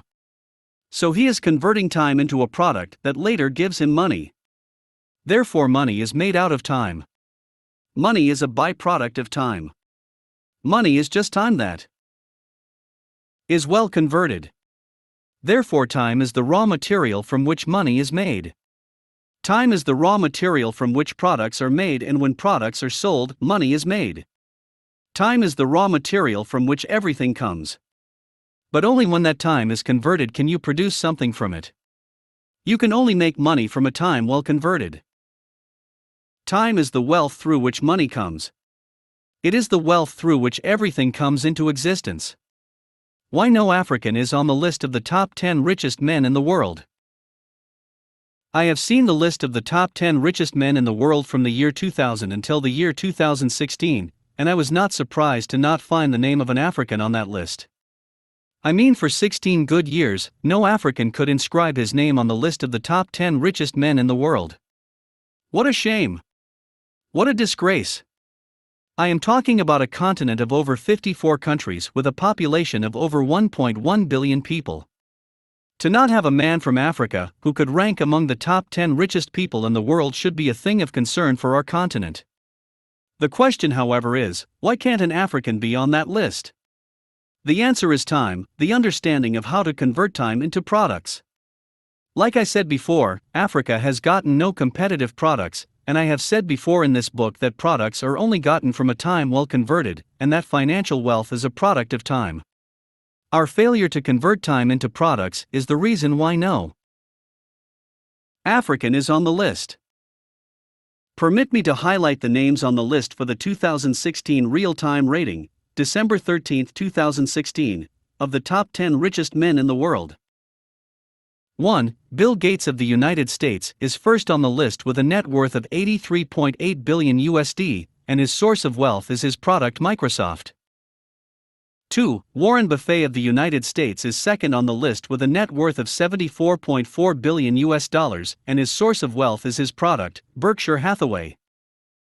3. Amancio Ortega of Spain is third on the list with a net worth of $72.8 billion USD, and his source of wealth is his product Zara Clothing, Inditex Fashion Group. 4. Jeff Bezos of the United States occupies the fourth position on the list with a net worth of $65.7 billion US, and his source of wealth is his product Amazon.com. 5. The young American Mark Zuckerberg is fifth on the list with a net worth of $50 billion US, and his source of wealth is his product Facebook. 6. Larry Ellison of the United States is sixth on the list with a net worth of $49.9 billion US, and his source of wealth is his product Oracle. 7. Carlos Slim Hello of Mexico occupies the seventh position with a net worth of $49.8 billion US, and his source of wealth is his product Telecom. 8. Charles Koch of the United States is on the 8th position with a net worth of $43.8 billion US, and his source of wealth is his product Diversified, Koch Industries. 9. David Koch of the United States is also on the 8th position with his brother Charles with a net worth of $43.8 billion US, and his source of wealth is his product Diversified, Koch Industries. 10. Michael Bloomberg of the United States in on the 9th position with a net worth of $41.9 billion US, and his source of wealth is his product Bloomberg LP. Looking at this list, you will realize that everyone here has a product to offer to the world. In other words, they all converted their time into some kind of products for which the world pays them money. We could say therefore that their wealth is a product of the time they converted into products. No man can come up with the idea of the products listed above without first investing time into studying, thinking, and meditating. Even after the idea is birthed in the place of solitude and time conversion, time is also required to convert all ideas and added values into the tangible products that benefit the world. Therefore, these people are not rich because they have money, they are rich because they converted time into products. Why is there no African on that list? Because Africans do not know what to do with time. We do not know how to invest time. We need to learn how to convert time into products. If you desire to be financially wealthy but don't know how to invest time, then you are just dreaming. To confess greatness and financial prosperity will be a joke if you still waste time and spend time on non-productive events. If you really want to be financially wealthy, you must begin to convert your time into producing something for the world. The world only gives money to those who have converted their time into products. The world doesn't give money to those who spend 24 hours in church every day praying for financial miracles. People do not become world richest men by praying, but by time conversion into products. No man has become world richest man because he wasted his time in the pub or in the cinemas watching movies and sports. No man has been rewarded world richest man for sleeping away his time every day and night. Those who have made it to the top have only done so through hard work and time conversion. Remember, greatness is bought with time, and so is financial prosperity. Conquering your territory through time conversion. In life, everyone must decide in what area of life he or she wants to be great. You must choose what territory you want to conquer. After deciding the territory you want to rule over, the next thing you must do is to invest your time into developing yourself and becoming the best in that territory. This means that you must convert all of your minutes and seconds into adding value to yourself in that field. To become the king of that territory, you must not allow any of your time pass without converting it into building your skills in that area of life. You must arrest every passing time and convert it into growing your knowledge and prowess in that chosen field of influence. If you allow someone else to convert more time than you in your chosen territory, you automatically become a servant or a second-class citizen in that territory, and whoever it is who converted more time than you in that territory becomes your king, and will lord it over you in that territory. If you don't want to just live an ordinary life, then you will have to be intentional about converting all your time into that which you have been called to do. You must, first of all, evolve the consciousness of being the best in whatever territory you choose to explore, and then invest all your time into it, and you will be amazed how easy it is to become great. It doesn't matter what your calling is, if you can invest all your time into it, then greatness will become your reward. If a man is called to be a street sweeper, he should sweep streets even as a Michelangelo painted, or Beethoven composed music, or Shakespeare wrote poetry. He should sweep streets so well that all the hosts of heaven and earth will pause to say, "Here lived a great street sweeper who did his job well." Martin Luther King Jr. Therefore, the way to becoming the best in your area of calling is to invest more time than anyone else in that area of life. So you must decide what territory you want to conquer, and give it all of your time. Bill Gates decided to rule over the world of software development, and the world is enjoying Microsoft today. Can you imagine what the world will be like without Microsoft? Can you imagine what our school system will be like if there were no Microsoft in our world today? What about the banking sector, the finance sector, the internet world, etc.? There is almost no area of life that doesn't need Microsoft Word, Office, or PowerPoint today.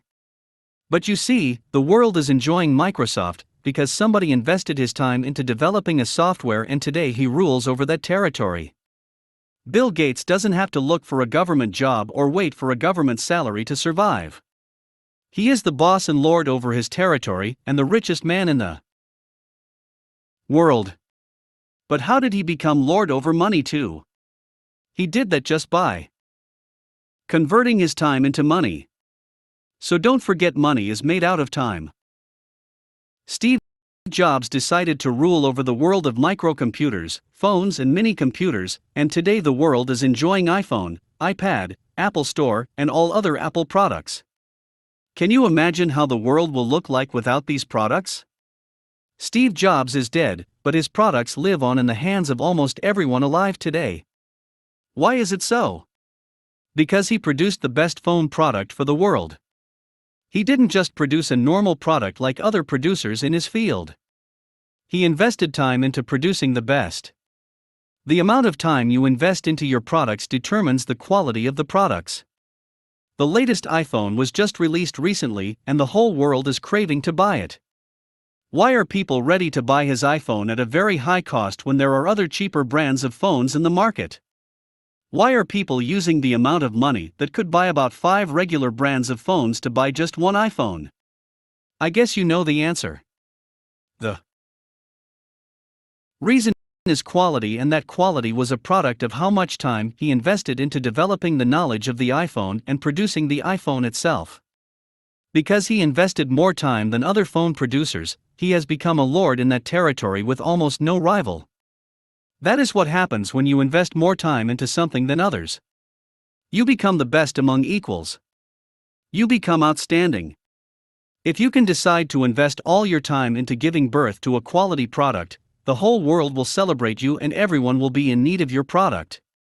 The world cannot do without his products even though he is dead. He was able to leave his footprint in the sand of history, but only because he understood the power of time conversion. He became great because he converted his time into quality products. Mark Zuckerberg decided to be the lord over social networking and invested his time into developing a product, Facebook. A product that almost everyone in the world is enjoying. There is hardly a person in the world who is not on Facebook, or who hasn't heard of Facebook. Mark Zuckerberg is only 32 years old, and has already ranked 5th richest man in the world with a net worth of $55.3 billion as of October 2016. He launched his product, Facebook, on February 4, 2004, from his Harvard dormitory room at the age of 20 years. Now the question is how such a young man could be that wealthy and be the lord of social networking? The answer is time conversion. He invested his time into developing a product for the world. He converted his time into a product to benefit the world. Do you have any product for the world? Are you ready to convert your time into producing something that the world will remember you for? If your answer is no, then you may want to begin now to convert your time into products. Choose the territory you want to conquer and invest your time into developing yourself in that area until you become the best. If you must record some greatness in your account before you leave this earth, you must value time and understand the importance of time conversion. Only through the conversion of time can greatness be bought. Only through the conversion of time can territories be conquered.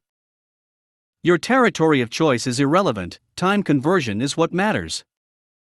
Someone may say, what if I am not a software developer or a computer literate? What if I am not into the world of science and technology?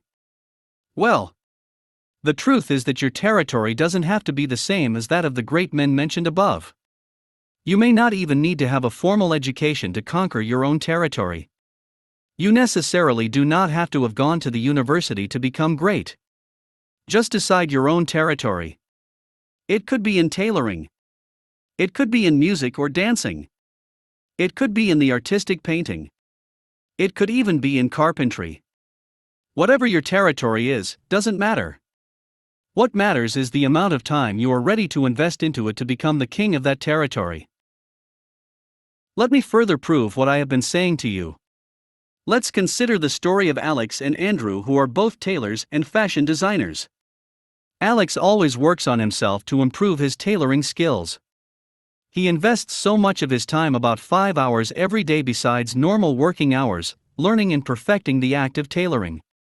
He invests his time every day doing self-development by converting his time into added value to himself. He invests his time into learning the latest technology in tailoring and researching what is in vogue in the fashion world. Alex turns his time into added value and doesn't allow his time to vanish into vanity. He blocks his time from just flying away by converting it into some form of products. But Andrew just goes to work casually every day. He doesn't bother to add value to himself. He just goes to work like any regular tailor. He doesn't understand the principle of time conversion. Andrew makes 1 suit in a month, but Alex, because of his proficiency, makes 12 suits every month. At the end of the year, Andrew has learnt to make only 12 suits of average quality, while Alex, because of his added value and knowledge, would have made 144 suits of the best quality. What is the difference? The same time, 1 year given to both tailors, but one person produced 12 products of low quality, while the other produced 144 products of highest quality. Equal time, different products. The difference is just that Alex invested his time into conquering his territory, while Andrew wasted or probably just spent his time without converting it into added value. If a company is in need of 100 quality suits for its workers every year, who do you think they will contact? Alex, of course. If the president and ministers are to have a Congress meeting and need to purchase quality suits in bulk, who do you think they will contact? Alex, of course. If a guy is getting married at the end of the month and needs 12 suits for his groomsmen at the end of the month, who do you think can do the job and meet up with the deadline? Alex, of course. You see, Alex has conquered his territory because he invested more time building himself. He has become lord over that area of calling. Andrew can't even compete with him in terms of products and wealth. Even if they both fix the same price for their suits, Alex will still be wealthier than Andrew, because when Andrew is selling 1 suit a month, Alex will be selling 12 suits that same month. Now Alex is making far more money than Andrew thanks to his time conversion. Remember again, money is made out of time. Now Alex has become a great and wealthy tailor because of the power of time conversion, while Andrew is only an average tailor struggling to make ends meet. So it doesn't really matter your area of calling or the territory you have chosen. If you can invest quality time into it, you will definitely become the best, and that will buy you greatness. You can be great in any area of life. Just learn to convert time into added value and tangible products. Stop wasting time, start investing time, for that is the only way to greatness. Dear friends, I believe now you have seen how money can be made out of time conversion. If you are financially poor, it is because you have not converted your time into any product. Bill Gates converted time to money, Warren Buffett did the same. The young Mark Zuckerberg did the same. You too can become wealthy, but only thanks to the amount of time you are willing to convert into products. If you have made up your mind to rank among the great and the rich of society, then it is time to put off every distraction and run away for your life. Let's proceed to the next chapter as I show you how to do that. Time Principles from Chapter 9. 1. Every human being is equally wealthy according to God's divine providence. 2. We are all endowed with the wealth of time equally. Everybody that is born on the surface of this earth has this wealth. 3. Solitude is a law that works for you no matter what. The law of conversion of time will work for you anytime. Whether you are a believer or not, solitude will give you the same result. 4. Money is a byproduct of time. Money is the time that is well converted. Therefore, time is the raw material from which money is made. 5. In life, everyone must decide in what area of life he or she wants to be great. You must choose what territory you want to conquer. 6. To become the king of that territory, you must not allow any of your time pass without converting it into building your skills in that area of life. 7. You must, first of all, evolve the consciousness of being the best in whatever territory you choose to explore, and then invest all your time into it, and you will be amazed how easy it is to become great. 8. Therefore, the way to becoming the best in your area of calling is to invest more time than anyone else in that area of life. So you must decide what territory you want to conquer, and give it all of your time. 9. The amount of time you invest into your products determines the quality of the products. 10. If you can decide to invest all your time into giving birth to a quality product, the whole world will celebrate you and everyone will be in need of your product. How to become great through time conversion. 1. After deciding the territory you want to rule over, the next thing you must do is to invest your time into developing yourself and becoming the best in that territory. 2. You must arrest every passing time and convert it into growing your knowledge and prowess in that chosen field of influence. 3. If you don't want to just live an ordinary life, then you will have to be intentional about converting all your time into that which you have been called to do. For, if you allow someone else to convert more time than you in your chosen territory, you automatically become a servant or a second-class citizen in that territory, and whoever it is who converted more time than you in that territory becomes your king, and will lord it over you in that territory. 5. If you must record some greatness in your account before you leave this earth, you must value time and understand the importance of time conversion. 6. It doesn't really matter your area of calling or the territory you have chosen. If you can invest quality time into it, you will definitely become the best, and that will buy you greatness. 7. It doesn't matter what your calling is, if you can invest all your time into it, then greatness will become your reward. 8. Time is the raw material from which products are made, and when products are sold, money is made. 9. Only when that time is converted can you produce something from it. You can only make wealth from a time well converted. 10. Only through the conversion of time can greatness be bought. Only through the conversion of time can territories be conquered.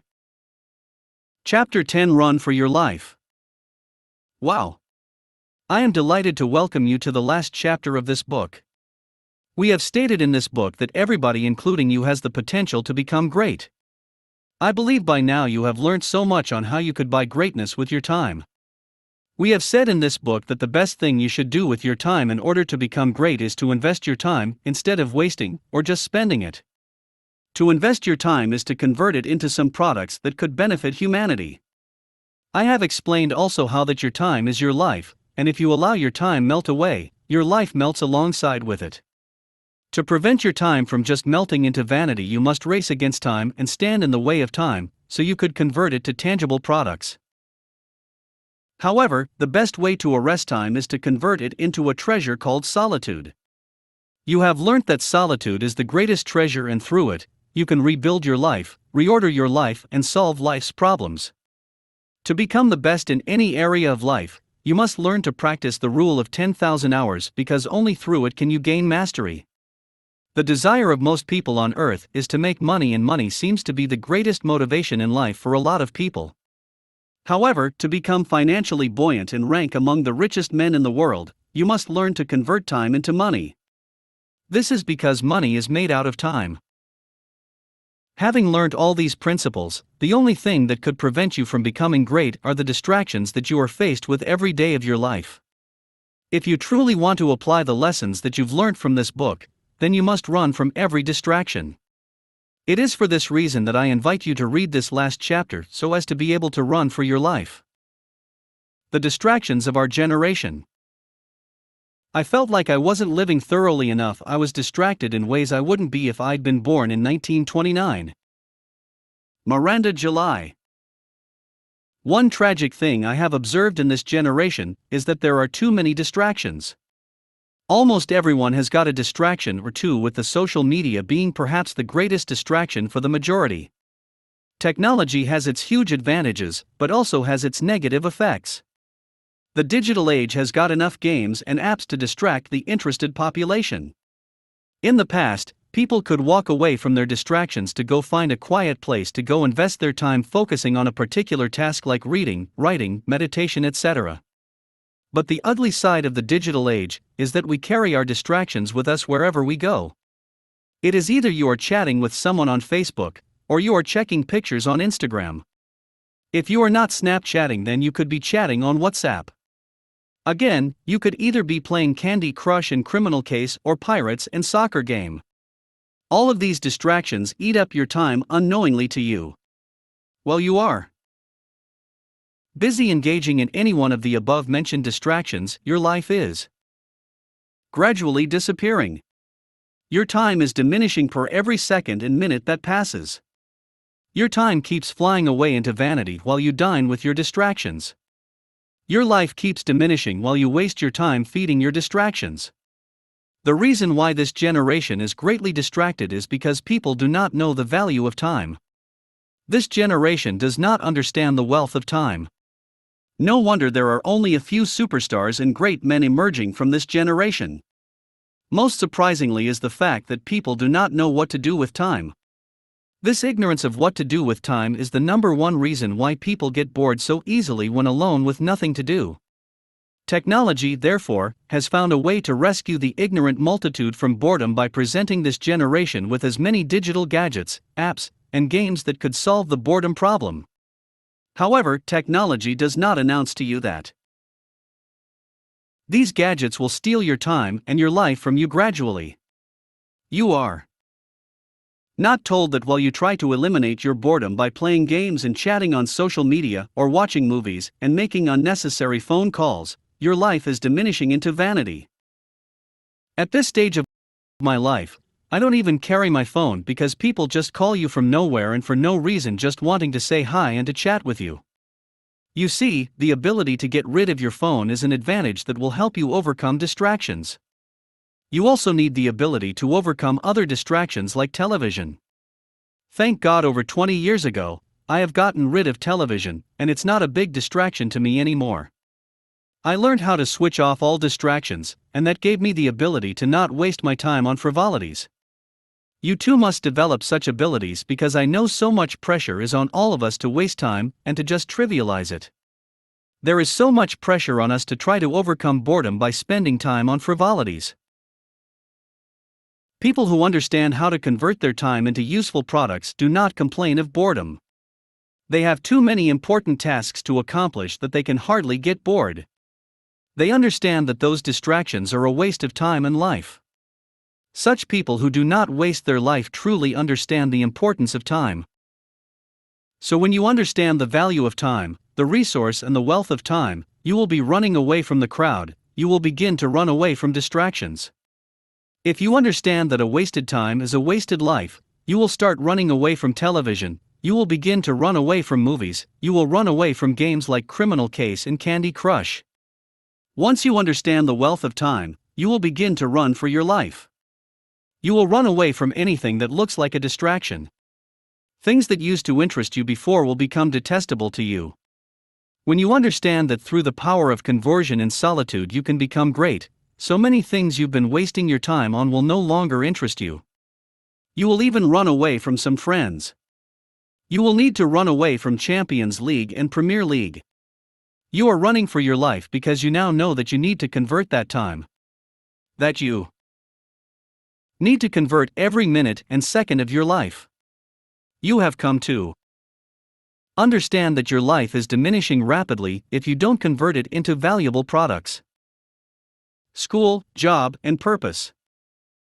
Another distraction that deviates people from their God-given purpose and calling is the distraction of job and formal education. You need to be careful. Everybody is in a hurry to go to school just so that they could get a job after they graduate. The focus is no longer on fulfilling purpose, but on going to school and getting a job afterwards. Society has so deceived us that people no longer care if there is any such thing as purpose and divine calling. So a man spends his entire life just pursuing school and job with no interest in finding out about why he was created in the first place. How tragic it is to find that an entire lifetime is wasted in pursuit of distractions while purpose is neglected. Do not neglect your purpose.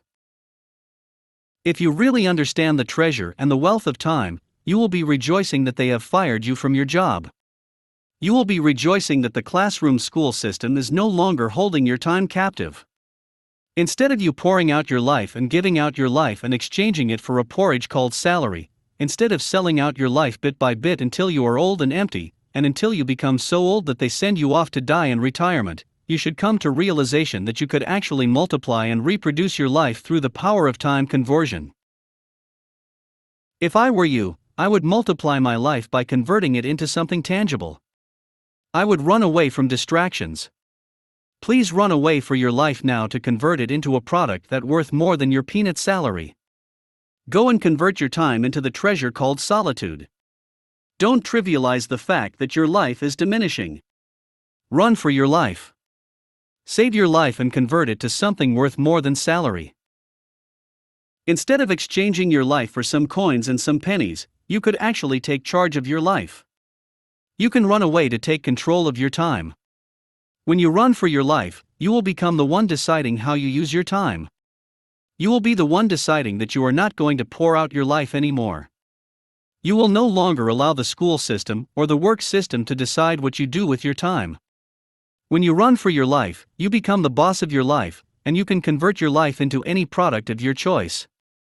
When you run for your life, you are going to start conserving it, you will begin investing it and multiplying it and converting it.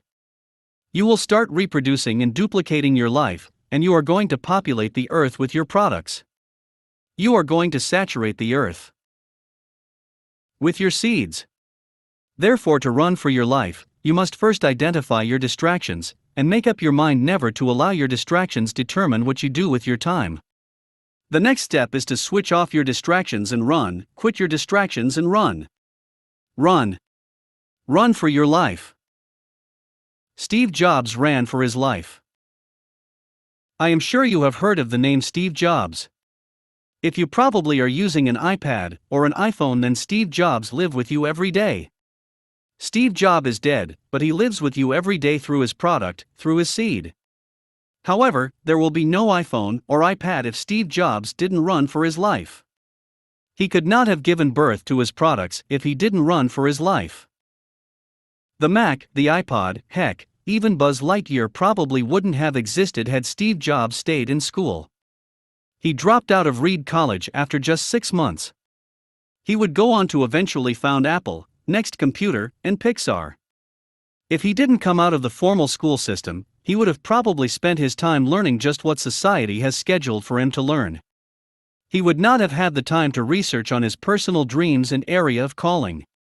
He would probably just graduate and become a working slave, spending his time to enriching his boss. But thanks to his dropping out of the formal school system, he was able to invest time into his calling and personal aspirations so much so that he became the innovator, visionary, and genius whose achievements the whole world is talking about and celebrating today. Do you know that there are millions of people who are just spending their time in one college or university studying courses that they were never born to study? The majority of the students in our universities all around the world are studying courses which they should have no business with at all. There are people with awesome talents and unique callings that do not need the formal education system to help them fulfill their callings, but are however just following the crowd to attend those universities. Some waste 4, 5, or 6 years of their lives studying what they know they have no passion nor the intellectual strength for. If the time spent going to a formal school was invested into developing their talents and area of calling, they would have become one of the best innovators, actors, painters, athletes, musicians, or dancers in the world. The best thing you should do to yourself is to find out what unique talents and callings you have been endowed with and invest the rest of your life into developing and building yourself up so that you could be the best in that area of life. Do not be distracted by the formal school system. I know it may surprise you to hear me call the formal school system a distraction. Yes, it is a distraction for the multitude of people whose calling and talents are not linked to it. It is a distraction from the fulfillment of purpose. It is a distraction from the fulfillment of destiny. The formal school system has prevented many from becoming their best selves. The reason is because the time they would have used to build themselves up for the fulfillment of their purpose was ignorantly dedicated to a school curriculum which had nothing to do with their purpose and unique destinies. They allow themselves to be enslaved by a school curriculum which does not favor their purpose or life's calling. Our streets are littered with university graduates holding paper certificates and looking for a way to enslave themselves again under a boss in the name of looking for a job. Our offices are filled with people working their lives out to enrich their boss, government, or company. They all have been distracted from their original God-given purposes and are now settling for the lesser life of a salary earner. My intention here is to draw your attention to the fact that the greatest innovators and history makers of our world were not great because of the formal school system, but because of self-development through the proper investment and conversion of time. Like I said before, if you really understand the treasure and the wealth of time, you will be rejoicing that the classroom school system is not holding your time captive. You will be rejoicing that they have fired you from your work.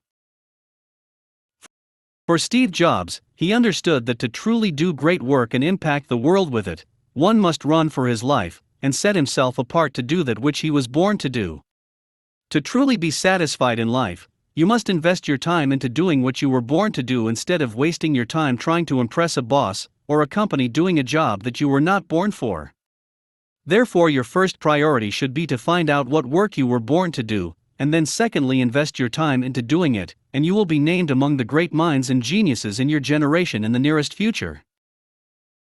The only way to be truly satisfied is to do what you believe is great work, and the only way to do great work is to love what you do. If you haven't found it yet, keep looking and don't settle. As with all matters of the heart, you'll know when you find it. And like any great relationship, it just gets better and better as the years roll on. So keep looking, don't settle. Steve Jobs. It is only when you run away from what society wants you to do with your time, and then invest the time into doing what you were born to do, that you can attain greatness and live a fulfilled life. Millions of people today are spending their time doing what society wants them to do, not investing it into doing what they were born to do. If you wake up early every morning running to work to do some jobs for your boss or your government and get paid for it by the end of the month, you are simply spending your whole time doing what society has imposed on you to do, not what you were born to do. To truly invest your time into doing what you were born to do, you should be running away from jobs, not running to jobs. The only way to saturate the earth with your products like Steve Jobs is to invest your time doing what you were born to do. For you, it may be that you need to quit the formal school system and start self-education in your area of calling. You may also need to quit your job and start investing your time into working for yourself and producing products in your area of calling. I am going to leave you with this speech by Steve Jobs. I'm pretty sure none of this would have happened if I hadn't been fired from Apple, he said at Stanford in 2005. It was awful tasting medicine, but I guess the patient needed it. Sometimes life hits you in the head with a brick. Steve Jobs. After he resigned from Apple, he went on to invest his time into working for himself and saturating the earth with his products. In about 10 years later, Steve Jobs has filled the earth with one product or another, including the iTunes, 2003, the MacBook, 2006, the iPhone, 2007, and the iPad, 2010. All these were possible only thanks to the fact that he ran for his life and began to invest his time into his destiny and area of calling. If you, therefore, must be numbered among the great, you too must run for your life. You must run from any distraction. You must run from any slavery of job. You must run from any slavery of a formal school system's curriculum. You must run from low-yielding activities and frivolities of life. You must run from time wasters and life wasters. You will only need to run towards your destiny and area of calling. You will only need to run towards solitude and time conversion. You will only need to run towards self-education. You will only need to run towards the development of your talents, crafts, and gifting. I charge you to run. Run. Go perfect your crafts. Run. Go use your creativity. Run. Go create your products. Run. Go rule your world. Run. Run for your life. When you're socially awkward, you're isolated more than usual, and when you're isolated more than usual, your creativity is less compromised by what has already been said and done. All your hope in life starts to depend on your craft, so you try to perfect it. One reason I stay isolated more than the average person is to keep my creativity as fierce as possible. Being the odd one out may have its temporary disadvantages, but more importantly, it has its permanent advantages. Chris Jamie, Philosophy. Time Principles from Chapter 10. 1. Your time keeps flying away into vanity while you dine with your distractions. Your life keeps diminishing while you waste your time feeding your distractions. 2. This generation does not understand the wealth of time. No wonder there are only a few superstars and great men emerging from this generation. 3. This ignorance of what to do with time is the number one reason why people get bored so easily when alone with nothing to do. 4. You are not told that while you try to eliminate your boredom by playing games and chatting on social media or watching movies and making unnecessary phone calls, your life is diminishing into vanity. 5. I know so much pressure is on all of us to waste time and to just trivialize it. There is so much pressure on us to try to overcome boredom by spending time on frivolities. 6. People who understand how to convert their time into useful products do not complain of boredom. They have too many important tasks to accomplish that they can hardly get bored. 7. Such people who do not waste their life truly understand the importance of time. 8. When you understand the value of time, the resource and the wealth of time, you will be running away from the crowd. 9. Once you understand the wealth of time, you will begin to run for your life. You will run away from anything that looks like a distraction. 10. When you understand that through the power of conversion and solitude you can become great, so many things you've been wasting your time on will no longer interest you. You will even run away from some friends. How to become great through time conversion. 1. You see, the ability to get rid of your phone is an advantage that will help you overcome distractions. You also need the ability to overcome other distractions like television. 2. You will even run away from some friends.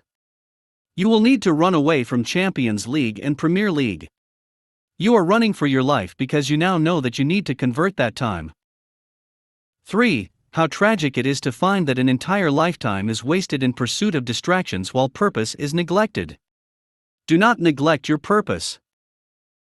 4. Another distraction that deviates people from their God-given purpose and calling is the distraction of job and formal education.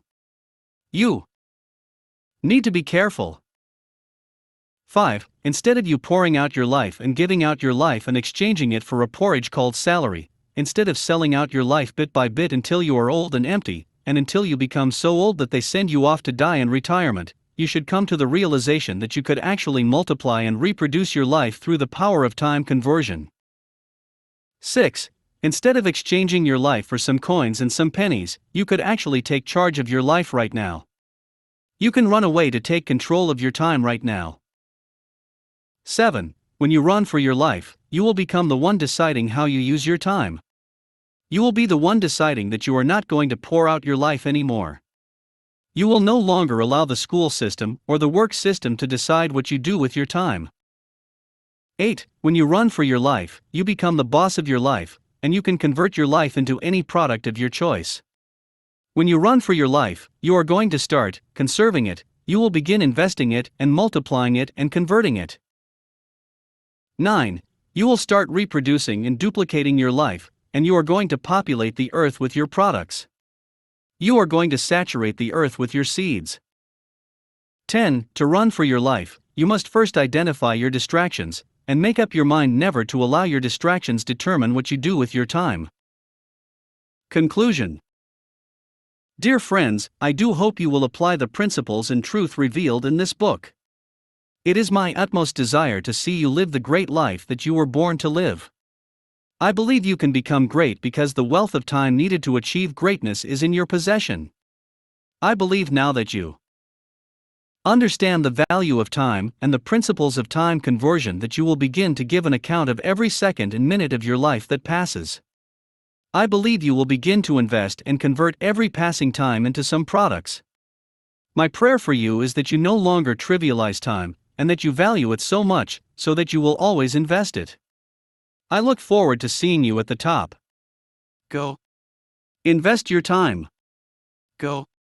Convert your time into products, for the world is waiting for your products. Go. Buy greatness with your time. Go. Greatness is in you. For the love of God, church and nation. Dr. Sunday Adelaja. Sunday Adelaja's bio were APHY. Pastor Sunday Adelaja is the founder and senior pastor of the Embassy of the Blessed Kingdom of God for All Nations Church in Kiev, Ukraine. Sunday Adelaja is a Nigerian-born leader, thinker, philosopher, transformation strategist, pastor, author and innovator who lives in Kiev, Ukraine. At 19, he won a scholarship to study in the former Soviet Union. He completed his master's program in Belarusia State University with distinction in journalism. At 33, he had built the largest evangelical church in Europe, the Embassy of the Blessed Kingdom of God for All Nations. Sunday Adelaja is one of the few individuals in our world who has been privileged to speak in the United Nations, Israeli Parliament, Japanese Parliament, and the United States Senate. The movement he pioneered has been instrumental in reshaping lives of people in the Ukraine, Russia, and about 50 other nations where he has his branches. His congregation, which consists of 99% white Europeans, is a cross-cultural model of the Church for the 21st century. His life mission is to advance the kingdom of God on earth by raising a generation of history makers who will live for a cause larger, bigger, and greater than themselves. Those who will live like Jesus and transform every sphere of the society and every nation as a model of the kingdom of God on earth. His economic empowerment program has succeeded in raising over 200 millionaires in the short period of 3 years. Sunday Adelaja is the author of over 300 books, many of which are translated into several languages including Russian, English, French, Chinese, German, etc. His work has been widely reported by world media outlets such as The Washington Post, The Wall Street Journal, New York Times, Forbes, Associated Press, Reuters, CNN, BBC, German, Dutch and French national television stations. Pastor Sunday is happily married to his princess Bose dear Adelaja. They are blessed with 3 children, Perez, Zoe and Pearl. Bill Clinton 42nd President of the United States, 1993 to 2001, former Arkansas State Governor. Ariel Arik Sharon Israeli politician, Israeli. Prime Minister, 2001 to 2006. Benjamin Netanyahu statesman of Israel. Israeli Prime Minister, 1996 to 1999, acting Prime Minister, from 2009. Jean Chr Ishan Canadian politician, 20th Prime Minister of Canada, Minister of Justice of Canada, Head of Liberal Party of Canada. Rudolph Giuliani American political actor, Mayor of New York served from 1994 to 2001. Actor of Republican Party. Colin Powell is an American statesman and a retired 4-star general in the U.S. Army, 65th United States Secretary of State. Peter J. Daniels is a well-known and respected Australian Christian international business statesman of substance. Madeleine Corbell Albright an American politician and diplomat, 64th United States Secretary of State. Kenneth Robert Livingstone an English politician, 1 St. Mayor of London, May 4, 2000 to May 4, 2008, Labour Party. Representative Sir Richard Charles Nicholas Branson English business magnate, investor and philanthropist. He founded the Virgin Group, which controls more than 400 companies. Mel Gibson American actor and filmmaker. Chuck Norris American martial artist, actor, film producer and screenwriter. Christopher Tucker American actor and comedian. Bernice Albertine King American minister best known as the youngest child of civil rights leaders Martin Luther King Jr. and Coretta Scott King. Andrew Young American politician, diplomat, and activist, 14th United States Ambassador to the United Nations, 55th Mayor of Atlanta. Dr. Sunday Adelaja's family, Perez, Pearl, Zoe and Pastor Bose Adelaja. General Wesley Can Clark 4-star General and NATO Supreme Allied Commander. Follow Sunday Adelaja on social media. Subscribe and read Pastor Sunday's blog, www.sundayadelajablog.com. Follow these links and listen to over 200 of Pastor Sunday's messages free of charge. http://sundayadelajablog.com/content. Follow Pastor Sunday on Twitter, www.twitter.com/official_pastor. Join Pastor Sunday's Facebook page to stay in touch, www.facebook.com/pastor. Sunday.Adelaja. Visit our websites for more information about Pastor Sunday's ministry. http://www.godembassy.com. http://www.pastorsunday.com. http://sundayadelaja.de. Contact. For distribution or to order bulk copies of this book, please contact us. USA Cornerstone Publishing info at thecornerstonepublishers.com +15165474999 www.thecornerstonepublishers.com Africa Sunday Adelaja Media Ltd. Email bawalana@hotmail.com +2348187518530 +2348097721451 +2348034093699 London, UK Pastor Abraham Great Abrahamagreed@gmail.com +447711399828 +441908538141 Kyiv, Ukraine podgodembassy.org mobile +38067440198 BEST Selling You Though Golden Jubilee Series books by Dr. Sunday Adelaja 1. Who am I 2? Only God can save Nigeria 3. The Mountain of Ignorance 4. Stop working for Uncle Sam 5. Poverty Mindset versus Abundance Mindset 6. Raising the Next Generation of Steve Jobs and Bill Gates 7. How to Build a Secured Financial Future 8. How to Become Great Through Time Conversion 9. Create Your Own Net Worth 10. Why You Must Urgently Become a Workaholic 11. How to Regain Your Lost Years 12. Pastor, Face Your Calling 13. Discipline for Transforming Lives and Nations 14. Excellence Your Key to Elevation 15. No One is Better Than You 16. Problems Your Shortcut to Prominence 17. Let Heroes Arise 18. How to Live an Effective Life 19. How to Win in Life 20. The Creative and Innovative Power of a Genius 21. The Veritable Source of Energy 22. The Nigerian Economy. The Way Forward 23. How to Get What You Need in Life 24. 7 Tips to Self-Fulfillment 25. Life is an Opportunity 26. The Essence and Value of Life 27. A Visionless Life is a Meaningless Life 28. Where there is problem there is money 29. Work is better than vacation, labor better than favor 30. How to Overcome the Fear of Death 31. Discovering the Purpose and Calling of Nations 32. How to Become a Developed Nation Thwart the Dignity of Labor 33. Your Greatness is Proportional 34. Why Losing Your Job is the Best Thing That Could Happen to You 35. What do you do with your time 36. Life is Predictable 37. How to Be in the Here and Now 38. I am a person. Am I a personality? 39. Discover the source of your latent energy 40. How to Form Value Systems in a Child 41. Why I am unlucky. 42. Hello. I am searching for problems 43. Holistic Personality 44. How to Transform and Build a Civilized Nation 45. Could you be the Abraham of your nation 46.